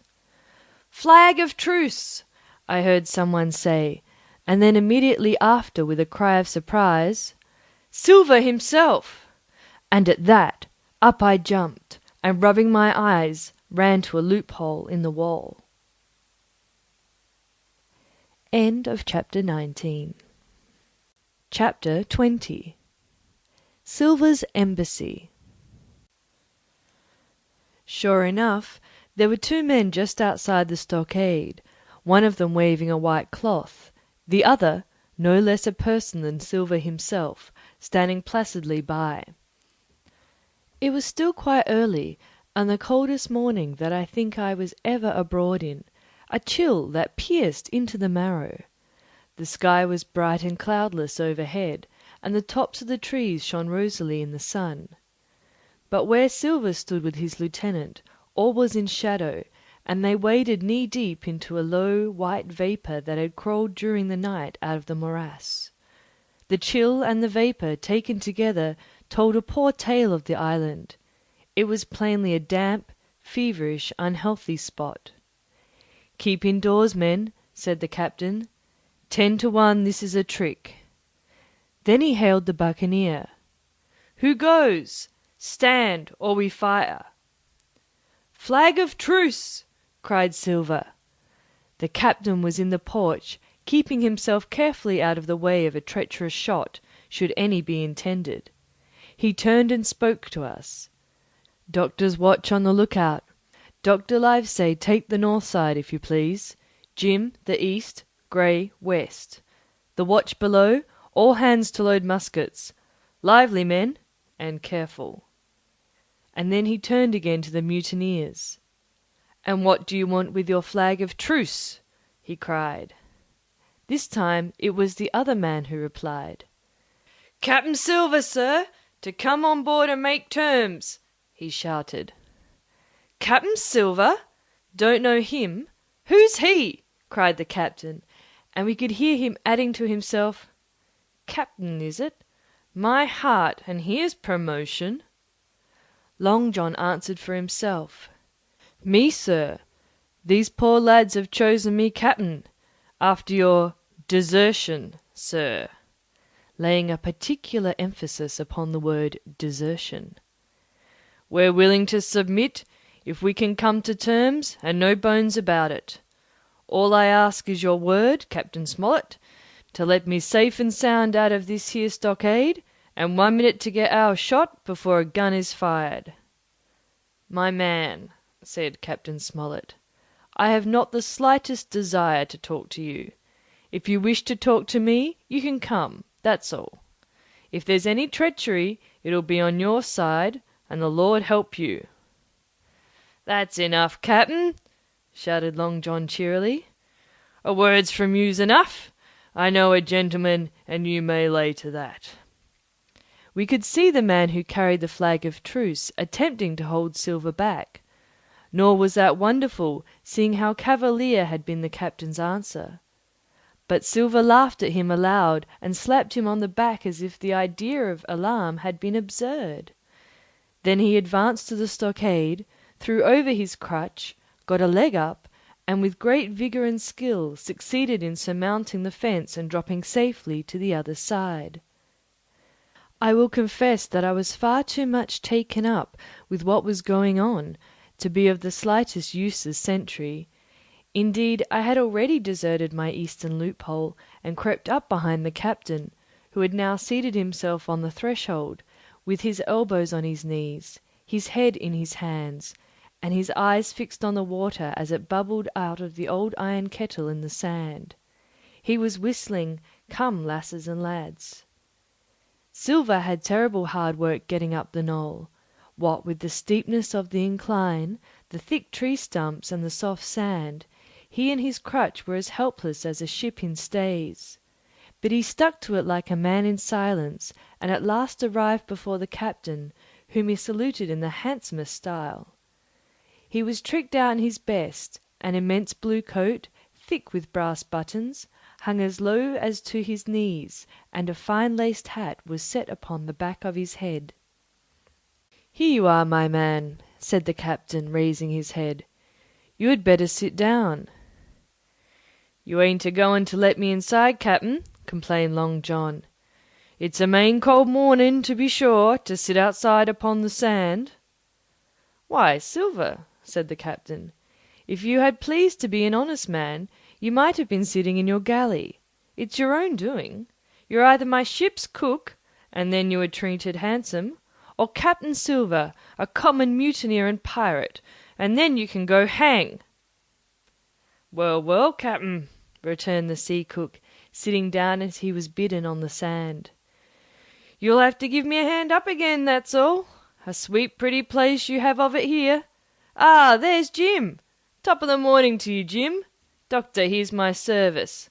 Why, there you are all together like a happy family, in a manner of speaking. If you have anything to say, my man, better say it, said the captain. Right you were, Captain Smollett, replied Silver. Duty's duty, to be sure. Well now, you look here. That was a good lay of yours last night. I don't deny it was a good lay. Some of you pretty handy with a hand-end spike. And I'll not deny neither but what some of my people was shook. Maybe all was shook. Maybe I was shook myself. Maybe that's why I'm here for terms. But you mark me, Captain. It won't do twice, by thunder. We'll have to do sentry go and ease off for a point or so on the rum. Maybe you think we were all a sheet in the wind's eye. But I tell you I was sober. I was only dog-tired, and if I'd awoken a second sooner, I'd have caught you at the act, I would. He wasn't dead when I got round to him, not he. Well, said Captain Smollett as cool as can be. All that Silver said was a riddle to him, but you would never have guessed it from his tone. As for me, I began to have an inkling. Ben Gunn's last words came back to my mind. I began to suppose that he had paid the buccaneers a visit while they had all lay drunk together round their fire, and I reckoned up with glee that we had only 14 enemies to deal with. Well, here it is, said Silver. We want that treasure, and we'll have it. That's our point. You would just as soon save your lives, I reckon, and that's yours. You have a chart, haven't you? That's as may be, replied the captain. Ah, well, you have, I know that, returned Long John. You needn't be so husky with a man. There ain't a particle of service in that, and you may lay to it. What I mean is, we want your chart. Now, I never meant you no harm myself. That won't do with me, my man, interrupted the captain. We know exactly what you mean to do, and we don't care, for now, you see. You can't do it.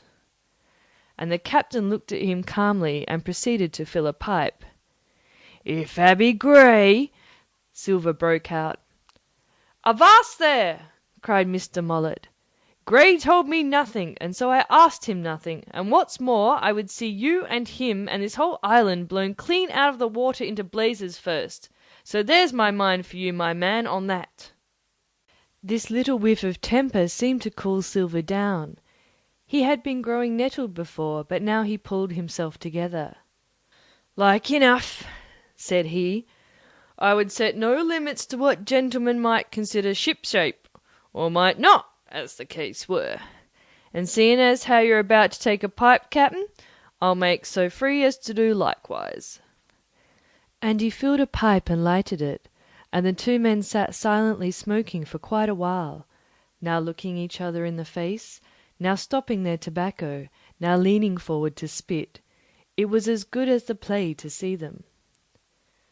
Now, resumed Silver, here it is. You give us the chart to get the treasure by, and dropping shooting poor seamen, and stoving of their heads in while asleep. You do that, and we'll offer you a choice. Either you come along aboard with us, once the treasure is shipped, and then I'll give you my affy-davy, upon my word of honour, to clap you somewhere safe ashore. Or if that ain't to your fancy, some of my hands being rough and having old scores on account of hazing, then you can stay here, you can. We'll divide stores with you, man for man, and I'll give my affy-davy, as before, to speak the first ship I sight and send 'em here to pick you up. Now you'll own that's talking. Handsomer you couldn't look to get now, you. And I hope, raising his voice, that all the hands in this here blockhouse will overhaul my words, for what is spoke to one is spoke to all. Captain Smollett rose from his seat and knocked out the ashes of his pipe in the palm of his left hand. Is that all? He asked. Every last word, by thunder, answered John. Refuse that, and you've seen the last of me but musket balls. Very good, said the captain. Now you'll hear me. If you'll come up one by one unarmed, I'll engage to clap you all in irons and take you home to a fair trial in England.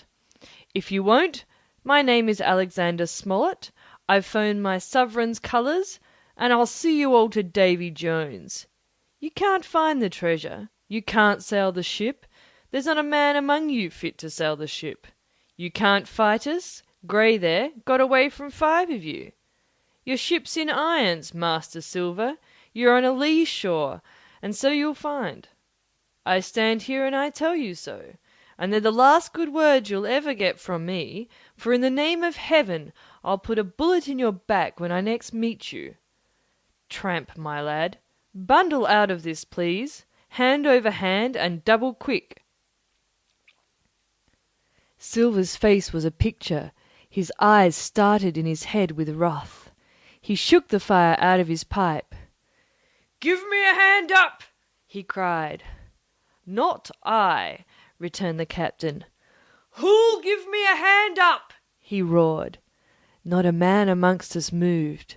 Growling the foulest imprecations, he crawled along the sand till he got hold of the porch, and could hoist himself again upon his crutch. Then he spat into the spring. "There!" he cried. "That's what I think here. Before an hour's out, I'll stove in your old block house like a rum puncheon. Laugh, by thunder, laugh! Before an hour's out, you'll laugh upon the other side. Them that'll die'll be the lucky ones." And with a dreadful oath he stumbled off, ploughed down the sand, and was helped across the stockade, after 4 or 5 failures, by the man with the flag of truce, and disappeared in an instant afterwards among the trees. End of chapter 20. Chapter 21. The Attack. As soon as Silver disappeared, the captain, who had been closely watching him, turned towards the interior of the house, and found not a man of us at his post but Grey. It was the first time we'd ever seen him angry. "Quarters!" he roared.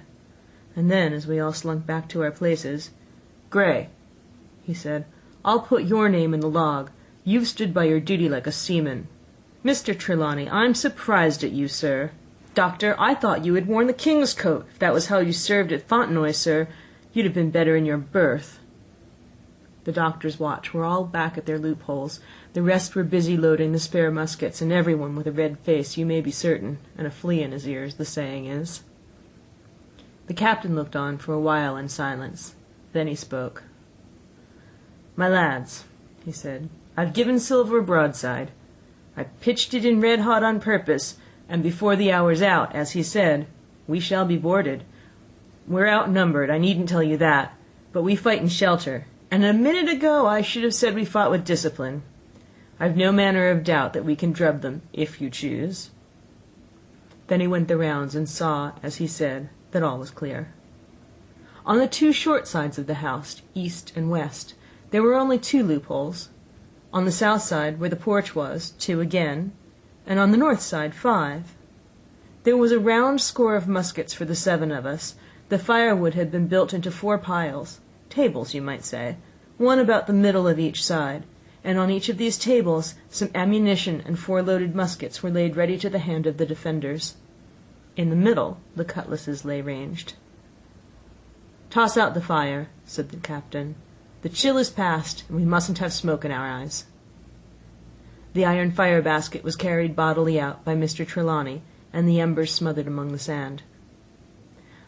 "Hawkins hasn't had his breakfast. Hawkins, help yourself. Back to your post to eat it," continued Captain Smollett.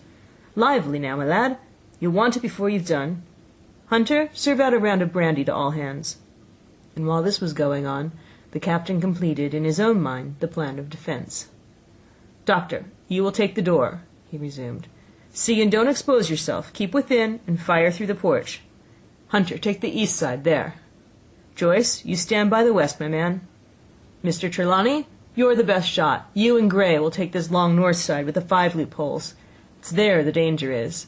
If they can get up to it and fire in upon us through our own ports, things would begin to look dirty. Hawkins, neither you nor I are much account at the shooting. We'll stand by to load and bear a hand." As the captain had said, the chill was past. As soon as the sun had climbed above our girdle of trees, it fell with all its force upon the clearing and drank up the vapors at a draught. Soon the sand was baking, and the resin melting in the logs of the blockhouse. Jackets and coats were flung aside, shirts thrown open at the neck and rolled up to the shoulders, and we stood there, each at his post, in a fever of heat and anxiety. An hour passed away. "Hang them," said the captain. "This is as dull as the doldrums. Gray, whistle for a wind." And just at that moment came the first news of the attack. "If you please, sir," said Joyce, "if I see anyone, am I to fire?" "I told you so," cried the captain. "Thank you, sir," returned Joyce with the same quiet civility. Nothing followed for a time, but the remark had set us all on the alert, straining ears and eyes, the musketeers with their pieces balanced in their hands, the captain out in the middle of the blockhouse, with his mouth very tight and a frown on his face. So some seconds passed, till suddenly Joyce whipped up his musket and fired.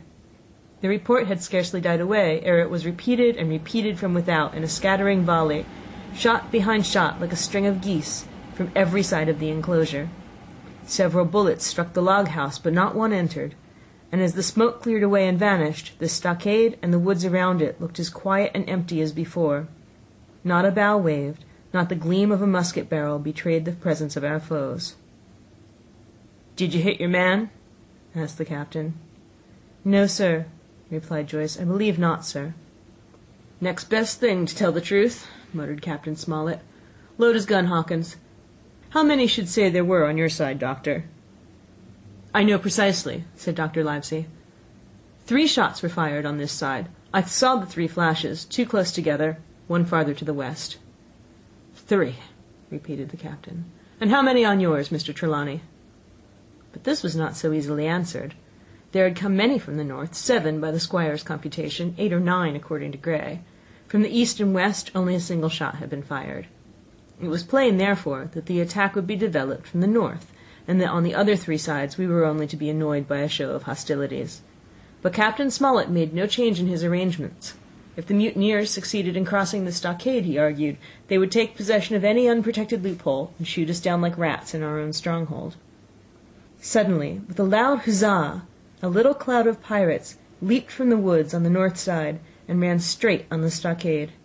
At the same moment the fire was once more opened from the woods, and a rifle ball sang through the doorway and knocked the doctor's musket into bits. The boarders swarmed over the fence like monkeys. Squire and Gray fired again and yet again. 3 men fell, 1 forwards into the enclosure, 2 back on the outside. But of these, 1 was evidently more frightened than hurt, for he was on his feet again in a crack, and instantly disappeared among the trees. 2 had bit the dust, 1 had fled, 4 had made good their footing inside our defences, while from the shelter of the woods 7 or 8 men, each evidently supplied with several muskets, kept up a hot though useless fire on the log-house. The 4 who had boarded made straight before them for the building, shouting as they ran, and the men among the trees shouted back to encourage them. Several shots were fired, but such was the hurry of the marksmen that not one appears to have taken effect. In a moment the 4 pirates had swarmed up the mound and were upon us. The head of Job Anderson, the boatswain, appeared at the middle loophole. "At 'em! All hands! All hands!" he roared in a voice of thunder. At the same moment another pirate grasped Hunter's musket by the muzzle, wrenched it from his hands, plucked it through the loophole, and with one stunning blow laid the poor fellow senseless on the floor. Meanwhile a 3rd, running unharmed all around the house, appeared suddenly in the doorway and fell with his cutlass on the doctor. Our position was utterly reversed. A moment since we were firing under cover at an exposed enemy, now it was we who lay uncovered and could not return a blow. The log-house was full of smoke, to which we owed our comparative safety. Cries and confusion, the flashes and reports of pistol shots, and one loud groan rang in my ears. "Out, lads, out, and fight 'em in the open! Cutlasses!" cried the captain. I snatched a cutlass from the pile, and someone, at the same time snatching another, gave me a cut across the knuckles which I hardly felt. I dashed out of the door into the clear sunlight. Someone was close behind, I knew not whom. Right in front, the doctor was pursuing his assailant down the hill, just as my eyes fell upon him, beat down his guard, and sent him sprawling on his back with a great slash across his face. "Round the house, lads, round the house!" cried the captain, and even in the hurly-burly I perceived a change in his voice. Mechanically I obeyed, turned eastwards, and with my cutlass raised, ran around the corner of the house. Next moment I was face to face with Anderson. He roared aloud, and his hanger went up above his head, flashing in the sunlight. I had not time to be afraid, but as the blow still hung impending, leaped in a trice upon one side, and missing my foot in the soft sand, rolled headlong down the slope. When I had first sallied from the door, the other mutineers had been already swarming up the palisade to make an end of us. One man, in a red nightcap, with a cutlass in his mouth, had even gotten upon the top and thrown a leg across. Well, so short had been the interval that when I found my feet again, all was in the same posture. The fellow with the red nightcap still halfway over, another still just showing his head above the top of the stockade. And yet, in this breath of time, the fight was over, and the victory was ours.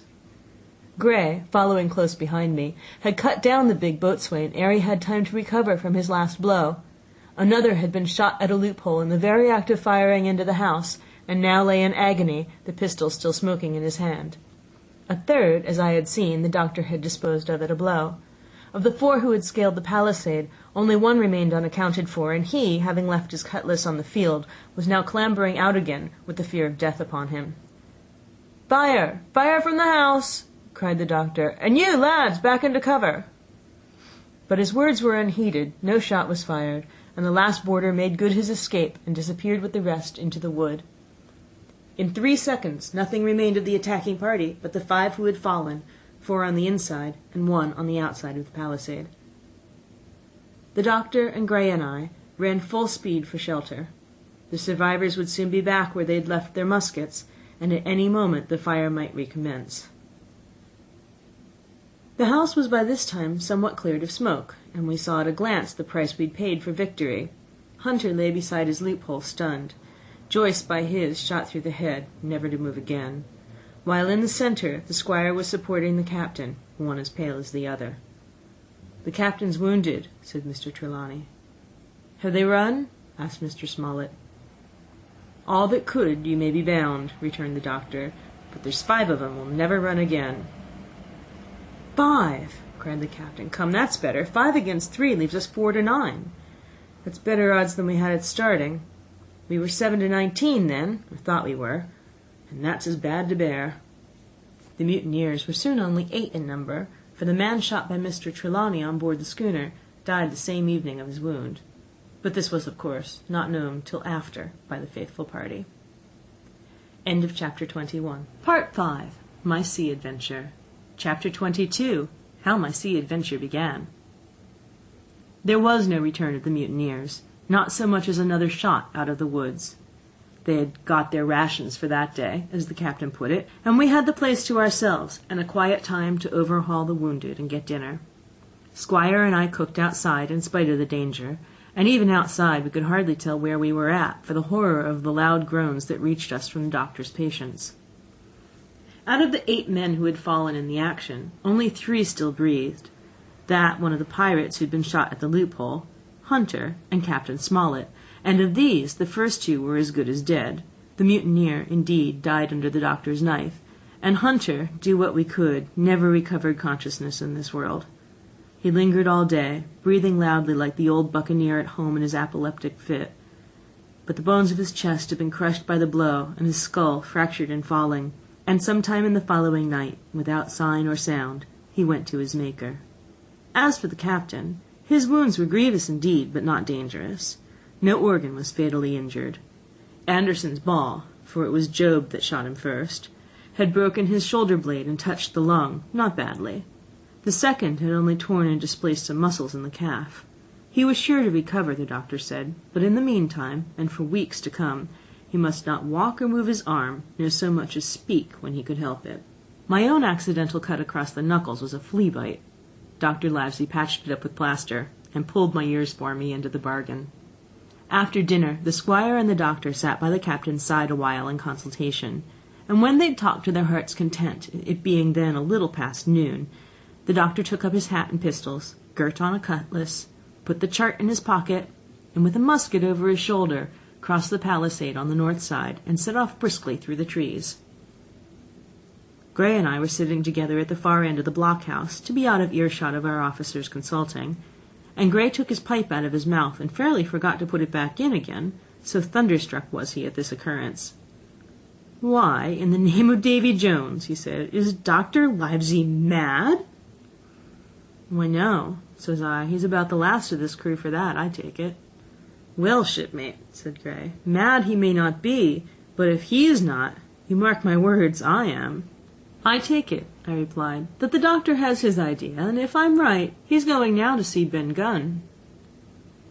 I was right, as appeared later, but in the meantime, the house being stifling hot and the little patch of sand inside the palisade ablaze with midday sun, I began to get another thought into my head, which was not by any means so right. What I began to do was to envy the doctor walking in the cool shadow of the woods, with the birds about him and the pleasant smell of the pines, while I sat grilling with my clothes stuck to the hot resin, and so much blood about me and so many poor dead bodies lying all around, that I took a disgust to the place that was almost as strong as fear.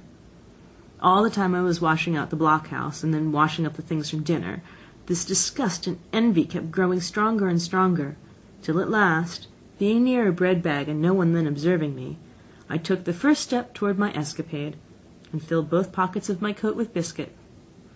I was a fool, if you like, and I certainly was going to do a foolish, overbold act, but I was determined to do it, with all the precautions in my power.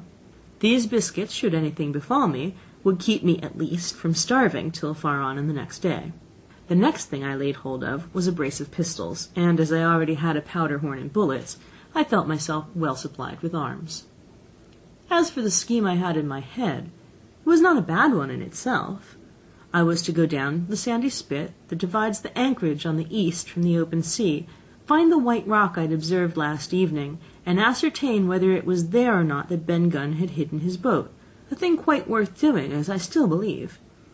But as I was certain I should not be allowed to leave the enclosure, my only plan was to take French leave, and slip out when nobody was watching, and that was so bad a way of doing it as made the thing itself wrong. But I was only a boy, and I had made my mind up. Well, as things at last fell out, I found an admirable opportunity. The squire and Gray were busy helping the captain with his bandages. The coast was clear.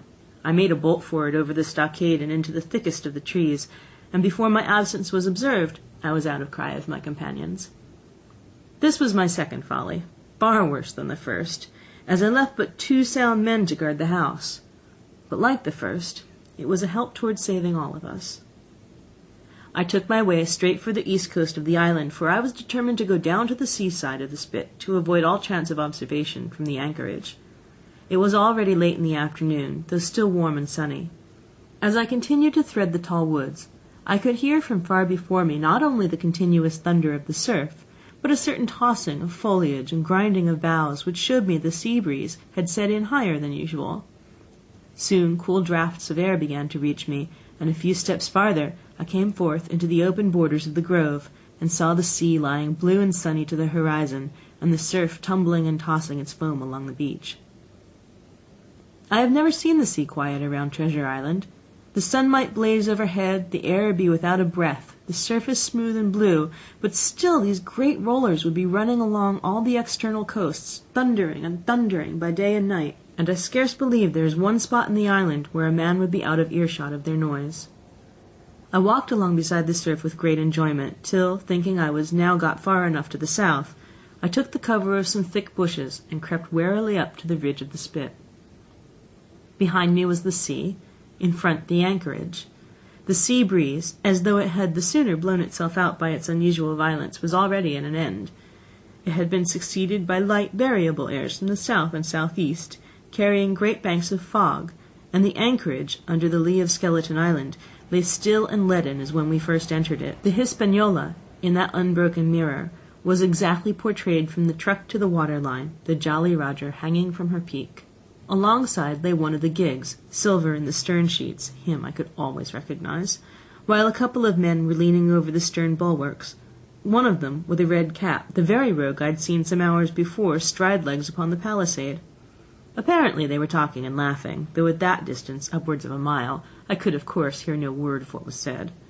All at once there began the most horrid, unearthly screaming, which at first startled me badly, though I had soon remembered the voice of Captain Flint, and even thought I could make out the bird by her bright plumage, as she sat perched upon her master's wrist. Soon after, the jolly boat shoved off and pulled for shore, and the man with the red cap and his comrade went below by the cabin companion. Just about the same time, the sun had gone down behind the spyglass, and as the fog was collecting rapidly, it began to grow dark in earnest. I saw I must lose no time if I were to find the boat that evening. The white rock, visible enough above the brush, was still some eighth of a mile further down the spit, and it took me a goodish while to get up with it, crawling, often on all fours, among the scrub. Night had almost come when I laid my hand on its rough sides. Right below it there was an exceedingly small hollow of green turf, hidden by banks and a thick underwood about knee-deep, that grew there very plentifully, and in the centre of the dell, sure enough, a little tent of goat-skins, like what the gypsies carry about with them in England. I dropped into the hollow, lifted the side of the tent, and there was Ben Gunn's boat, homemade if ever anything was homemade. A rude, lopsided framework of tough wood, and stretched upon that a covering of goatskin with a hair inside. The thing was extremely small, even for me, and I can hardly imagine that it could have floated with a full-sized man. There was one thwart, set as low as possible, a kind of stretcher in the bows, and a double paddle for propulsion. I had not then seen a coracle, such as the ancient Britons made, but I have seen one since, and I can give you no fairer idea of Ben Gunn's boat than by saying it was like the first and worst coracle ever made by man. But the great advantage of the coracle it certainly possessed, for it was exceedingly light and portable.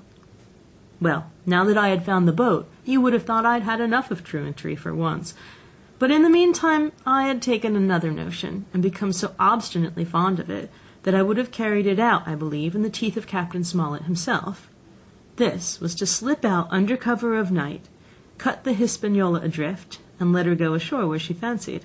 I had quite made up my mind that the mutineers, after their repulse of the morning, had nothing nearer their hearts than to up anchor and away to sea.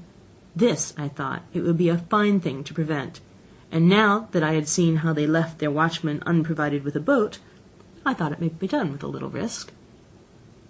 Down I sat to wait for darkness, and made a hearty meal of biscuit. It was a night out of 10,000 for my purpose. The fog had now buried all heaven. As the last rays of daylight dwindled and disappeared, absolute blackness settled down on Treasure Island. And when at last I shouldered the coracle and groped my way stumblingly out of the hollow where I had supped, there were but 2 points visible on the whole anchorage. One was the great fire on shore, by which the defeated pirates lay carousing in the swamp. The other, a mere blur of light upon the darkness, indicated the position of the anchored ship. She had swung round to the ebb. Her bow was now toward me. The only lights on board were in the cabin, and what I saw was merely a reflection on the fog of the strong rays that flowed from the stern window. The ebb had already run some time, and I had to wade through a long belt of swampy sand, where I sank several times above the ankle before I came to the edge of the retreating water, and wading a little way in, with some strength and dexterity, set my coracle keel downwards on the surface. End of chapter 22.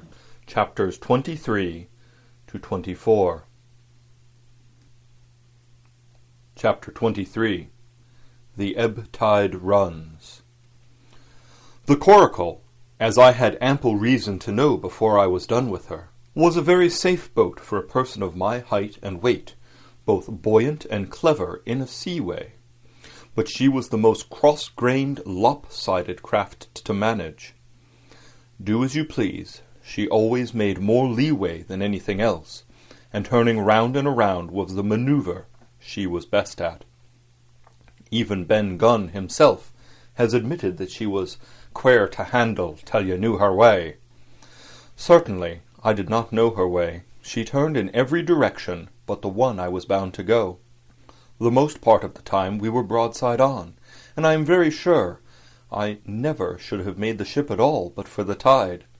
By good fortune, paddle as I please, the tide was still sweeping me down, and there lay the Hispaniola right in the fairway, hardly to be missed.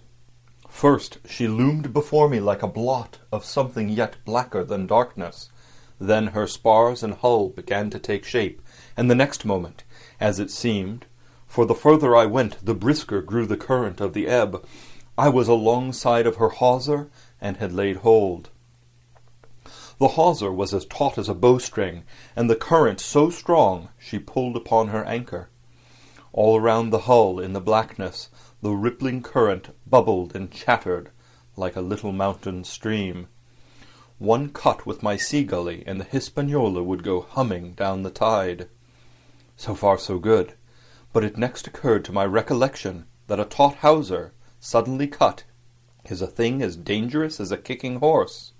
10 to 1, if I were so foolhardy as to cut the Hispaniola from her anchor, I and the coracle would be knocked clean out of the water.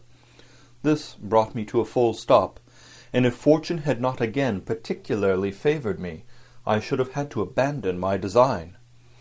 But the light airs which had begun blowing from the south-east and south had hauled round after nightfall into the south-west.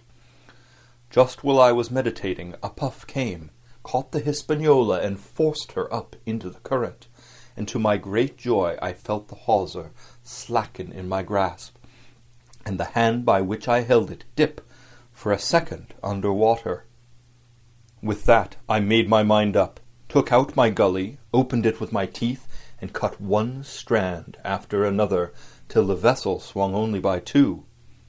Then I lay quiet, waiting to sever these last when the strain should be once more lightened by a breath of wind.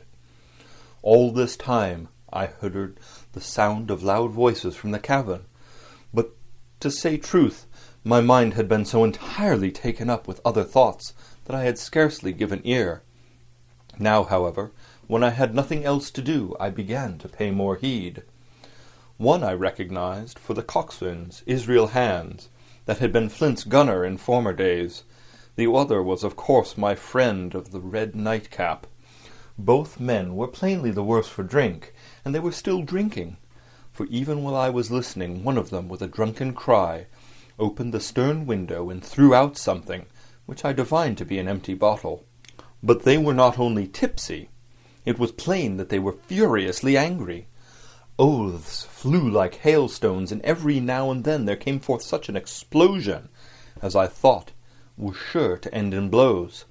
But each time the quarrel passed off, and the voices grumbled lower for a while, until the next crisis came, and in its turn passed away without result.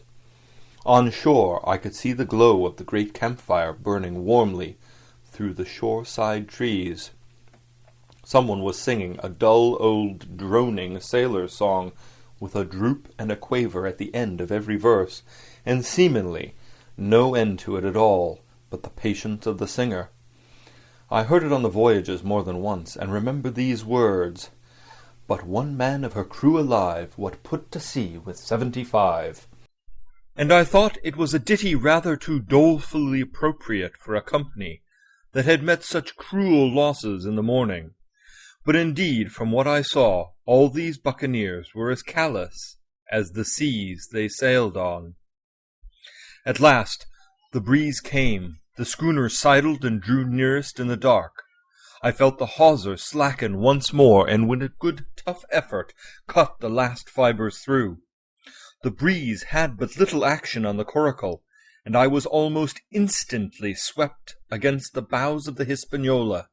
At the same time, the schooner began to turn upon her heel, spinning slowly end for end across the current. I wrought like a fiend, for I expected every moment to be swamped, and since I found I could not push the coracle directly off, I now shoved straight astern. At length I was clear of my dangerous neighbour, and just as I gave the last impulsion, my hands came across a light cord that was trailing overboard, across the stern bulwarks. Instantly I grasped it. Why I should have done so I can hardly say. It was at first mere instinct, but once I had it in my hands, and found it fast, curiosity began to get the upper hand, and I determined I should have one look through the cabin window. I pulled in hand over hand on the cord, and when I judged myself near enough, rose at infinite risk to about half my height, and thus commanded the roof and a slice of the interior of the cabin. By this time the schooner and her little consort were gliding pretty swiftly through the water. Indeed, we had already fetched up level with the campfire. The ship was talking, as sailors say, loudly, treading the innumerable ripples with an incessant weltering splash, and until I got my eye above the window-sill I could not comprehend why the watchman had taken no alarm. One glance, however, was sufficient, and it was only one glance that I durst take from that unsteady skiff. It showed me Hans and his companions locked together in deadly wrestle, each with a hand upon the other's throat. I dropped upon the thwart again, none too soon, for I was near overboard. I could see nothing for the moment but these two furious and crimson faces swaying together under the smoky lamp, and I shut my eyes to let them grow once more familiar with the darkness. The endless ballad had come to an end at last, and the whole diminished company about the campfire had broken into the chorus I had heard so often. 15 men on a dead man's chest, yo-ho-ho, and a bottle of rum. Drink and the devil had done for the rest, yo-ho-ho, and a bottle of rum. I was just thinking how busy drink and the devil were at that very moment in the cabin of the Hispaniola when I was surprised by a sudden lurch of the coracle. At the same moment she yawed sharply and seemed to change her course. The speed in the meantime had strangely increased. I opened my eyes at once. All around me were little ripples, combing over with a sharp bristling sound and slight phosphorescence. The Hispaniola herself, a few yards in whose wake I was still being whirled along, seemed to stagger in her course, and I saw her spars toss a little against the blackness of the night. Nay, as I looked longer, I made sure she was also wheeling to the southward. I glanced over my shoulder, and my heart jumped against my ribs. There, right behind me, was the glow of the campfire. The current had turned at right angles, sweeping round along with it the tall schooner and the little dancing coracle. Ever quickening, ever bubbling higher, ever muttering louder, it went spinning through the narrows for the open sea. Suddenly the schooner in front of me gave a violent yaw, turning, perhaps, through 20 degrees, and almost at the same moment one shout followed another from on board. I could hear feet pounding on the companion ladder, and I knew that the two drunkards had at last been interrupted in their quarrel and awakened to a sense of their disaster. I lay down flat in the bottom of that wretched skiff and devoutly recommended my spirit to its Maker. At the end of the straits I made sure we must fall off into some bar of raging breakers, where all my troubles would be ended speedily, and though I could perhaps bear to die, I could not bear to look upon my fate as it approached. So I must have lain for hours, continually beaten to and fro upon the billows, now and again wetted with flying sprays, and never ceasing to expect death at the next plunge.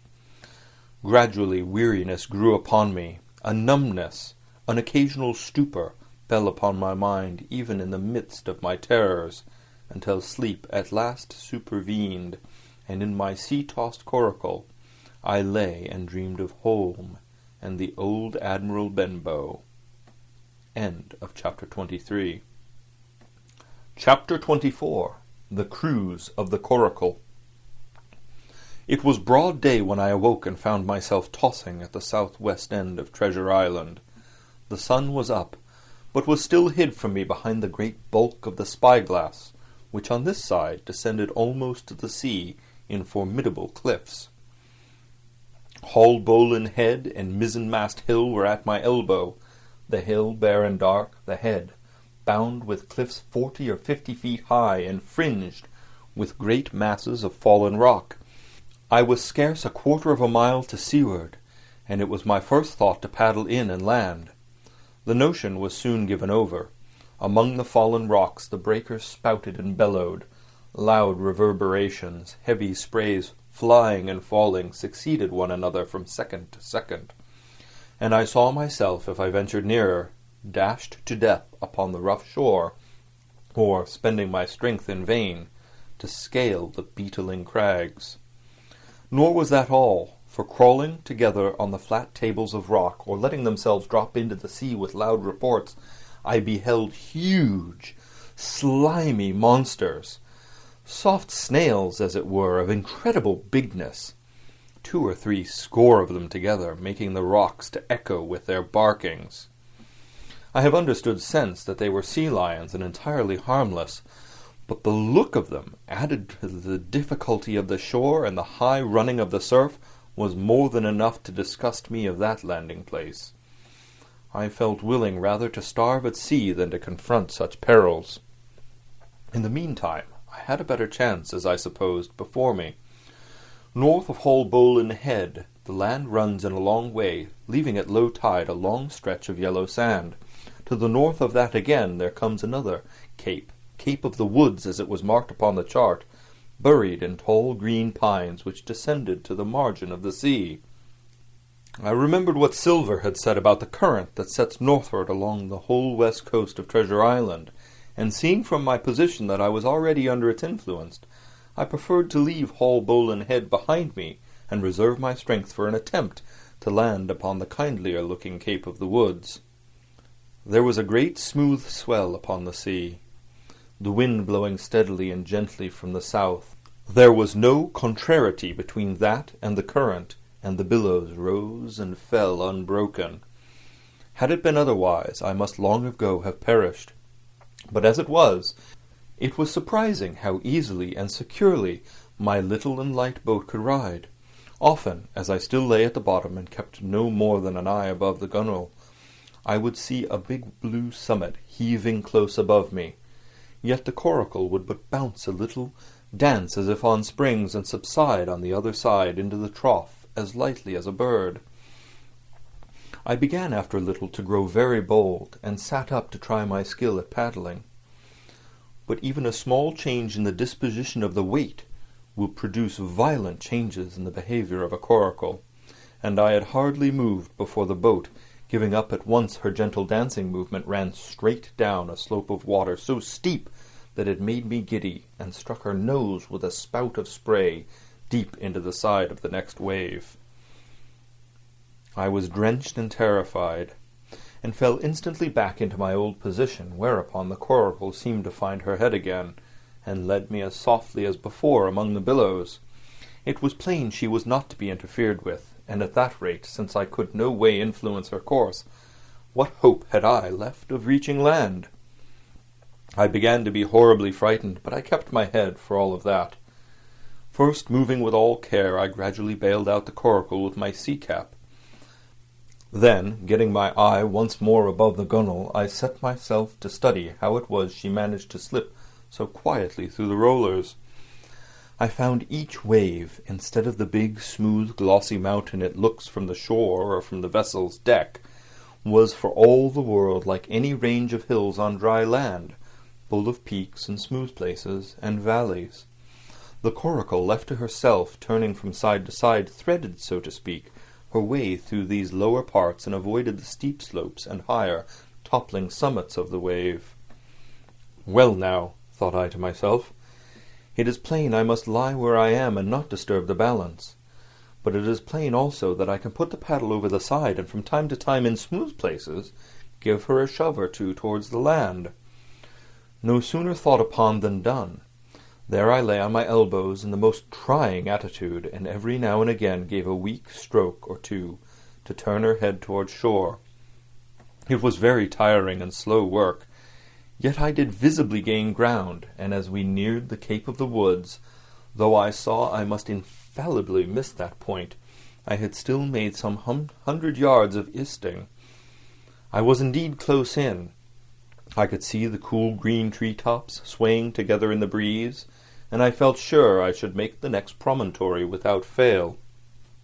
It was high time, for I now began to be tortured with thirst. The glow of the sun from above, its thousandfold reflections from the waves, the sea-water that fell and dried upon me, caking my very lips with salt, combined to make my throat burn and my brain ache.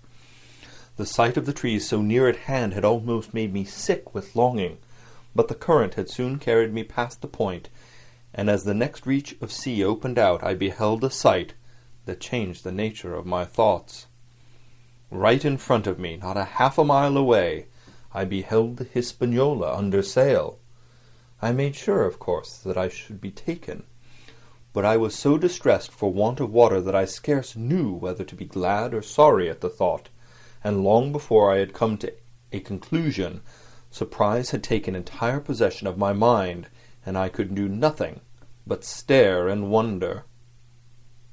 The Hispaniola was under her mainsail, and 2 jibs, and the beautiful white canvas shone in the sun like snow or silver. When I first sighted her, all her sails were drawing, and she was laying a course about northwest, and I presumed the men on board were going around the island on their way back to the anchorage. Presently she began to fetch more and more to the westward, so that I thought they had sighted me and were going about in chase. At last, however, she fell right into the wind's eye, was taken dead aback, and stood there a while helpless with her sails shivering. "Clumsy fellows," said I, "they must still be as drunk as owls," and I thought how Captain Smollett would have sent them skipping. Meanwhile the schooner gradually fell off, and filled again upon another tack, sailed swiftly for a minute or so, and brought up once more dead in the wind's eye. Again and again this was repeated, to and fro, up and down, north, south, east, and west. The Hispaniola sailed by swoops and dashes, and at each repetition ended as she had begun, with idly flapping canvas. It became plain to me that nobody was steering, and if so, where were the men? Either they were dead drunk, or had deserted her, I thought, and perhaps, if I could get on board, I might return the vessel to her captain.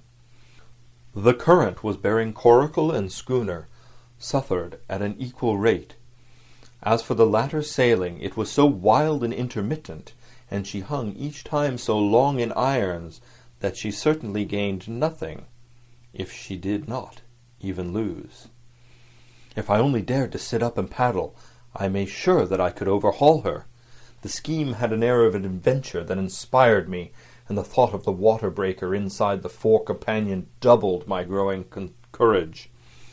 Up I got, was welcomed almost instantly by another cloud of spray, but this time stuck to my purpose and set myself with all my strength and caution to paddle after the unsteered Hispaniola. Once I shipped a sea so heavy that I had to stop and bail, with my heart fluttering like a bird, but gradually I got into the way of the thing and guided my coracle among the waves, with only now and then a blow upon her bows and a dash of foam in my face. I was now gaining rapidly on the schooner. I could see the brass glisten on the tiller as it banged about, and still no soul appeared upon her decks. I could not choose but suppose she was deserted. If not, then the men were lying drunk below, where I might batten them down perhaps, and do what I chose with the ship. For some time she had been doing the worst thing possible for me, standing still. She headed nearly due south, yawing, of course, all the time. Each time she fell off, her sails partly filled, and these brought her in a moment right to the wind again. I have said this was the worst possible thing for me, for helpless as she looked in this situation, with the canvas cracking like cannons and the blocks trundling and banging on the deck, she still continued to run away from me, not only with the speed of the current, but by the whole amount of her leeway, which was naturally great. But now, at last, I had my chance. The breeze fell for some seconds, very low, and the current gradually turning her, the Hispaniola revolved slowly round her centre, and at last presented me her stern, with the cabin window still gaping open, and the lamp over the table still burning on into the day. The mainsail hung drooped like a banner. She was stock still but for the current. For the last little while I had even lost, but now, redoubling my efforts, I began once more to overhaul the chase. I was not 100 yards from her when the wind came up again in a clap. She filled on the port tack and was off again, stooping and skimming like a swallow. My first impulse was one of despair, but my second was towards joy. She came round till she was broadside on to me, round still till she had covered a half, and then 2/3, and then 3/4 of the distance that separated us. I could see the waves boiling white under her forefoot. Immensely tall she looked to me from my low station in the coracle. And then, of a sudden, I began to comprehend. I had scarce time to think, scarce time to act and save myself. I was on the summit of one swell when the schooner came stooping over the next. The bowsprit was over my head. I sprang to my feet and leaped, stamping the coracle under water. With one hand I caught the jib boom while my foot was lodged between the stay and the brace, and as I still clung there panting, a dull blow told me that the schooner had charged down upon and struck the coracle, and I was left without retreat on the Hispaniola. End of Chapter 24. Chapter 25. I Strike the Jolly Roger. I had scarce gained a position on the bowsprit when the flying jib flapped and filled upon the other tack with a report like a gun. The schooner trembled to her keel under the reverse, but next moment, the other sails still drawing, the jib flapped back again and hung idle. This had nearly tossed me off into the sea, and now I lost no time, crawled back along the bowsprit, and tumbled head foremost on the deck. I was on the lee side of the forecastle, and the mainsail, which was still drawing, concealed from me a certain portion of the afterdeck. Not a soul was to be seen. The planks, which had not been swabbed since the mutiny, bore the print of many feet, and an empty bottle, broken by the neck, tumbled to and fro like a live thing in the scuppers. Suddenly, the Hispaniola came right into the wind. The jibs behind me cracked aloud. The rudder slammed to. The whole ship gave a sickening heave and shudder, and at the same moment the main boom swung inboard, the sheet groaning in the blocks, and showed me the lee afterdeck. There were the two watchmen, sure enough, Redcap on his back, as stiff as a handspike, with his arms stretched out like those of a crucifix and his teeth showing through his open lips. Israel Hands propped against the bulwarks, his chin on his chest, his hands lying open before him on the deck, his face as white, under its tan, as a tallow candle. For a while, the ship kept bucking and sidling like a vicious horse, the sails filling, now on one tack, now on another, and the boom swinging to and fro, till the mast groaned aloud under the strain. Now and again, too, there would come a cloud of light sprays over the bulwark, and a heavy blow of the ship's bows against the swell. So much heavier weather was made of it by this great-rigged ship than by my home-made lopsided coracle, now gone to the bottom of the sea. At every jump of the schooner, Redcap slipped to and fro, but, what was ghastly to behold, neither his attitude nor his fixed teeth-disclosing grin was any way disturbed by this rough usage. At every jump, too, Hands appeared still more to sink into himself and settle down upon the deck, his feet sliding ever the farther out, and the whole body canting towards the stern, so that his face became, little by little, hid from me, and at last I could see nothing beyond his ear and the frayed ringlet of one whisker. At the same time I observed, around both of them, splashes of dark blood upon the planks, and began to feel sure that they had killed each other in their drunken wrath. While I was thus looking and wondering in a calm moment, when the ship was still, Israel Hands turned partly round, and with a low moan writhed himself back to the position in which I had seen him first. The moan, which told of pain and deadly weakness, and the way in which his jaw hung open, went right to my heart. But when I remembered the talk I had overheard from the apple barrel, all pity left me. I walked aft until I reached the mainmast. "Come aboard, Mr. Hands," I said ironically. He rolled his eyes round heavily, but he was too far gone to express surprise. All he could do was to utter one word: "Brandy." It occurred to me there was no time to lose, and dodging the boom as it once more lurched across the deck, I slipped aft and down the companion stairs into the cabin. It was such a scene of confusion as you can hardly fancy. All the lock-fast places had been broken open in the quest of the chart. The floor was thick with mud, where ruffians had sat down to drink or consult after wading in the marshes round their camp. The bulkheads, all painted in clear white and beaded round with gilt, bore a pattern of dirty hands. Dozens of empty bottles clinked together in corners to the rolling of the ship. One of the doctor's medical books lay open on the table, half of the leaves gutted out, I suppose, for pipe lights. In the midst of all this, the lamp still cast a smoky glow, obscure and brown as umber. I went into the cellar. All the barrels were gone, and of the bottles a most surprising number had been drunk out and thrown away. Certainly, since the mutiny began, not a man of them could ever have been sober. Foraging about, I found a bottle with some brandy left, for Hans, and for myself I routed out some biscuit, some pickled fruits, a great bunch of raisins, and a piece of cheese.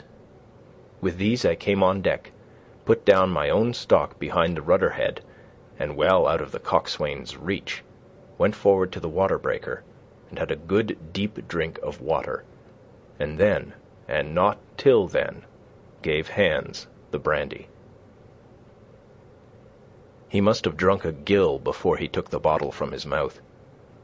"Aye," said he. "By thunder, but I wanted some of that." I had sat down already in my own corner and begun to eat. "Much hurt?" I asked him. He grunted, or rather I might say he barked. "If that doctor was aboard," he said, "I'd be right enough in a couple of turns. But I don't have no manner of luck, you see, and that's what's the matter with me. As for that swab, he's good and dead, he is," he added, indicating the man with the red cap. "He warn't no seaman anyhow. And where mout you have come from?" "Well," said I, "I've come aboard to take possession of this ship, Mr. Hans, and you'll please regard me as your captain until further notice." He looked at me sourly enough, but said nothing. Some of the colour had come back into his cheeks, though he still looked very sick, and still continued to slip out and settle down as the ship banged about. "By the by," I continued, "I can't have these colours, Mr. Hans, and by your leave I'll strike 'em. Better none than these." And again dodging the boom, I ran to the colour lines, handed down the cursed black flag, and chucked it overboard.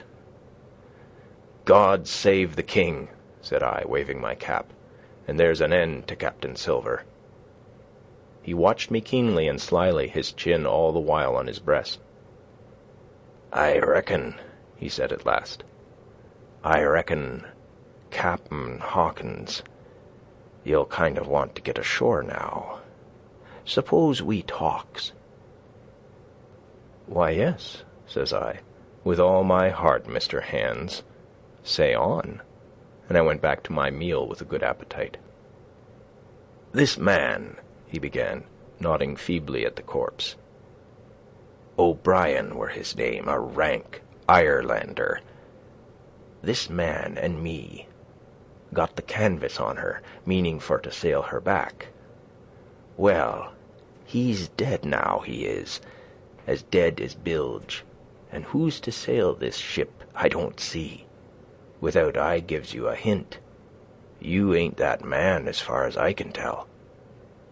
Now look here, you gives me food and drink and an old scarf or ankacher to tie my wound up, you do, and I'll tell you how to sail her, and that's about square all round, I take it." "I'll tell you one thing," says I. "I'm not going back to Captain Kidd's anchorage. I mean to get into North Inlet and beach her quietly there." "To be sure you did," he cried. "Why, I ain't sich an infernal lubber after all. I can see, can't I? I've tried my fling, I have, and I've lost. And it's you has the wind of me. North Inlet. Why, I haven't no choice, not I. I'd help you sail her up to Execution Dock, by thunder, so I would. Well, as it seemed to me, there was some sense in this. We struck our bargain on the spot. In 3 minutes I had the Hispaniola sailing easily before the wind along the coast of Treasure Island, with good hopes of turning the northern point ere noon, and beating down again as far as North Inlet before high water, when we might beach her safely, and wait till the subsiding tide permitted us to land. Then I lashed the tiller and went below to my own chest, where I got a soft silk handkerchief of my mother's. With this, and with my aid, Hans bound up the great bleeding stab he had received in the thigh. And after he had eaten a little, and had a swallow or two more of the brandy, he began to pick up visibly, sat straighter up, spoke louder and clearer, and looked in every way another man. The breeze served us admirably. We skimmed before it like a bird, the coast of the island flashing by and the view changing every minute. Soon we were past the highlands and bowling beside low, sandy country, sparsely dotted with dwarf pines. And soon we were beyond that again, and had turned the corner of the rocky hill that ends the island on the north. I was greatly elated with my new command, and pleased with the bright sunshiny weather and these different prospects of the coast. I had now plenty of water and good things to eat, and my conscience, which had smitten me hard for my desertion, was quieted by the great conquest I had made. I should, I think, have had nothing left me to desire but for the eyes of the coxswain as they followed me derisively about the deck, and the odd smile that appeared continually on his face. It was a smile that had in it something both of pain and weakness, a haggard old man's smile, but there was, besides that, a grain of derision, a shadow of treachery in his expression as he craftily watched and watched and watched me at my work. End of chapter 25. Chapter 26. Israel Hands. The wind, serving us to a desire, now hauled into the west. We could run so much the easier from the northeast corner of the island to the mouth of the North Inlet. Only, as we had no power to anchor, and dared not beach her till the tide had flowed a good deal farther, time hung on our hands. The coxswain told me how to lay the ship to.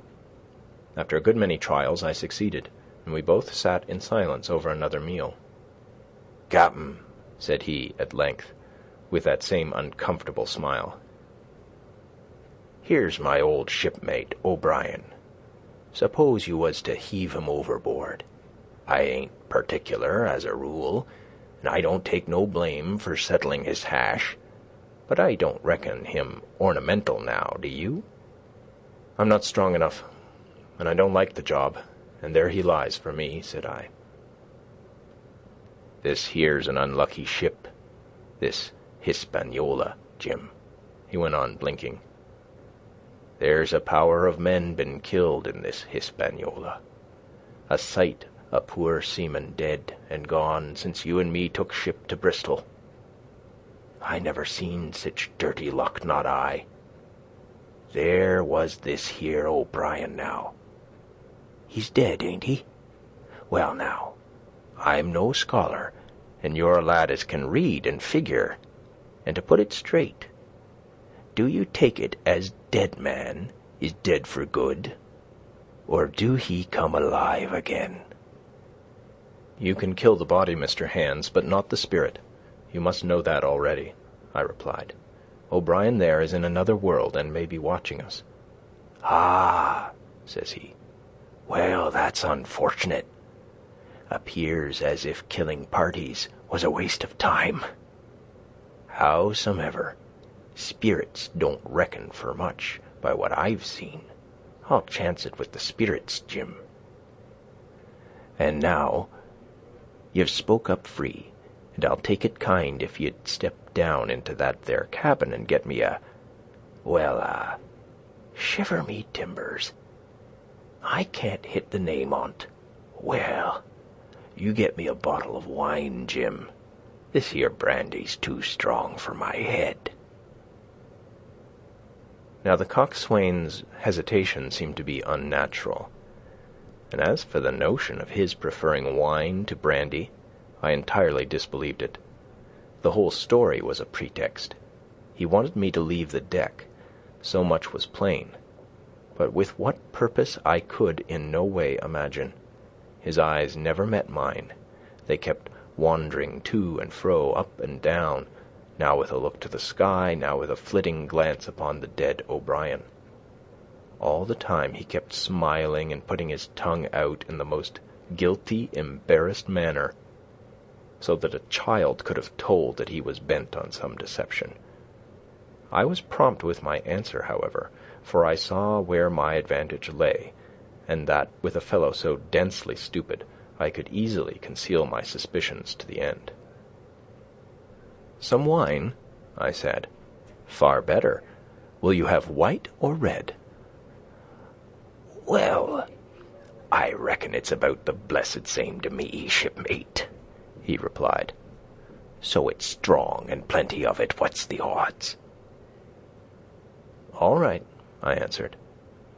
"I'll bring you port, Mr. Hands, but I'll have to dig for it." With that I scuttled down the companion with all the noise I could, slipped off my shoes, ran quietly along the sparred gallery, mounted the forecastle ladder, and popped my head out of the fore companion. I knew he would not expect to see me there, yet I took every precaution possible, and certainly the worst of my suspicions proved too true. He had risen from his position to his hands and knees, and though his leg obviously hurt him pretty sharply when he moved, for I could hear him stifle a groan, yet it was at a good rattling rate that he trailed himself across the deck. In half a minute he had reached the port scuppers and picked, out of a coil of rope, a long knife, or rather a short dirk, discolored to the hilt with blood. He looked upon it for a moment, thrusting forth his underjaw, tried the point upon his hand, and then, hastily concealing it in the bosom of his jacket, trundled back again into his old place against the bulwark. This was all that I required to know.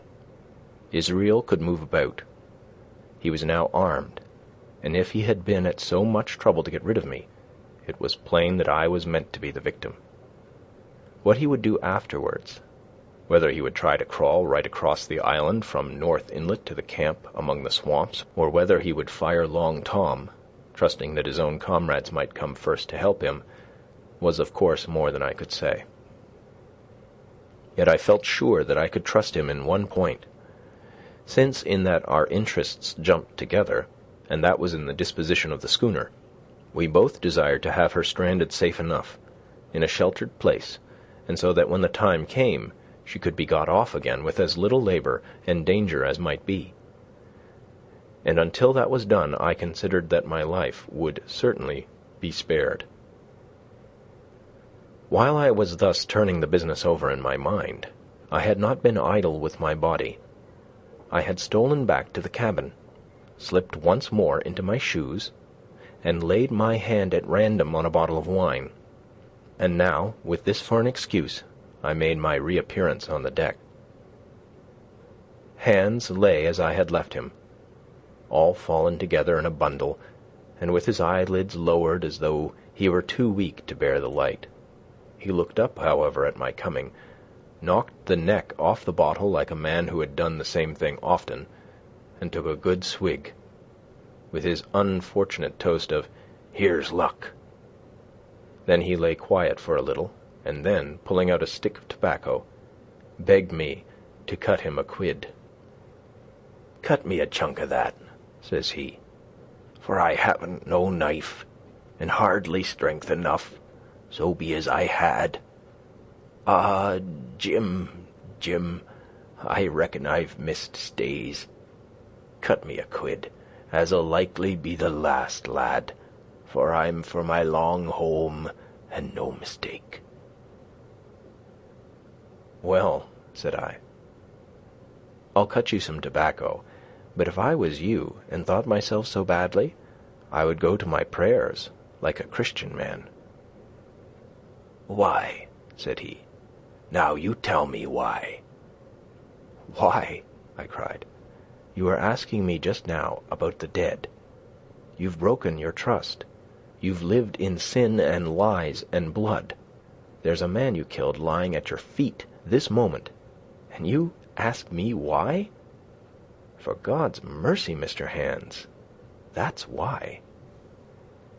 I spoke with a little heat, thinking of the bloody dirk he had hidden in his pocket and designed, in his ill thoughts, to end me with. He, for his part, took a great draught of the wine, and spoke with the most unusual solemnity. "For 30 years," he said, "I've sailed the seas, and seen good and bad, better and worse, fair weather and foul, provisions running out, knives going, and what not. Well, now, I tell you, I never seen good come o' goodness yet. Him as strikes first is my fancy. Dead men don't bite. That's my views. Amen, so be it. And now you look here," he added, suddenly changing his tone. "We've had about enough of this foolery. The tide's made good enough by now. You just take my orders, Cap'n Hawkins, and we'll sail slap in and be done with it." All told, we had scarce 2 miles to run, but the navigation was delicate. The entrance to this northern anchorage was not only narrow and shoal, but lay east and west, so that the schooner must be nicely handled to be got in. I think I was a good, prompt subaltern, and I am very sure that Hands was an excellent pilot, for we went about and dodged in, shaving the banks with a certainty and a neatness that were a pleasure to behold. Scarcely had we passed the heads before the land closed around us. The shores of North Inlet were as thickly wooded as those of the southern anchorage, but the space was longer and narrower, and more like, what in truth it was, the estuary of a river. Right before us, at the southern end, we saw the wreck of a ship in the last stages of dilapidation. It had been a great vessel of 3 masts, but had lain so long exposed to the injuries of the weather that it was hung about with great webs of dripping seaweed, and on the deck of it shore bushes had taken root, and now flourished thick with flowers. It was a sad sight, but it showed us that the anchorage was calm. "Now," said Hands, "look there. There's a pet bit for to beach a ship in. Fine flat sand, never a cat's paw. Trees all around of it, and flowers a-blowin' like a guarding on that old ship." "And once beached," I inquired, "how shall we get her off again?" "Why so," he replied. "You take a line ashore, there on the other side at low water. Take a turn about one of them big pines.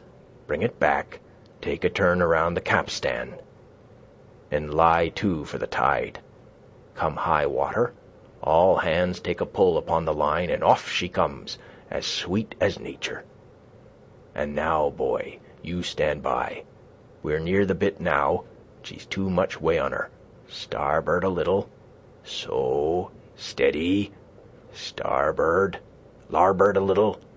Steady. Steady." So he issued his commands, which I breathlessly obeyed, till, all of a sudden, he cried, "Now, my hearty, luff!"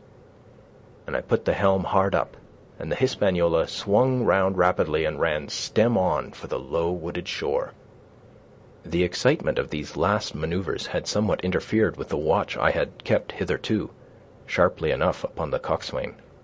Even then I was still so much interested, waiting for the ship to touch, that I had quite forgot the peril that hung over my head, and stood craning over the starboard bulwarks, and watching the ripples spreading wide before the bows. I might have fallen without a struggle for my life, had not a sudden disquietude seized upon me and made me turn my head. Perhaps I had heard a creak, or seen his shadow moving with the tail of my eye. Perhaps it was an instinct, like a cat's. But sure enough, when I looked round, there was Hans, already halfway towards me, with the dirk in his right hand. We must both have cried out aloud when our eyes met, but while mine was the shrill cry of terror, his was a roar of fury like a charging bully's. At the same instant, he threw himself forward, and I leapt sideways towards the bows.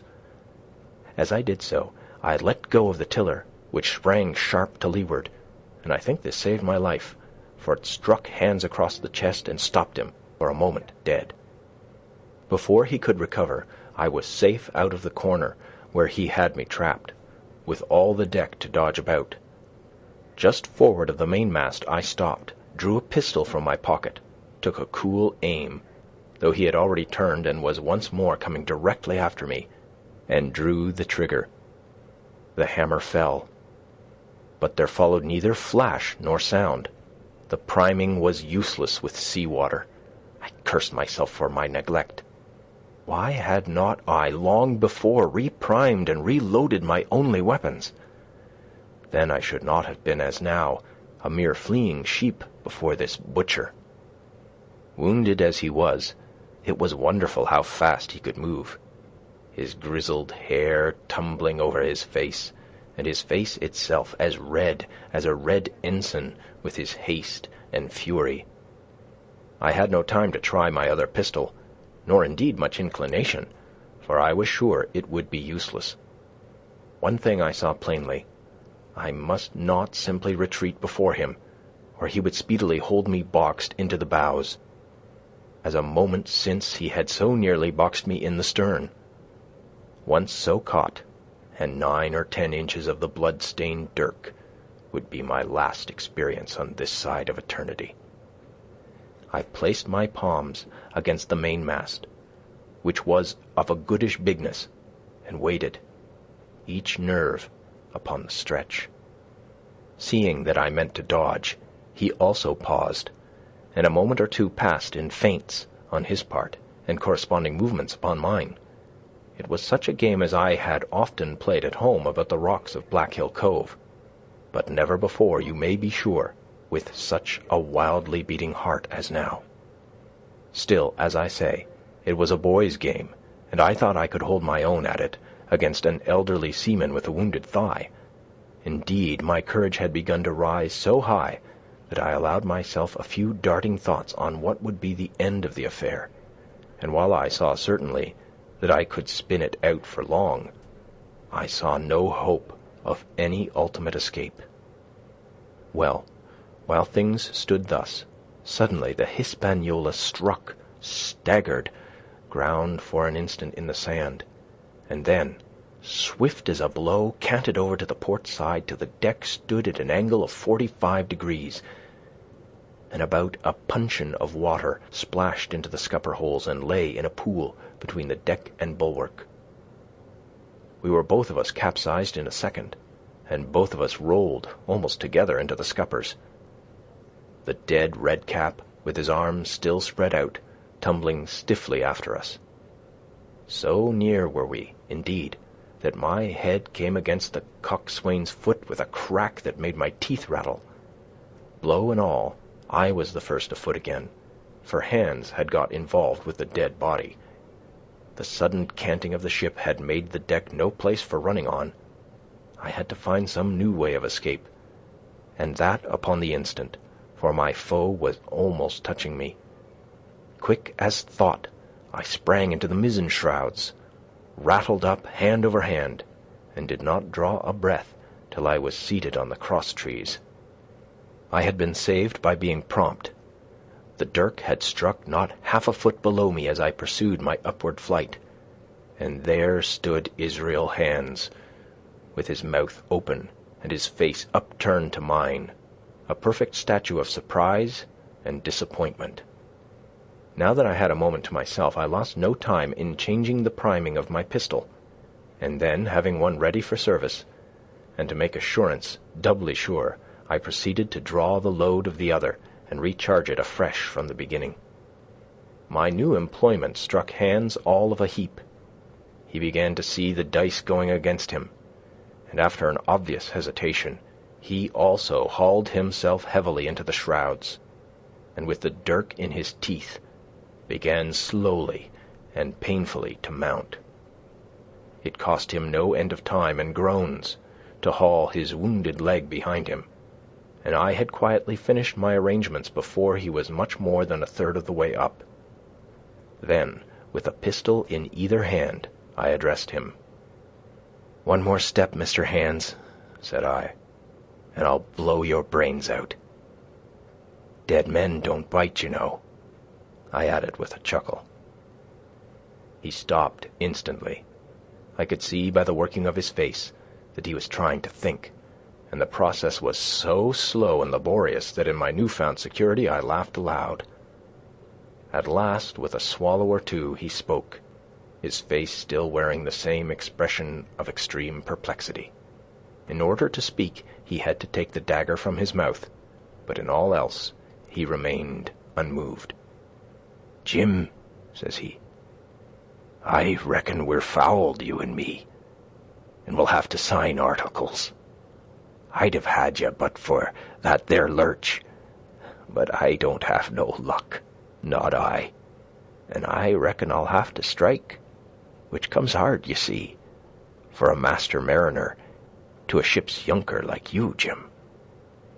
I was drinking in his words and smiling away, as conceited as a cock upon a wall, when all in a breath, back went his right hand over his shoulder.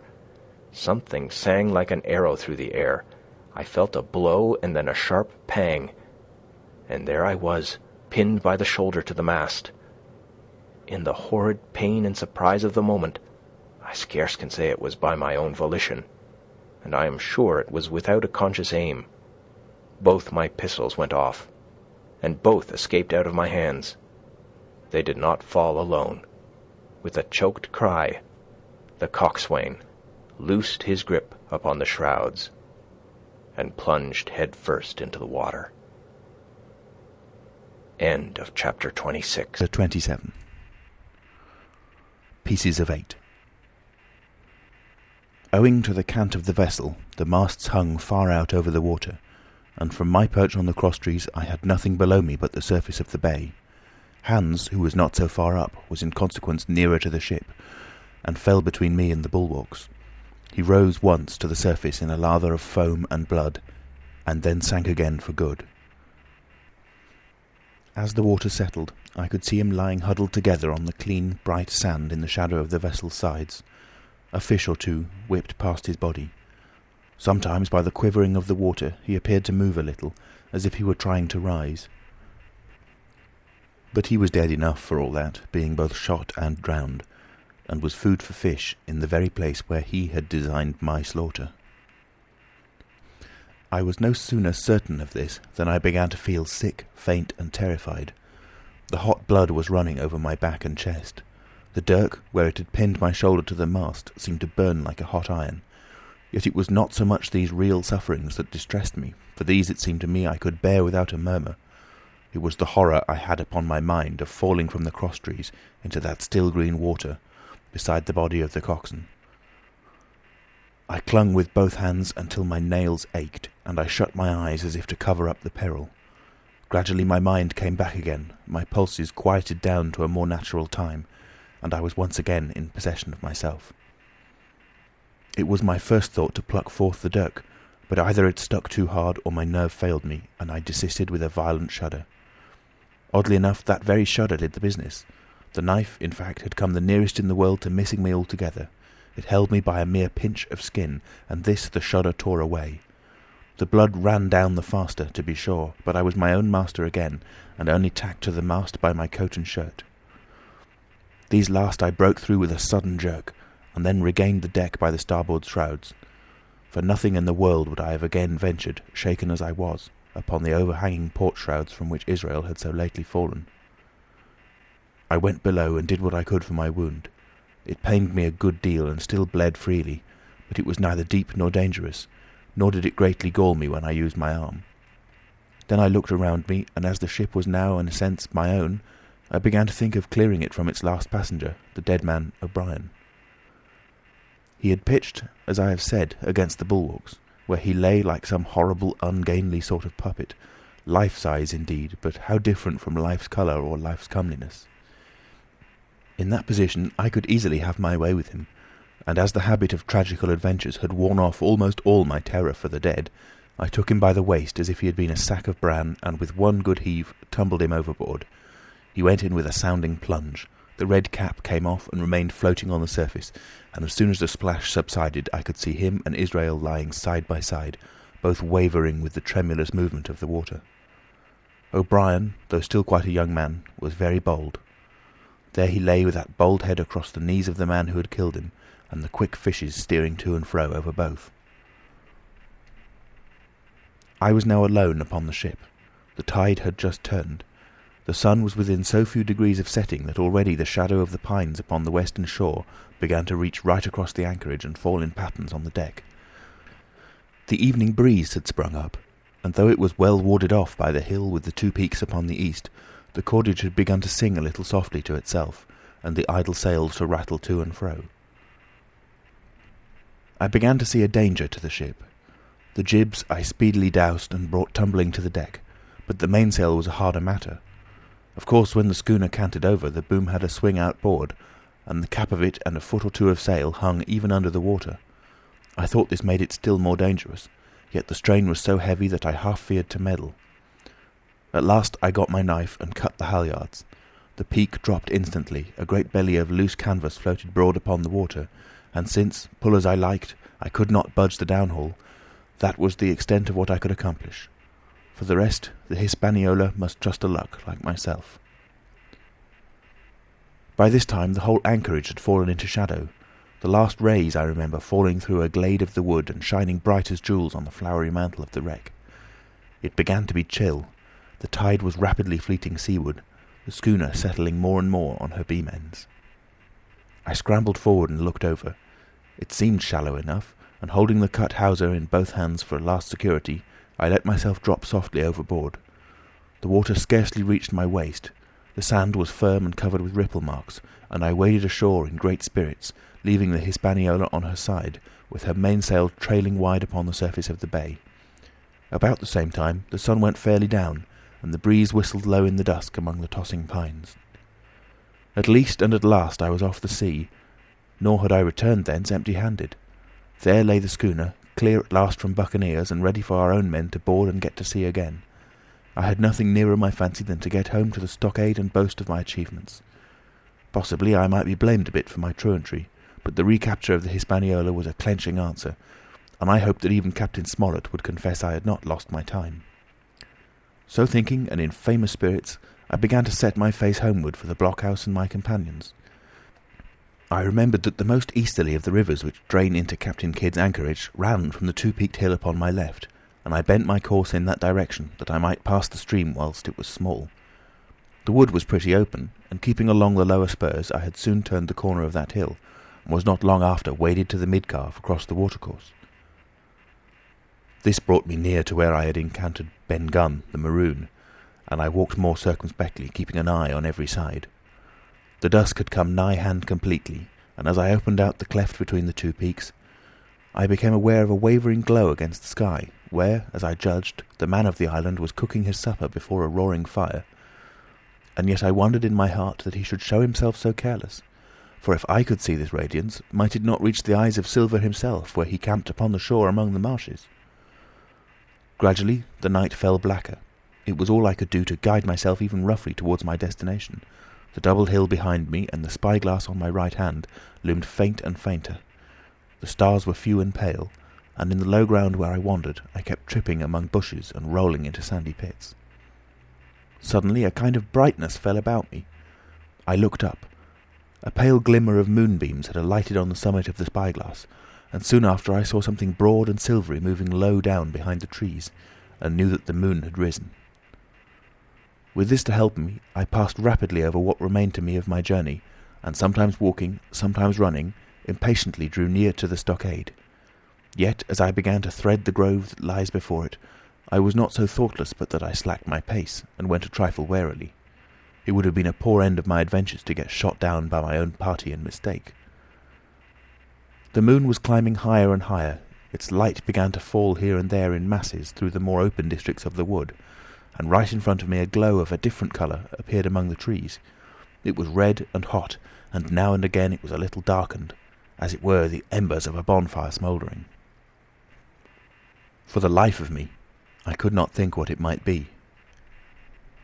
At last I came right down upon the borders of the clearing.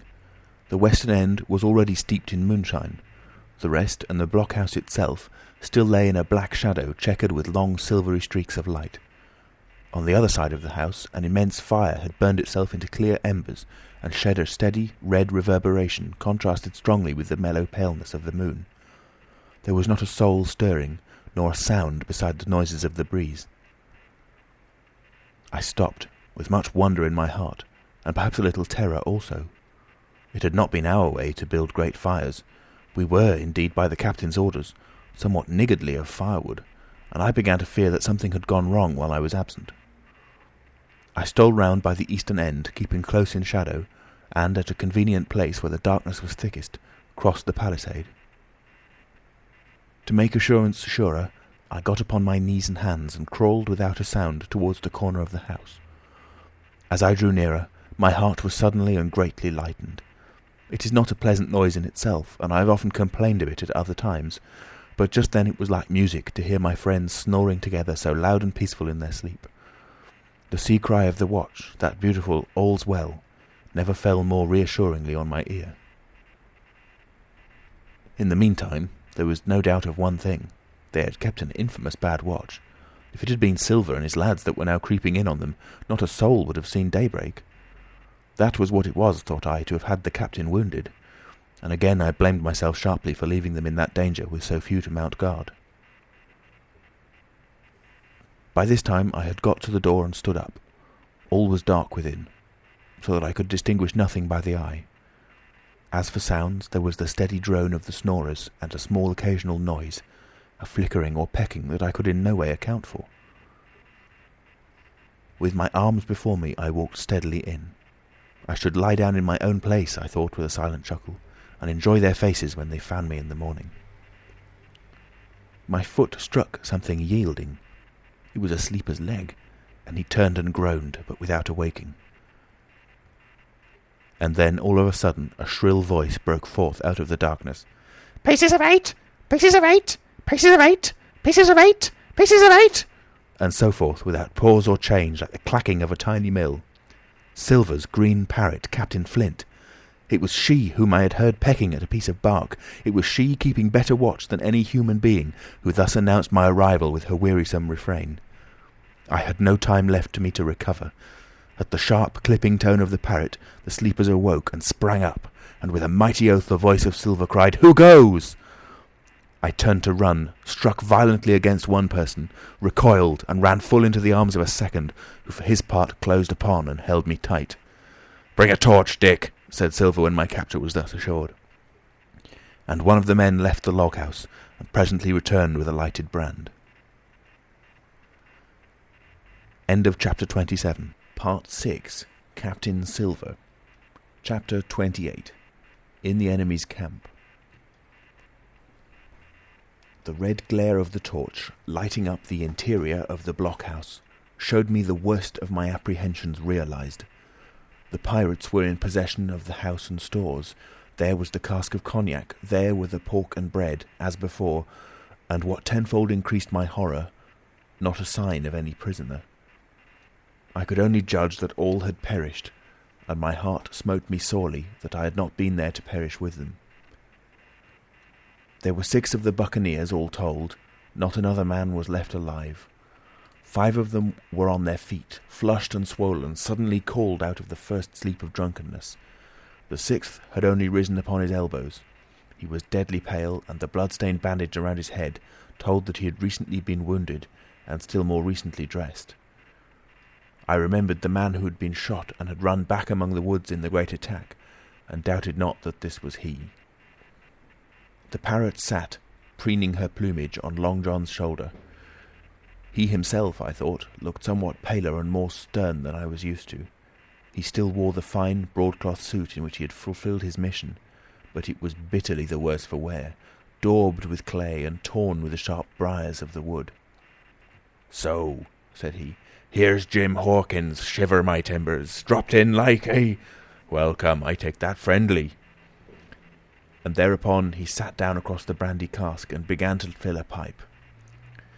"Give me the loan of the link, Dick," said he, and then, when he had a good light, "That'll do, lad," he added. "Stick the glim in the wood heap. And you, gentlemen, bring yourselves too. You needn't stand up for Mr. Hawkins. He'll excuse you, you may lay to that. And so, Jim," stopping the tobacco, "here you were, and quite a pleasant surprise for poor old John. I see you were smart when I first set eyes on you, but this here gets clean away from me, it do." To this, as may be well supposed, I made no answer. They had set me with my back against the wall, and I stood there looking Silver in the face, pluckily enough, I hope, to all outward appearance, but with black despair in my heart. Silver took a whiff or two of his pipe with great composure, and then ran on again. "Now you see, Jim, so be as you are here," says he, "I'll give you a piece of my mind.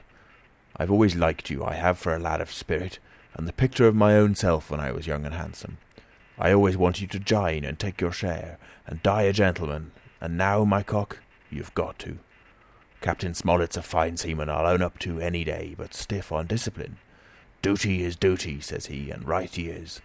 Just you keep clear of the captain. The doctor himself is gone dead again you. Ungrateful scamp was what he said, and the short and the long of the whole story is about here. You can't go back to your own lot, for they won't have you, and without you start a third ship's company all by yourself, which might be lonely, you'll have to join with Captain Silver." So far, so good. My friends, then, were still alive, and though I partly believed the truth of Silver's statement that the cabin party were incensed at me for my desertion, I was more relieved than distressed by what I heard. "I don't say nothing as to your being in our hands," continued Silver, "though you are, and you may lay to it. I'm all for argument. I never seen good come out of threatening. If you like the service, well, you'll join. If you don't, Jim, why, you're free to answer no. Free and welcome, shipmate, and if fairer can be said by mortal seamen, shiver my sides." "Am I to answer, then?" I asked with a very tremulous voice. Through all this sneering talk I made to feel the threat of death that overhung me, and my cheeks burned and my heart beat painfully in my breast. "Lad," said Silver, "there's no one a-pressing of you. Take your bearings. None of us won't hurry you, mate. Time goes so pleasant in your company, you see." "Well," says I, growing a bit bolder, "if I'm to choose, I declare I have a right to know what's what, and why you're here, and where my friends are." "What's what?" repeated one of the buccaneers in a deep growl. He'd be a lucky one as knowed that. "You'll perhaps batten down your hatches till you're spoke to, my friend," cried Silver truculently to this speaker. And then, in his first gracious tones, he replied to me. "Yesterday morning, Mr. Hawkins," said he, "in the dog watch, down came Dr. Livesey with a flag of truce. Says he, 'Captain Silver, you're sold out. Ship's gone.' Well, maybe we'd been taking a glass and a song to help it round, I won't say no. Leastways, none of us had looked out. We looked out, and by thunder the old ship was gone. I never seen a pack of fools look fishier, and you may lay to that if I tells you that I looked the fishiest. 'Well,' says the doctor, 'let's bargain.'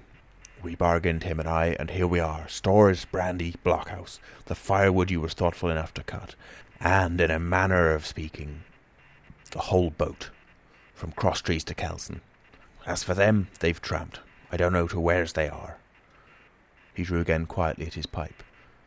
"Unless you should take it into that head of yours," he went on, "that you was included in the treaty, here's the last word that was said. 'How many of you are there,' says I, 'to leave?' '4,' says he, 4 and one of us wounded. As for that boy, I don't know where he is. Confound him,' says he, 'nor I don't much care. We're about sick of him.' These was his words." "Is that all?" I asked. "Well, it's all that you're to hear, my son," returned Silver. "And now I am to choose?" "And now you are to choose, and you may lay to that," said Silver. "Well," said I am not such a fool, but I know pretty well what I have to look for. Let the worst come to the worst, it's little I care. I've seen too many die since I fell in with you. But there's a thing or two I have to tell you," I said, and by this time I was quite excited. "And the first is this. Here you are in a bad way. Ship lost, treasure lost, men lost, your whole business gone to wreck. And if you want to know who did it, it was I. I was in the apple barrel the night we sighted land, and I heard you, John, and you, Dick, Johnson, and Hans, who is now at the bottom of the sea, and told every word you said before the hour was out. And as for the schooner, it was I who cut her cable, and it was I that killed the men that you had aboard of her, and it was I who brought her where you'll never see her more, not one of you. The laugh's on my side. I've had the top of this business from the first. I no more fear you than I fear a fly. Kill me if you please, or spare me. But one thing I'll say, and no more. If you spare me, bygones are bygones. And when you fellows are in court for piracy, I'll save you all I can. It's for you to choose. Kill another and do yourselves no good, or spare me and keep a witness to save you from the gallows." I stopped, for I will tell you I was out of breath, and to my wonder not a man of them moved, but all sat staring at me like as many sheep. And while they were still staring, I broke out again. "And now, Mr. Silver," I said, "I believe you're the best man here, and if things go to the worst, I'll take it kind of you to let the doctor know the way I took it." "I'll bear it in mind," said Silver with an accent so curious that I could not, for the life of me, decide whether he were laughing at my request or had been favourably affected by my courage. "I'll put one to that," cried the old mahogany-faced seaman, Morgan by name, whom I had seen in Long John's public-house upon the quays of Bristol. "It was him that knowed Black Dog." "Well, and see here," added the sea-cook, "I'll put another again to that, by thunder, for it was this same boy that faked the chart from Billy Bones. First and last we've split on John Hawkins." "Then here goes," said Morgan with an oath, and he sprang up, drawing his knife as if he had been 20. "Avast there!" cried Silver. "Who are you, Tom Morgan? Maybe you thought you was captain here, perhaps, by the powers, but I'll teach you better. Cross me, and you'll go where many a good man's gone before you, first and last, these 30 year back, some to the yard arms, shiver my timbers, and some by the board, and all to feed the fishes. There's never a man looked me between the eyes and seen a good day afterwards, Tom Morgan, you may lay to that." Morgan paused, but a hoarse murmur rose from the others.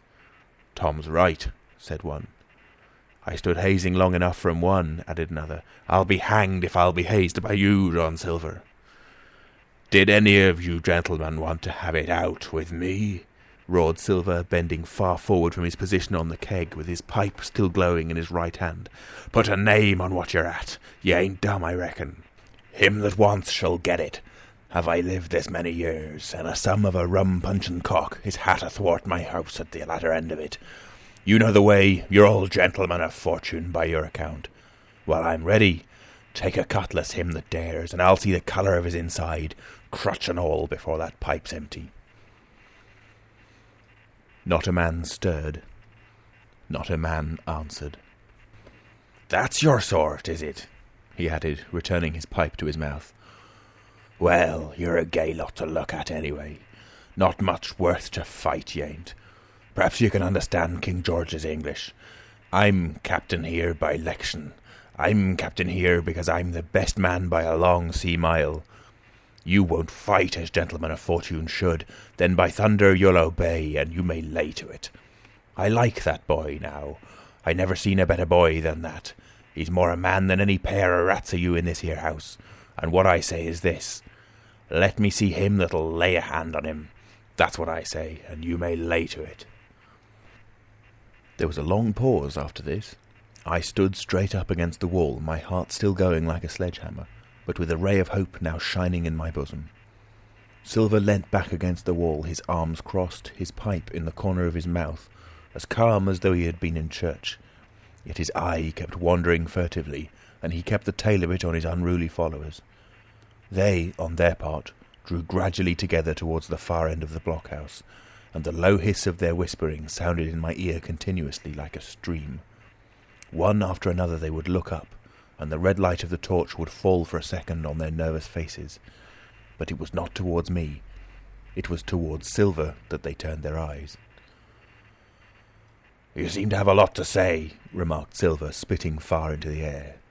"Pipe up and let me hear it, or lay to." "Ax your pardon, sir," returned one of the men. "You're pretty free with some of the rules. Maybe you'll kindly keep an eye upon the rest. This crew's dissatisfied. This crew don't vally bullying like a marlin spike. This crew has its rights like other crews. I'll make so free as that, and by your own rules I take it we can talk together. I ax your pardon, sir, acknowledging you for to be captain at the moment, but I claim my right and steps outside for a council." And with an elaborate sea salute, this fellow, a long, ill-looking, yellow-eyed man of 35, stepped coolly towards the door and disappeared out of the house. One after another the rest followed his example, each making a salute as he passed, each adding some apology. "According to the rules," said one. "Forecastle council," said Morgan. And so, with one remark or another, all marched out and left Silver and me alone with the torch. The sea cook instantly removed his pipe. "Now look you here, Jim Hawkins," he said with a steady whisper that was no more than audible. "You're within half a plank of death, and what's alongside worse, of torture. They're going to throw me off. But you mark, I stand by you through thick and thin. I didn't mean to. No, not till you spoke up. I was about desperate to lose that much blunt and be hanged into the bargain. But I see you was the right sort. I says to myself, you stand by Hawkins, John, and Hawkins'll stand by you. You're his last card, and by the living thunder, John, he's yours. Back to back, says I. You save your witness, and he'll save your neck." I began, dimly, to understand. "You mean all's lost?" I asked. "Aye, by gum I do," he answered. "Ship gone, neck gone, that's the size of it. Once I looked into that bay, Jim Hawkins, and seen no schooner. Well, I'm tough, but I gave out. As for that lot and their counsel, mark me, they're outright fools and cowards. I'll save your life, if so be as I can, from them. But see here, Jim, tit for tat, you save Long John from swinging." I was bewildered. It seemed a thing so hopeless he was asking, he, the old buccaneer, the ringleader throughout. "What I can do, that I'll do," I said. "It's a bargain," cried Long John. "You speak up, Plucky, and by thunder, I've a chance." He hobbled to the torch, where it stood propped among the firewood, and took a fresh light to his pipe. "Understand me, Jim," he said, returning. "I've a head on my shoulders, I have. I'm on Squire's side now. I know that you've got that ship safe somewheres. How you done it I don't know, but safe it is. I guess Hans and O'Brien turned soft. I never much believed in neither of them. Now you mark me. I ask no questions, nor I won't let others. I know when a game's up, I do. And I know a lad that's staunch. Ah, you that's young, you and me might have done the power of good together." He drew some cognac from the cask into a tin cannikin. "Will you taste, messmate?" he asked, and when I had refused, "Well, I'll take a drain myself, Jim," said he. "I need a corker, that's the trouble on land. And talking of trouble, why did that doctor give me the chart, Jim?" My face expressed a wonder so unaffected that he saw the needlessness of further questions. "Ah, well he did, though," said he. "And there's something under that, no doubt. Something surely under that, Jim, bad or good." And he took another swallow of the brandy, shaking his great fair head like a man who looks forward to the worst. End of chapter 28. Chapter 29. The Black Spot Again. The council of buccaneers had lasted some time, when one of them re-entered the house, and with a repetition of the same salute, which had in my eyes an ironical air, begged for a moment's loan of the torch. Silver briefly agreed, and this emissary retired again, leaving us together in the dark. "There's a breeze coming, Jim," said Silver, who had by this time adopted quite a friendly and familiar tone. I turned to the loophole nearest me and looked out. The embers of the great fire had so far burned themselves out and now glowed so low and duskily that I understood why these conspirators desired a torch. About halfway down the slope to the stockade, they were collected in a group.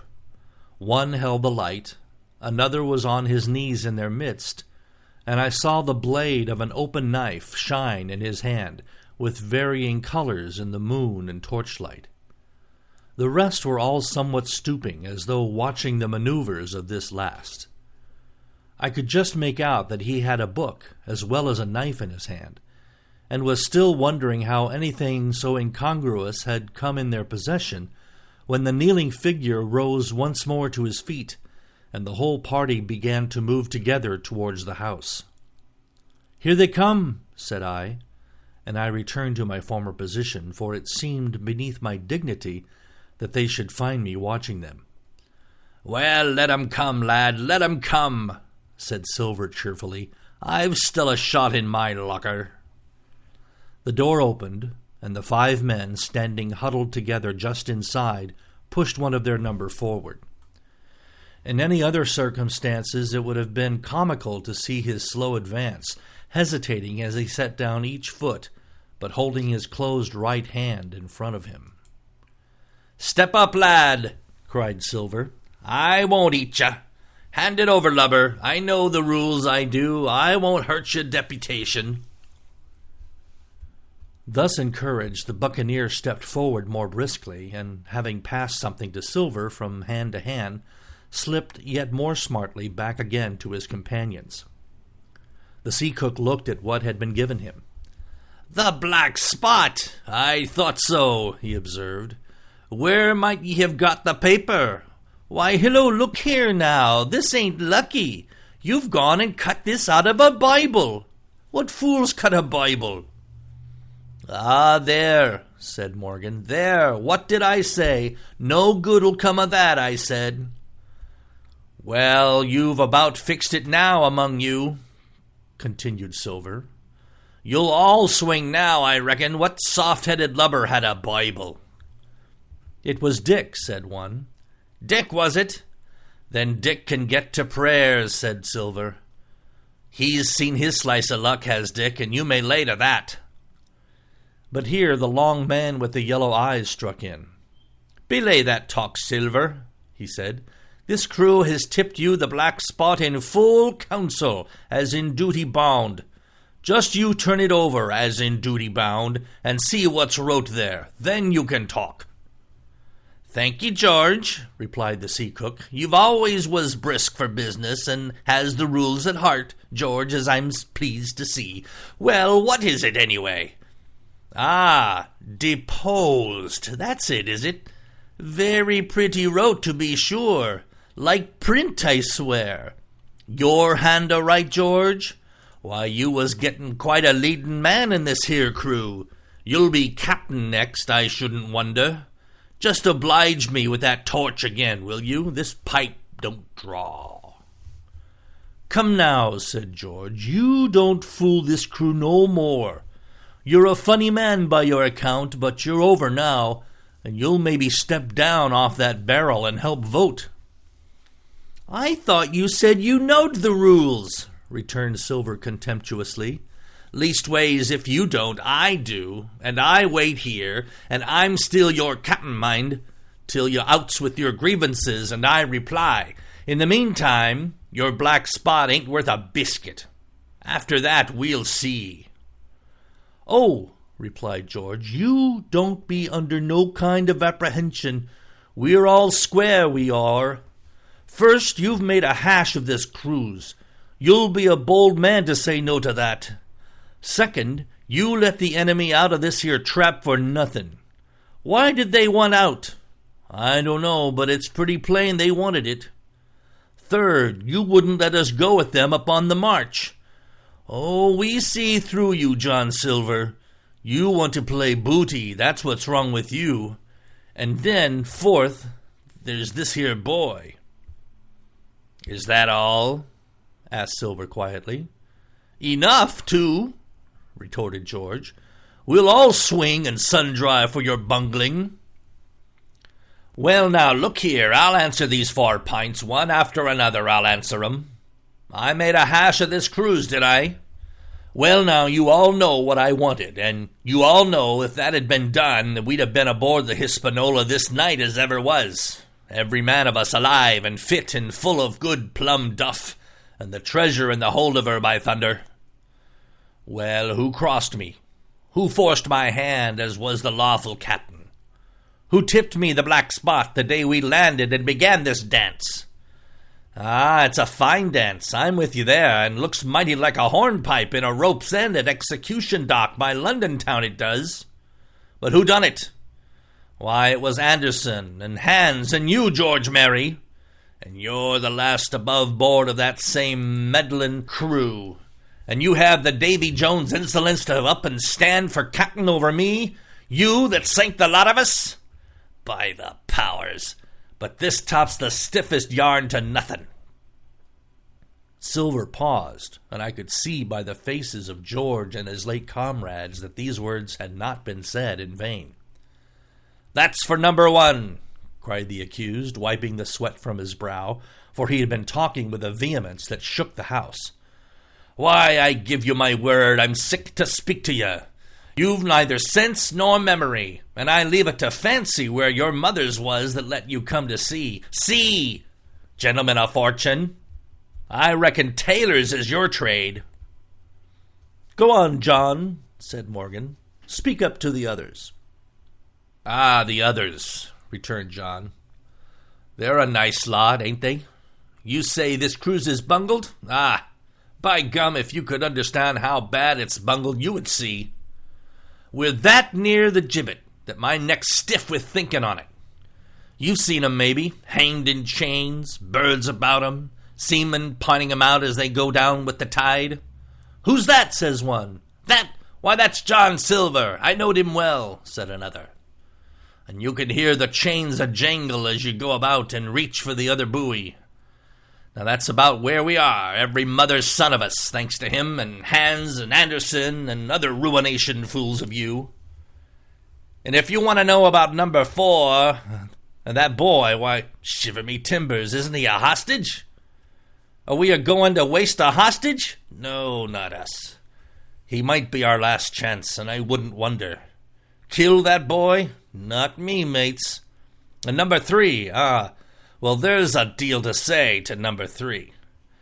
Maybe you don't count it nothing to have a real college doctor to see you every day. You, John, with your head broke. Or you, George Mary, that had the og shakes about you not 6 hours agone, and has your eyes the color of lemon peel to this same moment of the clock. And maybe, perhaps, you didn't know there was a consort coming either. But there is, and not so long till then. And we'll see who'll be glad to have a hostage when it comes to that. And as for number 2, and why I made a bargain, well, you came crawling on your knees to me to make it. On your knees you came. You was downhearted, and you'd have starved too if I hadn't. But that's a trifle. You look there, that's why. And he cast down upon the floor a paper that I instantly recognized. None other than the chart on yellow paper with the 3 red crosses that I had found in the oilcloth at the bottom of the captain's chest. Why the doctor had given it to him was more than I could fancy. But if it were inexplicable to me, the appearance of the chart was incredible to the surviving mutineers. They leaped upon it like cats upon a mouse. It went from hand to hand, one tearing it from another, and by the oaths and the cries and the childish laughter with which they accompanied their examination, you would have thought not only were they fingering the very gold, but were at sea with it, besides, in safety. "Yes," said one, "that's flint, sure enough. J.F., and a score below, with the clove hitched to it, so he done ever." "Mighty pretty," said George. "But how are we to get away with it, and us no ship?" Silver suddenly sprang up, and supporting himself with a hand against the wall. "Now I give you warning, George," he cried. "One more word of your sauce, and I'll call you down and fight you. How? Why, how do I know? You would ought to tell me that, you and the rest, that lost me my schooner with your interference, burn you. But not in you can't. You ain't got the invention of a cockroach. But civil you can speak and shall, George Mary, you may lay to that. That's fair enough, said the old man Morgan. Fair, I reckon so, said the sea cook. You lost the ship, I found the treasure. Who's the better man at that? And now I resign, by thunder. Elect whom you please to be your captain now. I'm done with it. Silver, they cried. Barbecue forever! Barbecue for captain! So that's the tune, is it? Cried the cook. George, I reckon you'll have to wait another turn, friend, and lucky for you, as I'm not a revengeful man, but that never was my way. And now, shipmates, this black spot, 'tain't much good now, is it? Dick's crossed his luck and spoiled his Bible, and that's about all. It'll do to kiss the book on still, won't it? Growled Dick, who was evidently uneasy at the curse that he had brought upon himself. A Bible with a bit cut out, returned Silver derisively. Not it. It won't buy no more'n a ballad book. Don't it, though? Cried Dick with a sort of joy. Well, I reckon that's worth having, too. Here, Jim, here's a curiosity for you, said Silver, and he tossed me the paper. It was around the size of a crown piece. One side was blank, for it had been the last leaf. The other contained a verse or two of Revelation, these words among the rest, which struck sharply home upon my mind. Without are dogs and murderers. The printed side had been blackened with wood ash, which already began to come off and soil my fingers. On the blank side had been written with the same material the one word, deposed. I had that curiosity beside me at this moment, but not a trace of writing now remains beyond a single scratch, such as a man might make with his thumbnail. That was the end of the night's business. Soon after, with a drink all round, we lay down to sleep, and the outside of Silver's vengeance was to put George Mary up for sentinel and threaten him with death if he should prove unfaithful. It was long ere I could close an eye, and heaven knows I had matter enough for thought in the man whom I had slain that afternoon in my most perilous position, and above all in the remarkable game that I saw Silver now engaged upon, keeping the mutineers together with one hand, and grasping with the other after every means possible and impossible to make his peace and save his miserable life. He himself slept peacefully and snored aloud, yet my heart was sore for him, wicked as he was, to think on the dark perils that environed and the shameful gibbet that awaited him. End of chapter 29. Chapter 30. On Parole. I was wakened, indeed we were all wakened, for I could see even the sentinel shake himself together from where he had fallen against the doorpost, by a clear, hearty voice hailing us from the margin of the wood. "Blockhouse ahoy!" it cried. "Here's the doctor." And the doctor it was. Although I was glad to hear the sound, yet my gladness was not without admixture. I remembered with confusion my insubordinate and stealthy conduct, and when I saw where it had brought me, among what companions and surrounded by what dangers, I felt ashamed to look him in the face. He must have risen in the dark, for the day had hardly come, and when I ran to a loophole and looked out, I saw him standing, like Silver once before, up to the mid-leg in creeping vapor. "You, doctor, top of the morning to you, sir," cried Silver, broad awake and beaming with good nature in a moment. "Bright and early, to be sure, and it's the early bird, as the saying goes, that gets the rations. George, shake up your timbers, son, and help Dr. Livesey over the ship's side. All a-doing well, your patience was, all merry and well."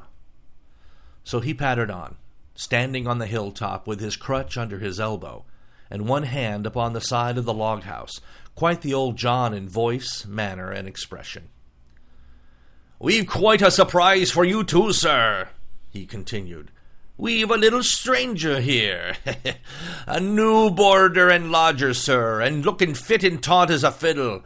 Slept like a supercargo he did, right alongside of John. Stem to stem we was all night." Dr. Livesey was by this time across the stockade and pretty near the cook, and I could hear the alteration in his voice as he said, "Not Jim." "The very same Jim as ever was," said Silver. The doctor stopped outright, although he did not speak, and it was some seconds before he seemed able to move on. "Well, well," he said at last, "duty first and pleasure afterwards, as you might have said yourself, Silver. Let us overhaul these patients of yours." A moment afterwards he had entered the blockhouse, and with one grim nod to me, proceeded with his work among the sick. He seemed under no apprehension, though he must have known that his life among these treacherous demons depended on a hair, and he rattled on to his patients as if he were paying an ordinary professional visit in a quiet English family. His manner, I suppose, reacted on the men, for they all behaved to him as if nothing had occurred, as if he were still ship's doctor, and they were still faithful hands before the mast. "You're doing well, my friend," he said to the fellow with the bandaged head, "and if ever any person has a close shave, it was you. Your head must have been hard as iron. Well, George, how goes it? You're a pretty color, certainly. Why, your liver man is upside down. Did you take that medicine? Did he take that medicine, men?" "Aye, aye, sir, he took it sure enough," returned Morgan. "Because, you see, since I am Mutineer's doctor, or prison doctor, as I prefer to call it," said Dr. Livesey, in his pleasantest way, "I make it a point of honor not to lose a man for King George, God bless him, and the gallows." The rogues looked at each other, but swallowed the home thrust in silence. "Dick don't feel well, sir," said one. "Don't he?" replied the doctor. "Well, step up here, Dick, and let me see your tongue." "No, I should be surprised if he did. The man's tongue is fit to frighten the French. Another fever." "Ah, there," said Morgan, "that comed of spilin' Bibles." "That comes, as you call it, of being arrant asses," retorted the doctor, "and not having sense enough to know honest air from poison, and the dry land from a vile pestiferous slough. I think it most probable, though of course it's only an opinion, that you'll all have the deuce to pay before you get that malaria out of your system. Camp in a bog, would you? Silver, I'm surprised at you. You're less of a fool than many, take you all around, but you don't appear to me to have the rudiments of a notion of the rules of health. Well," he added, after he had dosed them round, and they had taken his prescriptions with really laughable humility, more like charity school children than blood-guilty mutineers and pirates, "well, that's done for today. And now I should wish to have a talk with that boy, please." And he nodded his head in my direction carelessly. George Merry was at the door, spitting and spluttering over some bad-tasted medicine. But at the first word of the doctor's proposal, he swung round with a deep flush and cried, "No!" and swore. Silver struck the barrel with his open hand. "Silence!" he roared, and looked about him positively like a lion. "Doctor," he went on in his usual tones, "I was a-thinking of that, knowing as how you had a fancy for the boy. We're all humbly grateful for your kindness, and as you see, puts faith in you, and takes the drugs down like that much grog. And I take it I've found your way as'll suit all. Hawkins, will you give me your word of honor as a young gentleman, for a young gentleman you are, although poor born, your word of honor not to slip your cable?" I readily gave the pledge required. "Then, doctor," said Silver, "you just step outside of that stockade, and once you're there I'll bring the boy down on the inside, and I reckon you can yarn through the spars. Good day to you, sir, and all of our duties to the squire and Captain Smollett." The explosion of disapproval, which nothing but Silver's black looks had restrained, broke out immediately the doctor had left the house. Silver was roundly accused of playing double, of trying to make a separate peace for himself, of sacrificing the interests of his accomplices and victims, and, in one word, of the identical exact thing that he was doing. It seemed to me so obvious in this case that I could not imagine how he was to turn their anger, But he was twice the man the rest were, and his last night's victory had given him a huge preponderance on their minds. He called them all the fools and dotes you can imagine, said it was necessary that I should talk to the doctor, fluttered the charts in their very faces, asked them if they could afford to break the treaty that very day they were bound to treasure hunting. "No, by thunder!" he cried. "It's us must break the treaty when the time comes. Until then I'll gammon that doctor, if I have to ile his boots with brandy." And then he bade them to get the fire lit, and stalked out upon his crutch, with his hand on my shoulder, leaving them in a disarray, and silenced by his volubility rather than convinced. "Slow, lad, slow," he said.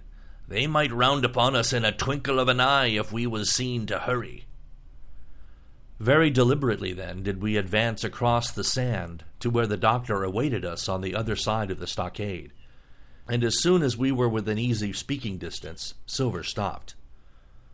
"You'll make a note of this here also, doctor," he said, "and the boy'll tell you how I saved his life, and were deposed for it too, and you may lay to that. Doctor, when a man's steering as near the wind as me, playing chuck farthing with the last breath in his body, like, you wouldn't think it too much, mayhap, to give him one last good word. You'll please bear in mind that it's not my life only now, it's that boy's into the bargain, and you'll speak me fair, doctor, and give me a bit of hope to go on for the sake of mercy." Silver was a changed man once he was out there and had his back to his friends in the blockhouse. His cheeks seemed to have fallen in, his voice trembled. Never was a soul more dead in earnest. "Why, John, you're not afraid?" asked Dr. Livesey. "Doctor, I'm no coward, no, not I, not so much," and he snapped his fingers. "If I was, I wouldn't say it. But I'll own up fairly, I've the shakes upon me for the gallows. You're a good man and a true, I never seen a better man. And you'll not forget what I done good, not any more than you'll forget the bad, I know. And I step aside, see here, and leave you and Jim alone. And you'll put that down for me too, for it's a long stretch, is that." So saying, he stepped back a little way until he was out of earshot, and there sat down upon a tree stump and began to whistle, spinning round now and again upon his seat so as to command a sight sometimes of me and the doctor, and sometimes of his unruly ruffians as they went to and fro in the sand between the fire, which they were busily rekindling, and to the house from which they brought forth pork and bread to make the breakfast. "So, Jim," said the doctor sadly, "here you are. As you have brewed, so shall you drink, my boy. Heaven knows I cannot find it in my heart to blame you, but this much I will say, be it kind or unkind. When Captain Smollett was well, you dared not have gone off, and when he was ill and couldn't help it, by George, it was downright cowardly." I will own that I here began to weep. "Doctor," I said, "you might spare me. I have blamed myself enough. My life's forfeit anyway, and I should have been dead by now if Silver hadn't stood for me. And, doctor, believe this, I can die, and I dare say I deserve it, but what I fear is torture. If they come to torture me, Jim—" The doctor interrupted, and his voice was quite changed. "Jim, I can't have this. Whip over, and we'll run for it." "Doctor," said I passed my word." I know, he cried. "We can't help that, Jim, now. I'll take it on my shoulders. Holus bolus, blame and shame, my boy. But stay here, I cannot let you. Jump! One jump and you're out, and we'll run for it like antelopes." "No," I replied. "You know right well you wouldn't do the same yourself. Neither you nor squire nor captain, and no more will I. Silver trusted me. I passed my word, and back I go.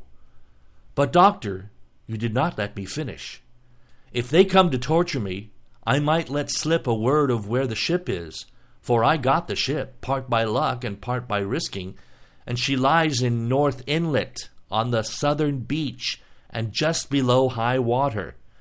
At half tide she must be high and dry." "The ship!" exclaimed the doctor. Rapidly I described to him my adventures, and he heard me out in silence. "There is a kind of fate in this," he observed when I had done. "Every step, it's you that saved our lives, and do you suppose by any chance that we are going to let you lose yours? That would be a poor return, my boy. You found out the plot. You found Ben Gunn, the best deed that ever you did, or will do, though you live till 90. Oh, by Jupiter, and talking of Ben Gunn, why, this is the mischief in person. Silver, he cried, Silver! I'll give you a piece of advice, he continued as the cook drew nearer again. Don't you be in any great hurry after that treasure. Why, sir, I do my possible, which that ain't, said Silver. I can only, asking your pardon, save my life and the boys by seeking for that treasure, and you may lay to that. Well, Silver, replied the doctor, if that is so, I'll go one step further. Look out for squalls when you find it. Sir, said Silver, as between man and man, that's too much and too little. What you're after, why you left the blockhouse, why you given me that there chart, I don't know now, do I?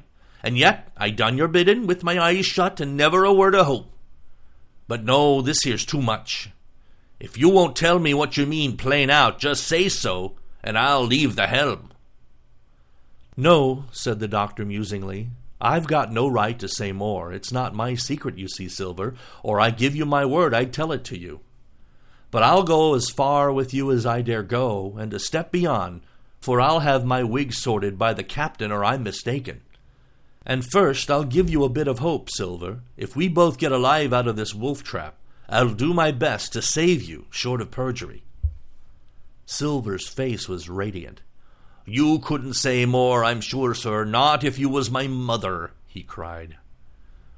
Well, that's my first concession, added the doctor. My second is a piece of advice. Keep the boy close beside you, and when you need help, halloo. I'm off to seek it for you, and that itself should show you if I speak at random. Goodbye, Jim.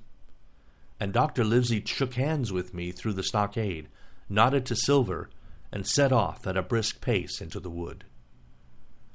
End of chapter 30. End of chapter 30. End of chapter 30. This is chapter 31. The Treasure Hunt.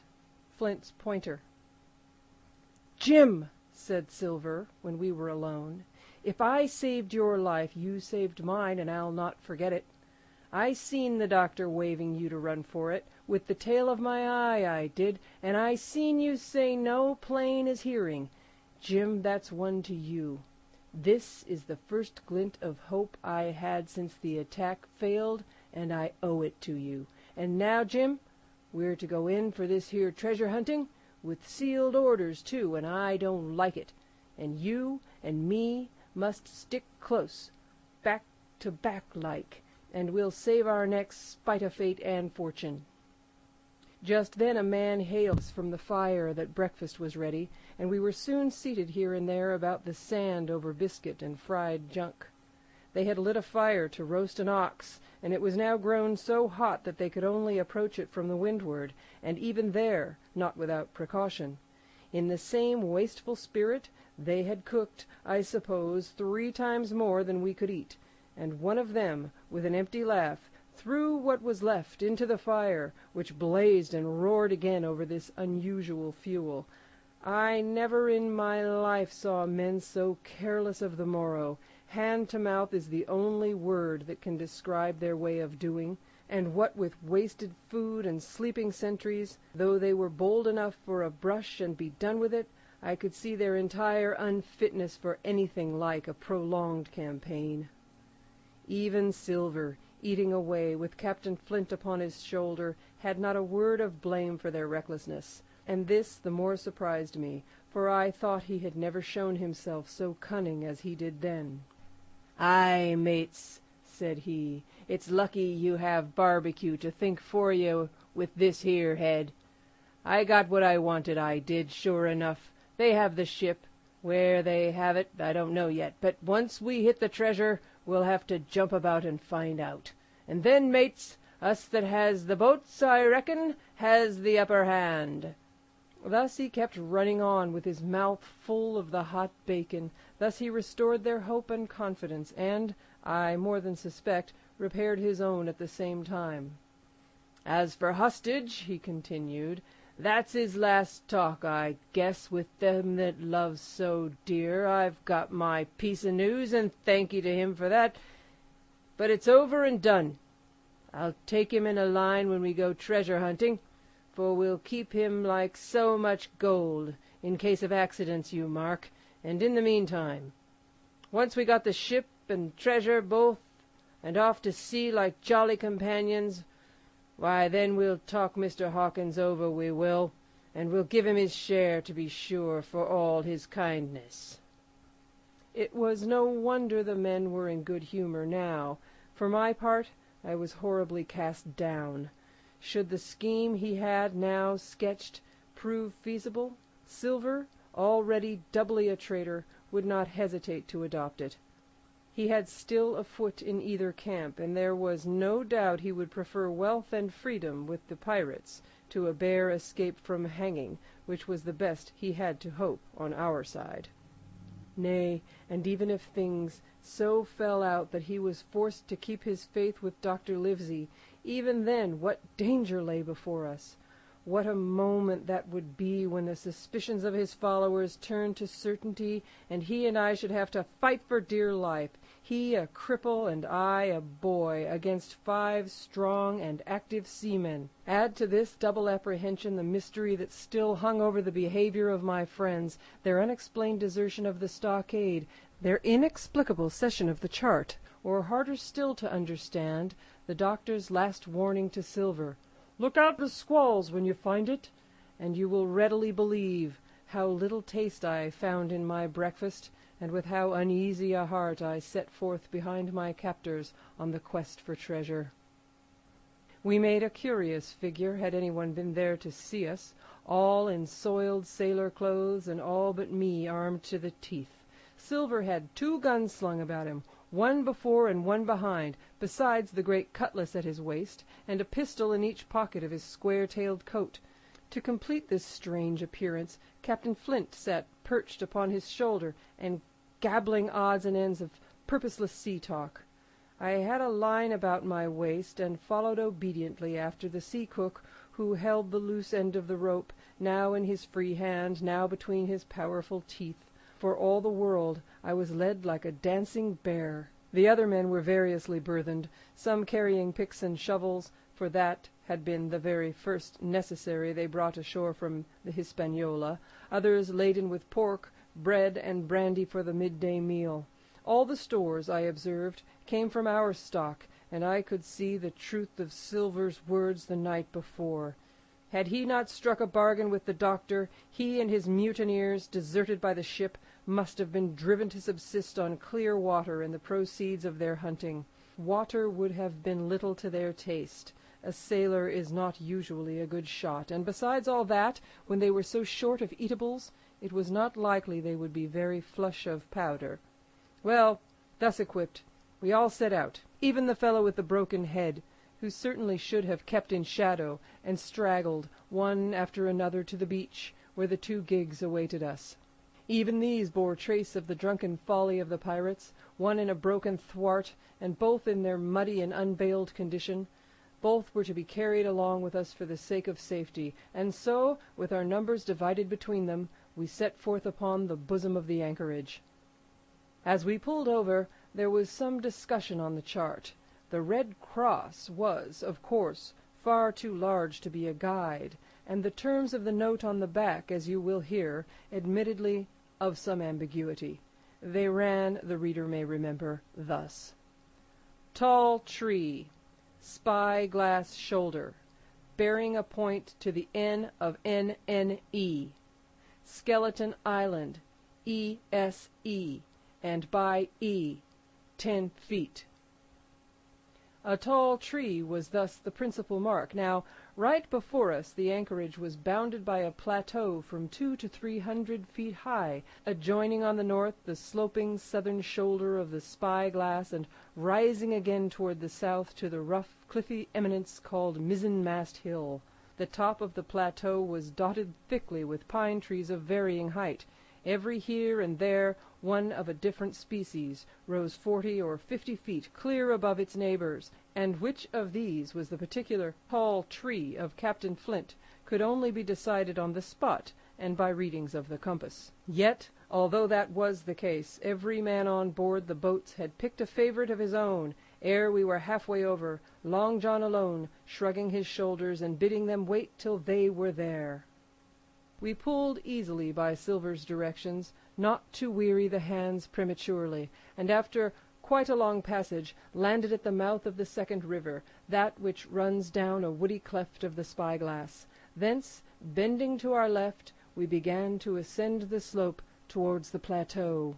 At the first outset, heavy, miry ground and a matted, marish vegetation greatly delayed our progress, but by little and little the hill began to steepen and become stony underfoot, and the wood to change its character and to grow in a more open order.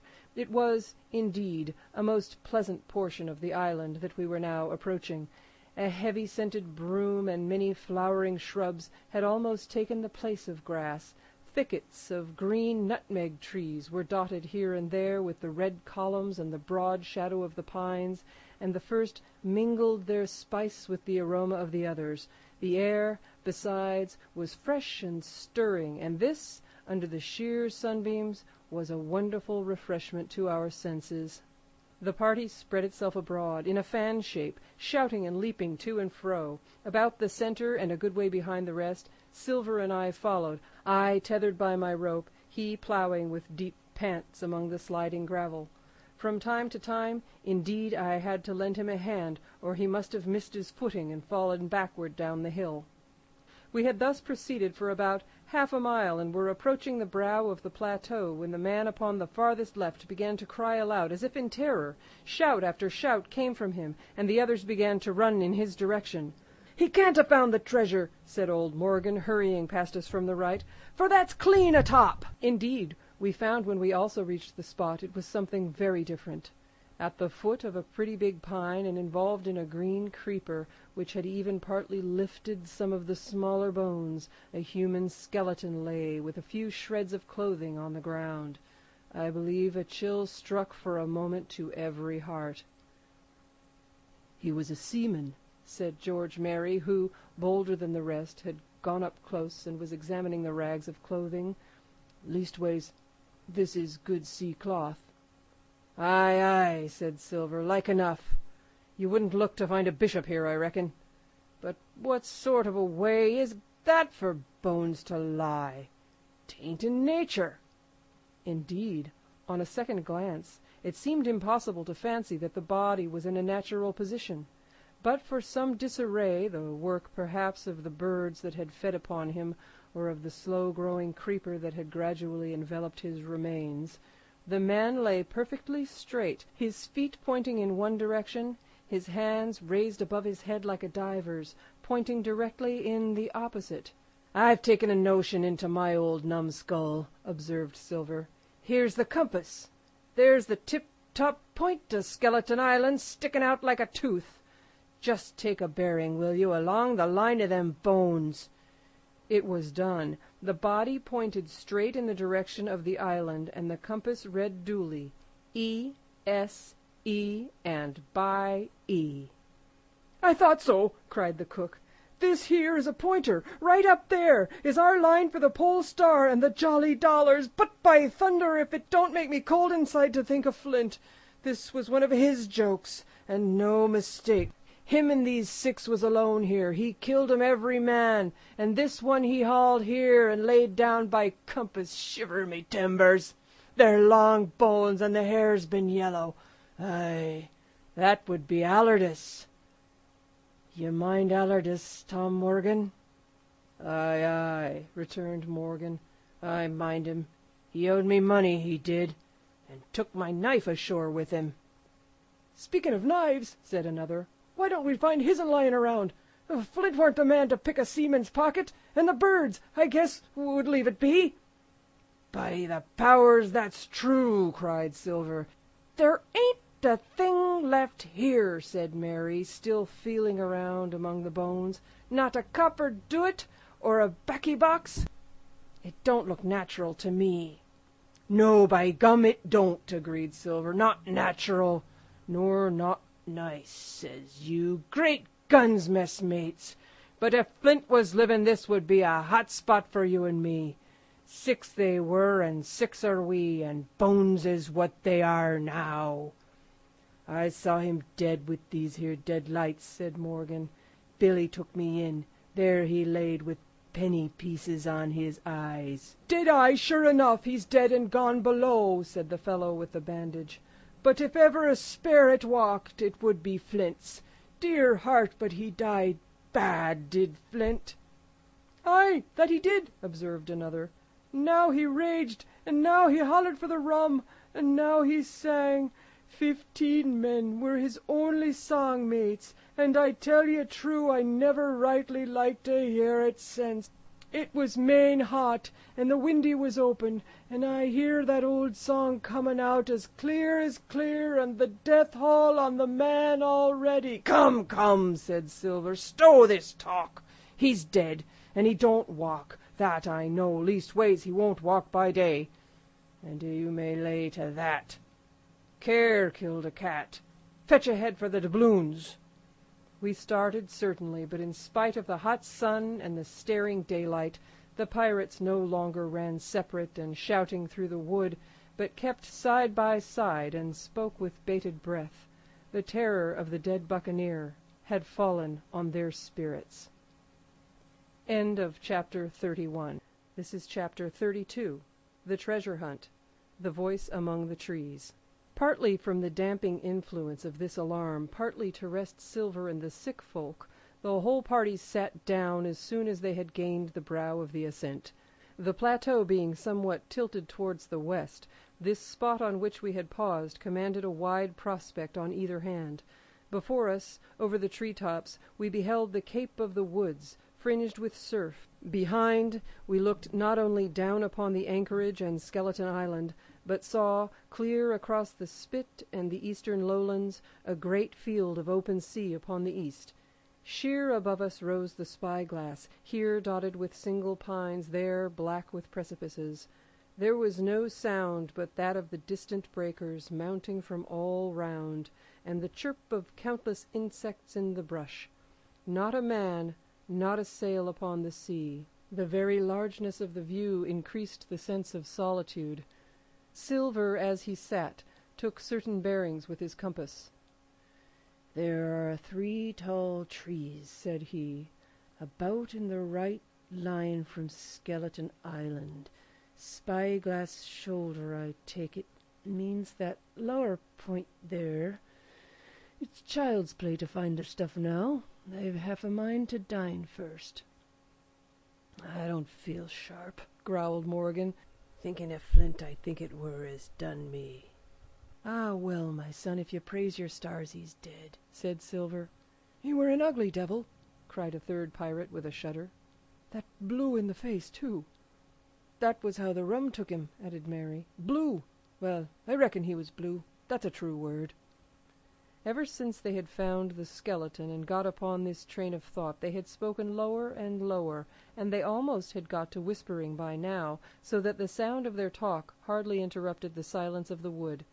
All of a sudden, out of the middle of the trees in front of us, a thin, high, trembling voice struck up the well-known air and words, 15 men on a dead man's chest, yo-ho-ho, and a bottle of rum. I never have seen men more dreadfully affected than the pirates. The color went from their 6 faces like enchantment. Some leaped to their feet, some clawed hold of others. Morgan grovelled on the ground. "It's Flint, by—" cried Mary. The song had stopped as suddenly as it began, broken off, you would have said, in the middle of a note, as though someone had laid his hand upon the singer's mouth. Coming through the clear, sunny atmosphere among the green tree-tops, I thought it had sounded airily and sweetly, and the effect on my companions was the stranger. "Come," said Silver, struggling with his ashen lips to get the word out. "This won't do. Stand by to go about. This is a rum start. and I can't name the voice, but it's someone skylarking, someone that's flesh and blood, and you may lay to that." His courage had come back as he spoke, and some of the colour to his face along with it. Already the others had begun to lend an ear to this encouragement, and were coming a little to themselves, when the same voice broke out again, not this time singing, but in a faint, distant hail that echoed yet fainter among the clefts of the spy-glass.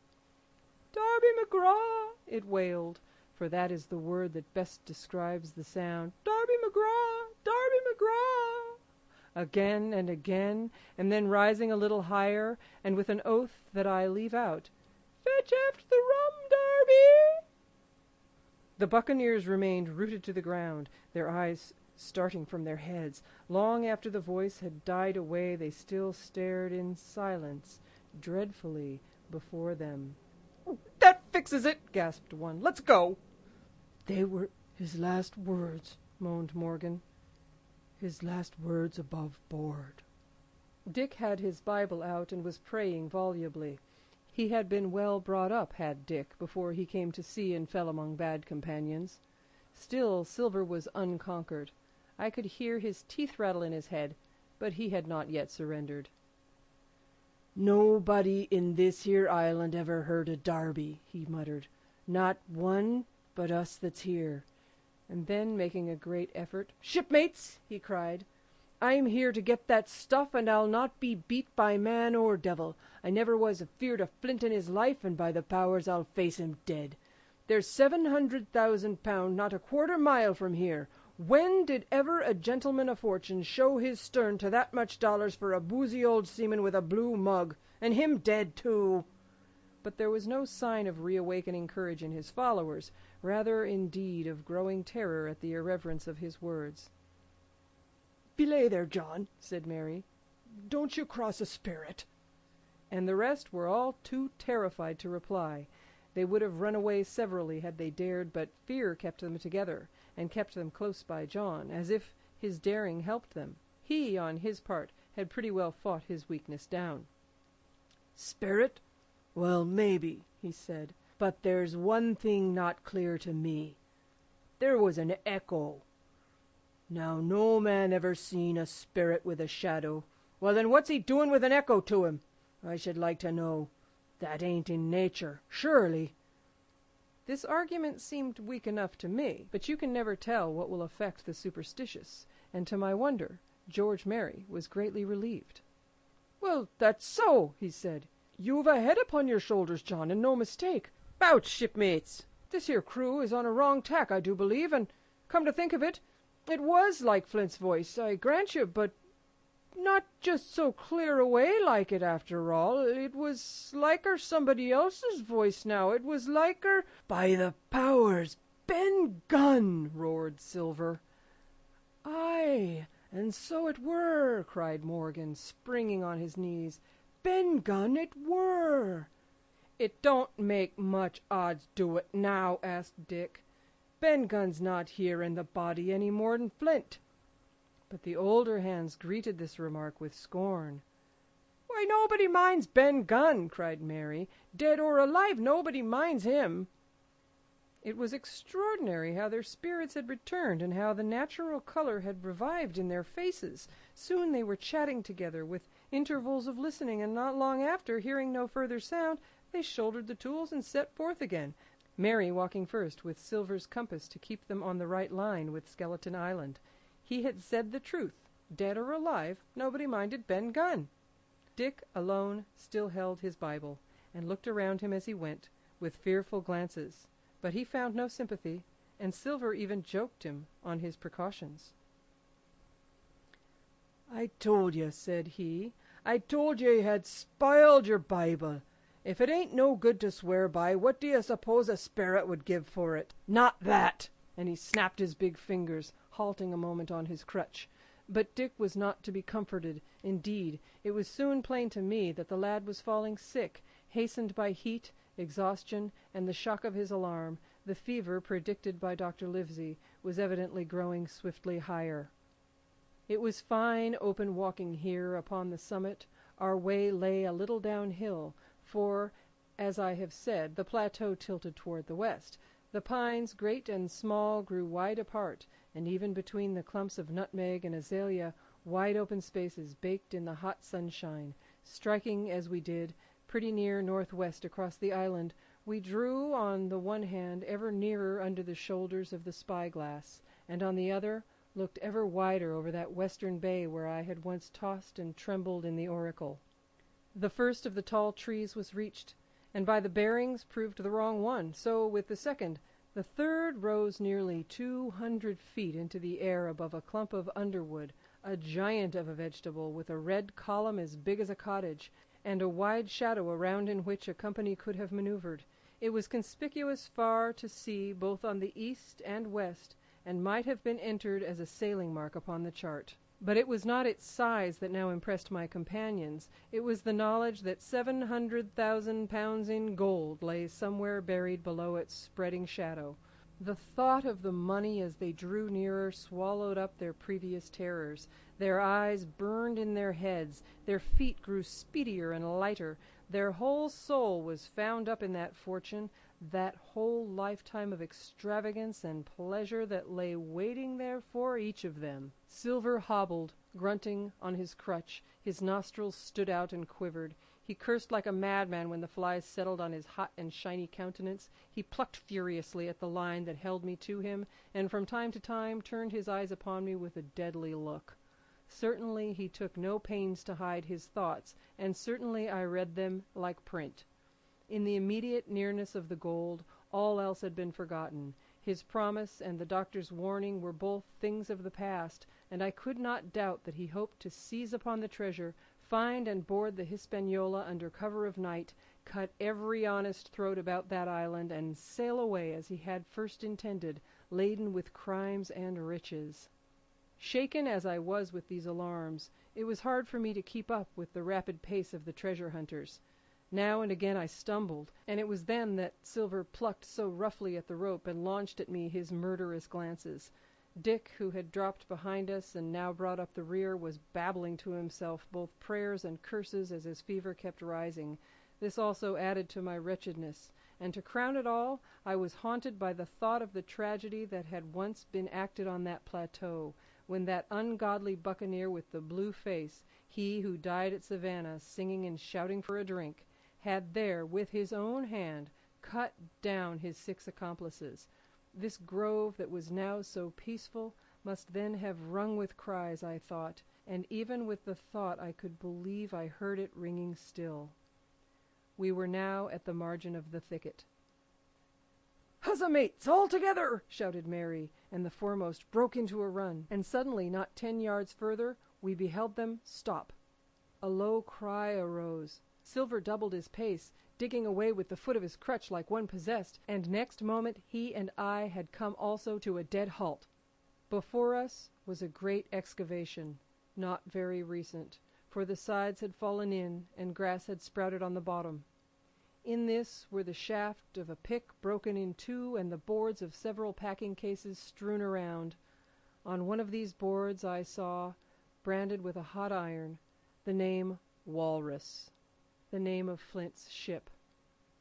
All was clear to probation. The cash had been found and rifled.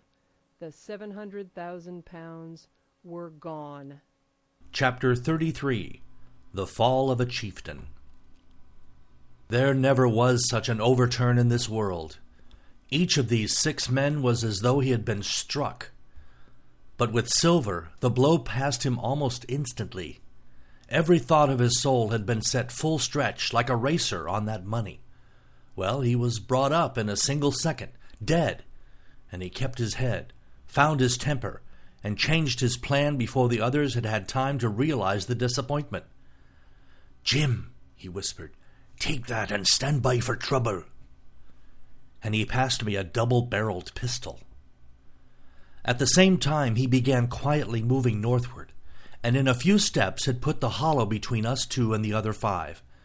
Then he looked at me and nodded, as much to say, "Here is a narrow corner," as indeed I thought it was.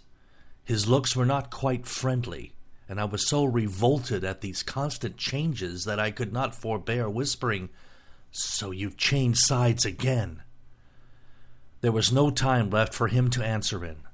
The buccaneers, with oaths and cries, began to leap one after the other into the pit, and to dig with their fingers, throwing the boards aside as they did so. Morgan found a piece of gold.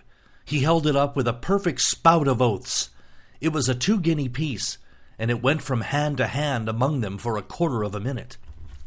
"2 guineas!" roared Mary, shaking in at Silver. "That's your 700,000 pounds, is it? You're the man for bargains, ain't you? You're him that never bungled nothing, you wooded-headed lubber."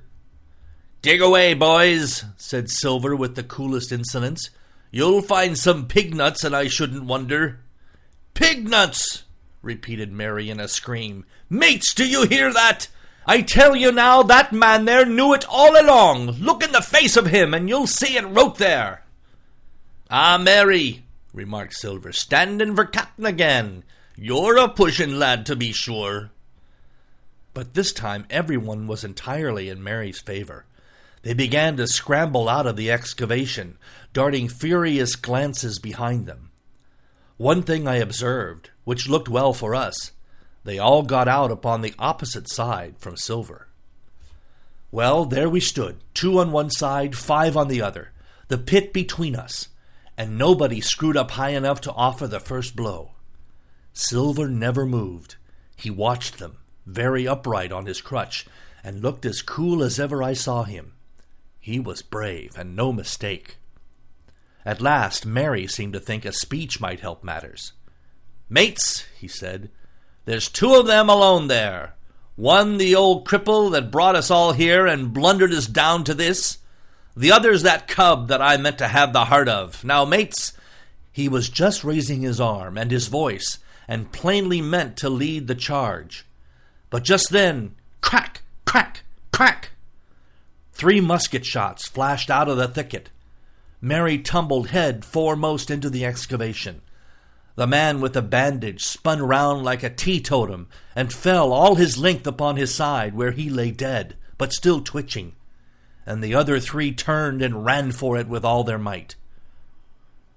Before you could wink, Long John had fired 2 barrels of a pistol into the struggling Mary, and as the man rolled up his eyes at him in the last agony, "George," said he, "I reckon I settled you." At that same moment, the doctor, Gray, and Ben Gunn joined us, with smoking muskets, from among the nutmeg trees. "Forward!" cried the doctor. "Double quick, my lads! We must head 'em off the boats!" And we set off at a greater pace, sometimes plunging through the bushes to the chest. I tell you, but Silver was anxious to keep up with us. The work that man went through, leaping on his crutch until the muscles of his chest were fit to burst, was work no sound man ever equaled, and so thinks the doctor. As it was, he was already 30 yards behind us and on the verge of strangling when we reached the brow of the slope. "Doctor!" he hailed. "See there! No hurry!" Sure enough, there was no hurry.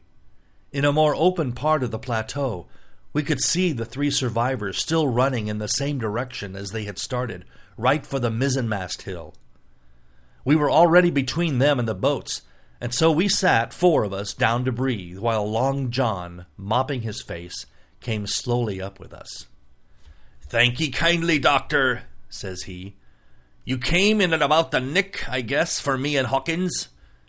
And so it's you, Ben Gunn," he added. "Well, you're a nice one, to be sure." "I'm Ben Gunn, I am," replied the maroon, wriggling like an eel in his embarrassment. "And," he added after a long pause, "how do, Mr. Silver? Pretty well, I think ye, says you." Ben, murmured Silver, "to think as you've done me." The doctors sent back Gray for one of the pickaxes deserted in their flight by the mutineers, and then, as we proceeded leisurely downhill to where the boats were lying, related in a few words what had taken place. It was a story that profoundly interested Silver, and Ben Gunn, the half-idiot maroon, was the hero from beginning to end. Ben, in his long, lonely wanderings about the island, had found the skeleton. It was he that had rifled it, He had found the treasure. He had dug it up. It was the haft of his pickaxe that lay broken in the excavation. He had carried it on his back in many weary journeys, from the foot of the tall pine to a cave he had on the two-pointed hill at the northeast angle of the island, and there it had lain stored in safety since 2 months before the arrival of the Hispaniola. When the doctor had wormed this secret from him on the afternoon of the attack, and when next morning he saw the anchorage deserted, he had gone to Silver, given him the chart, which was now useless, given him the stores, for Ben Gunn's cave was well supplied with goat's meat salted by himself, given anything and everything to get a chance of moving in safety from the stockade to the two-pointed hill, there to be clear of malaria and keep a guard upon the money. "As for you, Jim," he said, "it went against my heart, but I did what I thought best for those who had stood by their duty, and if you were not one of these, whose fault was it?" That morning, finding that I was to be involved in the horrid disappointment he had prepared for the mutineers, he had run all the way to the cave, and leaving the squire to guard the captain, had taken Grey and the Maroon, and started making the diagonal across the island to be at hand beside the pine. Soon, however, he saw that our party had the start of him, and Ben Gunn, being fleet of foot, had been dispatched in front to do his best alone. Then it had occurred to him to work upon the superstitions of his former shipmates, and he was so far successful that Grey and the doctors had come up and were already ambushed before the arrival of the treasure hunters. "Ah," said Silver, "it were fortunate for me that I had Hawkins here. You would have let old John be cut to bits and never given it a thought, Doctor." "Not a thought," replied Dr. Livesey cheerily. And by this time we had reached the gigs. The doctor with his pickaxe demolished one of them, and then we all got aboard the other and set out to go round by sea for North Inlet. This was a run of 8 or 9 miles. Silver, though he was almost killed already with fatigue, was set to an oar, like the rest of us, and we were soon skimming swiftly over a smooth sea. Soon we passed out of the straits and doubled the southeast corner of the island, round which 4 days ago we had towed the Hispaniola. As we passed the two-pointed hill, we could see the black mouth of Ben Gunn's cave, and a figure standing by it, leaning on a musket. It was the squire, and we waved a handkerchief and gave him 3 cheers, in which the voice of Silver joined as heartily as any. 3 miles farther, just inside the mouth of North Inlet, what should we meet but the Hispaniola cruising by herself? The last flood had lifted her, and had there been much wind or a strong tide current, as in the southern anchorage, we should never have found her more, or found her stranded beyond help. As it was, there was little amiss beyond the wreck of the mainsail. Another anchor was got ready and dropped in 1.5 fathoms of water. We all pulled round again to Rum Cove, the nearest point for Ben Gunn's treasure house, and then Grey, single-handed, returned with the gig to the Hispaniola, where he was to pass the night on guard. A gentle slope ran up from the beach to the entrance of the cave. At the top, the squire met us. To me he was cordial and kind, saying nothing of my escapade either in the way of blame or praise. At Silver's polite salute, he somewhat flushed. "John Silver," he said, "you are a prodigious villain, an impostor, a monstrous impostor, sir. I am told I am not to prosecute you. Well, then, I will not. But the dead men, sir, hang about your neck like millstones." "Thank you kindly, sir," replied Long John, again saluting. "I dare you to thank me," cried the squire. "It is a gross dereliction of my duty. Stand back."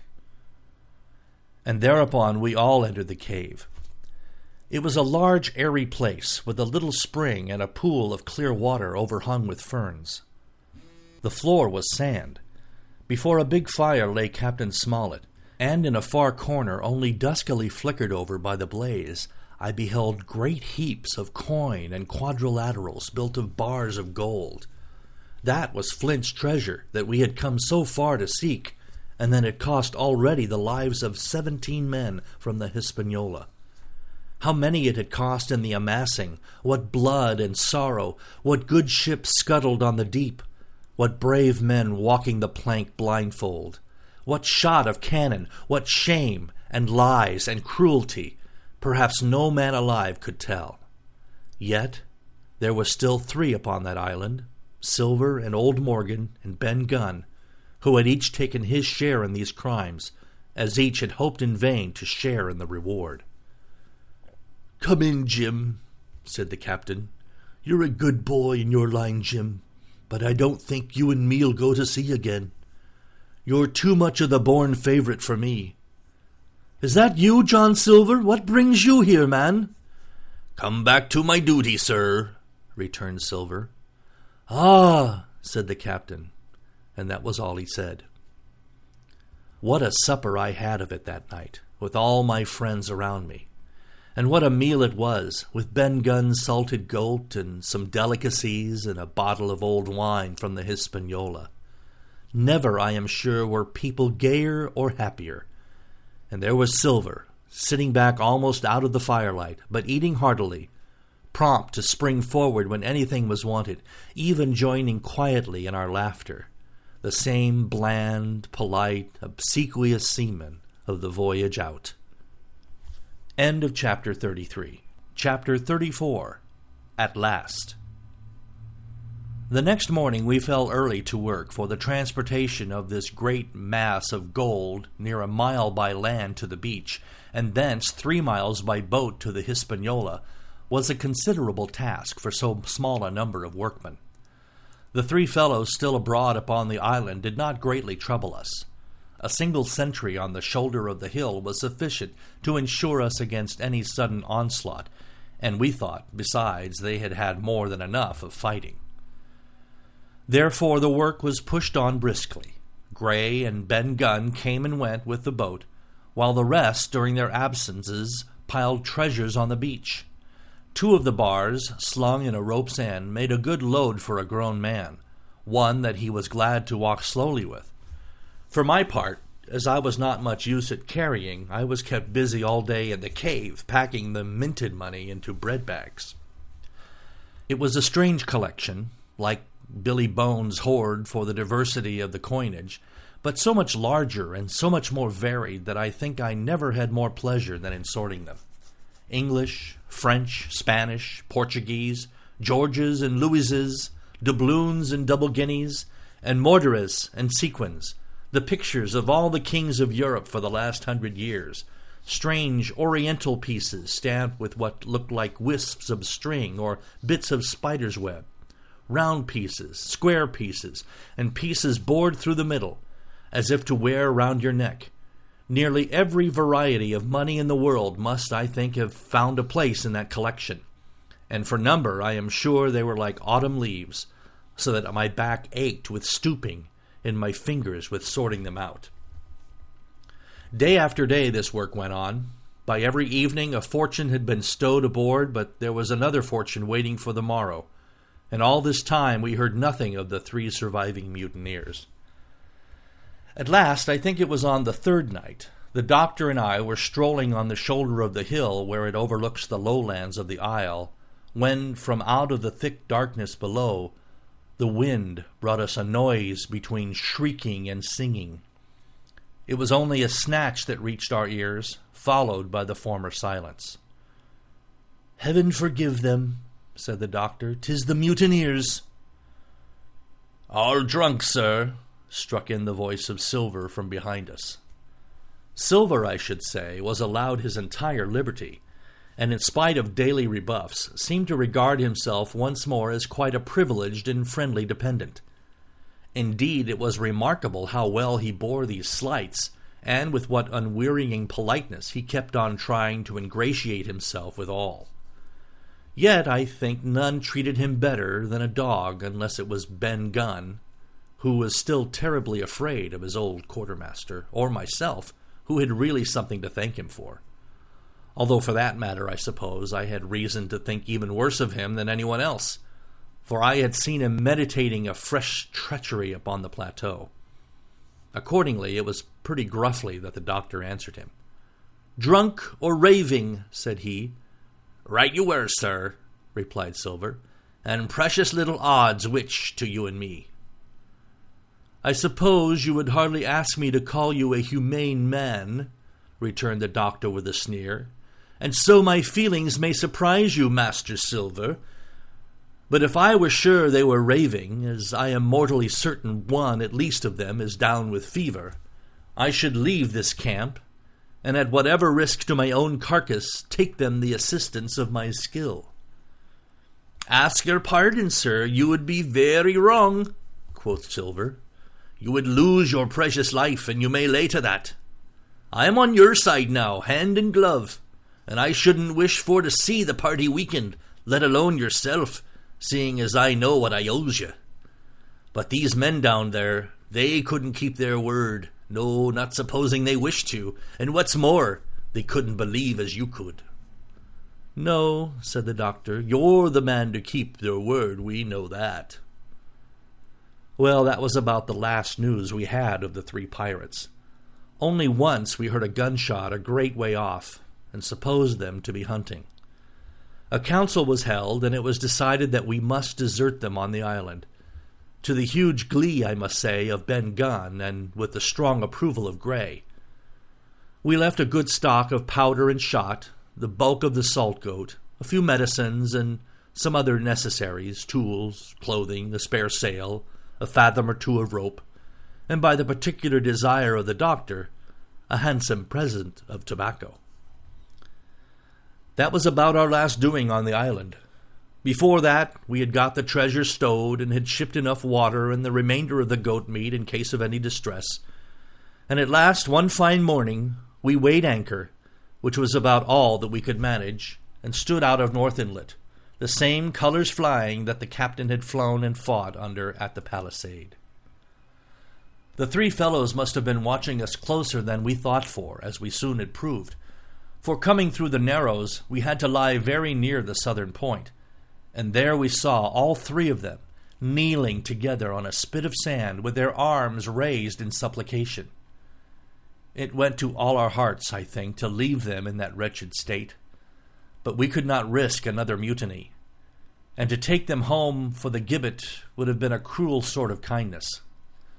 The doctor hailed them and told them of the stores we had left, and where they were to find them, but they continued to call us by name and appeal to us, for God's sake, to be merciful, and not leave them to die in such a place. At last, seeing the ship still bore on her course, and was now swiftly drawing out of earshot, one of them, I know not which it was, leaped to his feet with a hoarse cry, whipped his musket to his shoulder, and sent a shot whistling over Silver's head and through the mainsail. After that, we kept under cover of the bulwarks, and when next I looked out they had disappeared from the spit, and the spit itself had almost melted out of sight in the growing distance. That was at least the end of that. And before noon, to my inexpressible joy, the highest rock of Treasure Island had sunk into the blue round of sea. We were so short of men that everyone on board had to bear a hand, only the captain lying on a mattress in the stern and giving his orders, for though greatly recovered, he was still in want of quiet. We laid her head for the nearest port in Spanish America, for we could not risk the voyage home without fresh hands, and as it was, what with the baffling winds and a couple of fresh gales, we were all worn out before we reached it. It was just at sundown when we cast anchor in a most beautiful landlocked gulf, and were immediately surrounded by shore boats full of Negroes and Mexican Indians and half-bloods, selling fruits and vegetables and offering to dive for bits of money. The sight of so many good-humored faces, especially the blacks, the taste of the tropical fruits, and above all, the lights that began to shine in the town made a most charming contrast to our dark and bloody sojourn on the island, and the doctor and the squire, taking me along with them, went ashore to pass the early part of the night. Here they met the captain of an English man-of-war, fell in talk with him, went on board his ship, and, in short, had so agreeable a time that day was breaking when we came alongside the Hispaniola. Ben Gunn was on the deck alone, and as soon as we came on board, he began, with wonderful contortions, to make us a confession. Silver was gone. The Maroon had connived at his escape in a shore boat some hours ago, and he now assured us that he only done so to preserve their lives, which would certainly have been forfeit if that man with the one leg that stayed aboard. But this was not all. The sea cook had not gone empty-handed. He had cut through a bulkhead unobserved and had removed one of the sacks of coin, worth perhaps 300 or 400 guineas, to help him on his further wanderings. I think we were all pleased to be so cheaply quit of him. Well, to make a long story short, we got a few hands on board, made a good cruise home, and the Hispaniola reached Bristol just as Mr. Blandley was beginning to think of fitting out her consort. 5 men only of those who had sailed returned with her. Drink and the devil has done for the rest, with a vengeance, although to be sure we were not quite in so bad a case as that other ship they sang about. With 1 man of her crew alive, what put to sea with 75. All of us had an ample share of the treasure, and used it wisely or foolishly according to our natures. Captain Smollett is now retired from the sea. Gray not only saved his money, but being suddenly smit with the desire to rise, also studied his profession, and he is now mate and part owner of a fine full-rigged ship, married besides, and the father of a family. As for Ben Gunn, he got £1,000, which he spent or lost in 3 weeks, or, to be more exact, in 19 days, for he was back begging on the 20th. Then he was given a lodge to keep, exactly as he had feared upon the island. But he still lives, a great favourite, though something of a butt, with the country boys, and a notable singer in church on Sundays and saints' days. Of Silver we have heard no more. That formidable seafaring man with 1 leg has at last gone clean out of my life, and I dare say he met his old negress, and perhaps still lives in comfort with her and Captain Flint. It is to be hoped so, I suppose, for his chance of comfort in another world are very small. The bar silver and the arms still lie, for all that I know, where Flint buried them, and certainly they shall lie there for me. Oxen and wain ropes would not bring me back again to that accursed island, and the worst dreams that ever I have are when I hear the surf booming about its coasts, or start upright in bed with the sharp voice of Captain Flint still ringing in my ears. "Pieces of 8! Pieces of 8!" End of chapter 34, and end of Treasure Island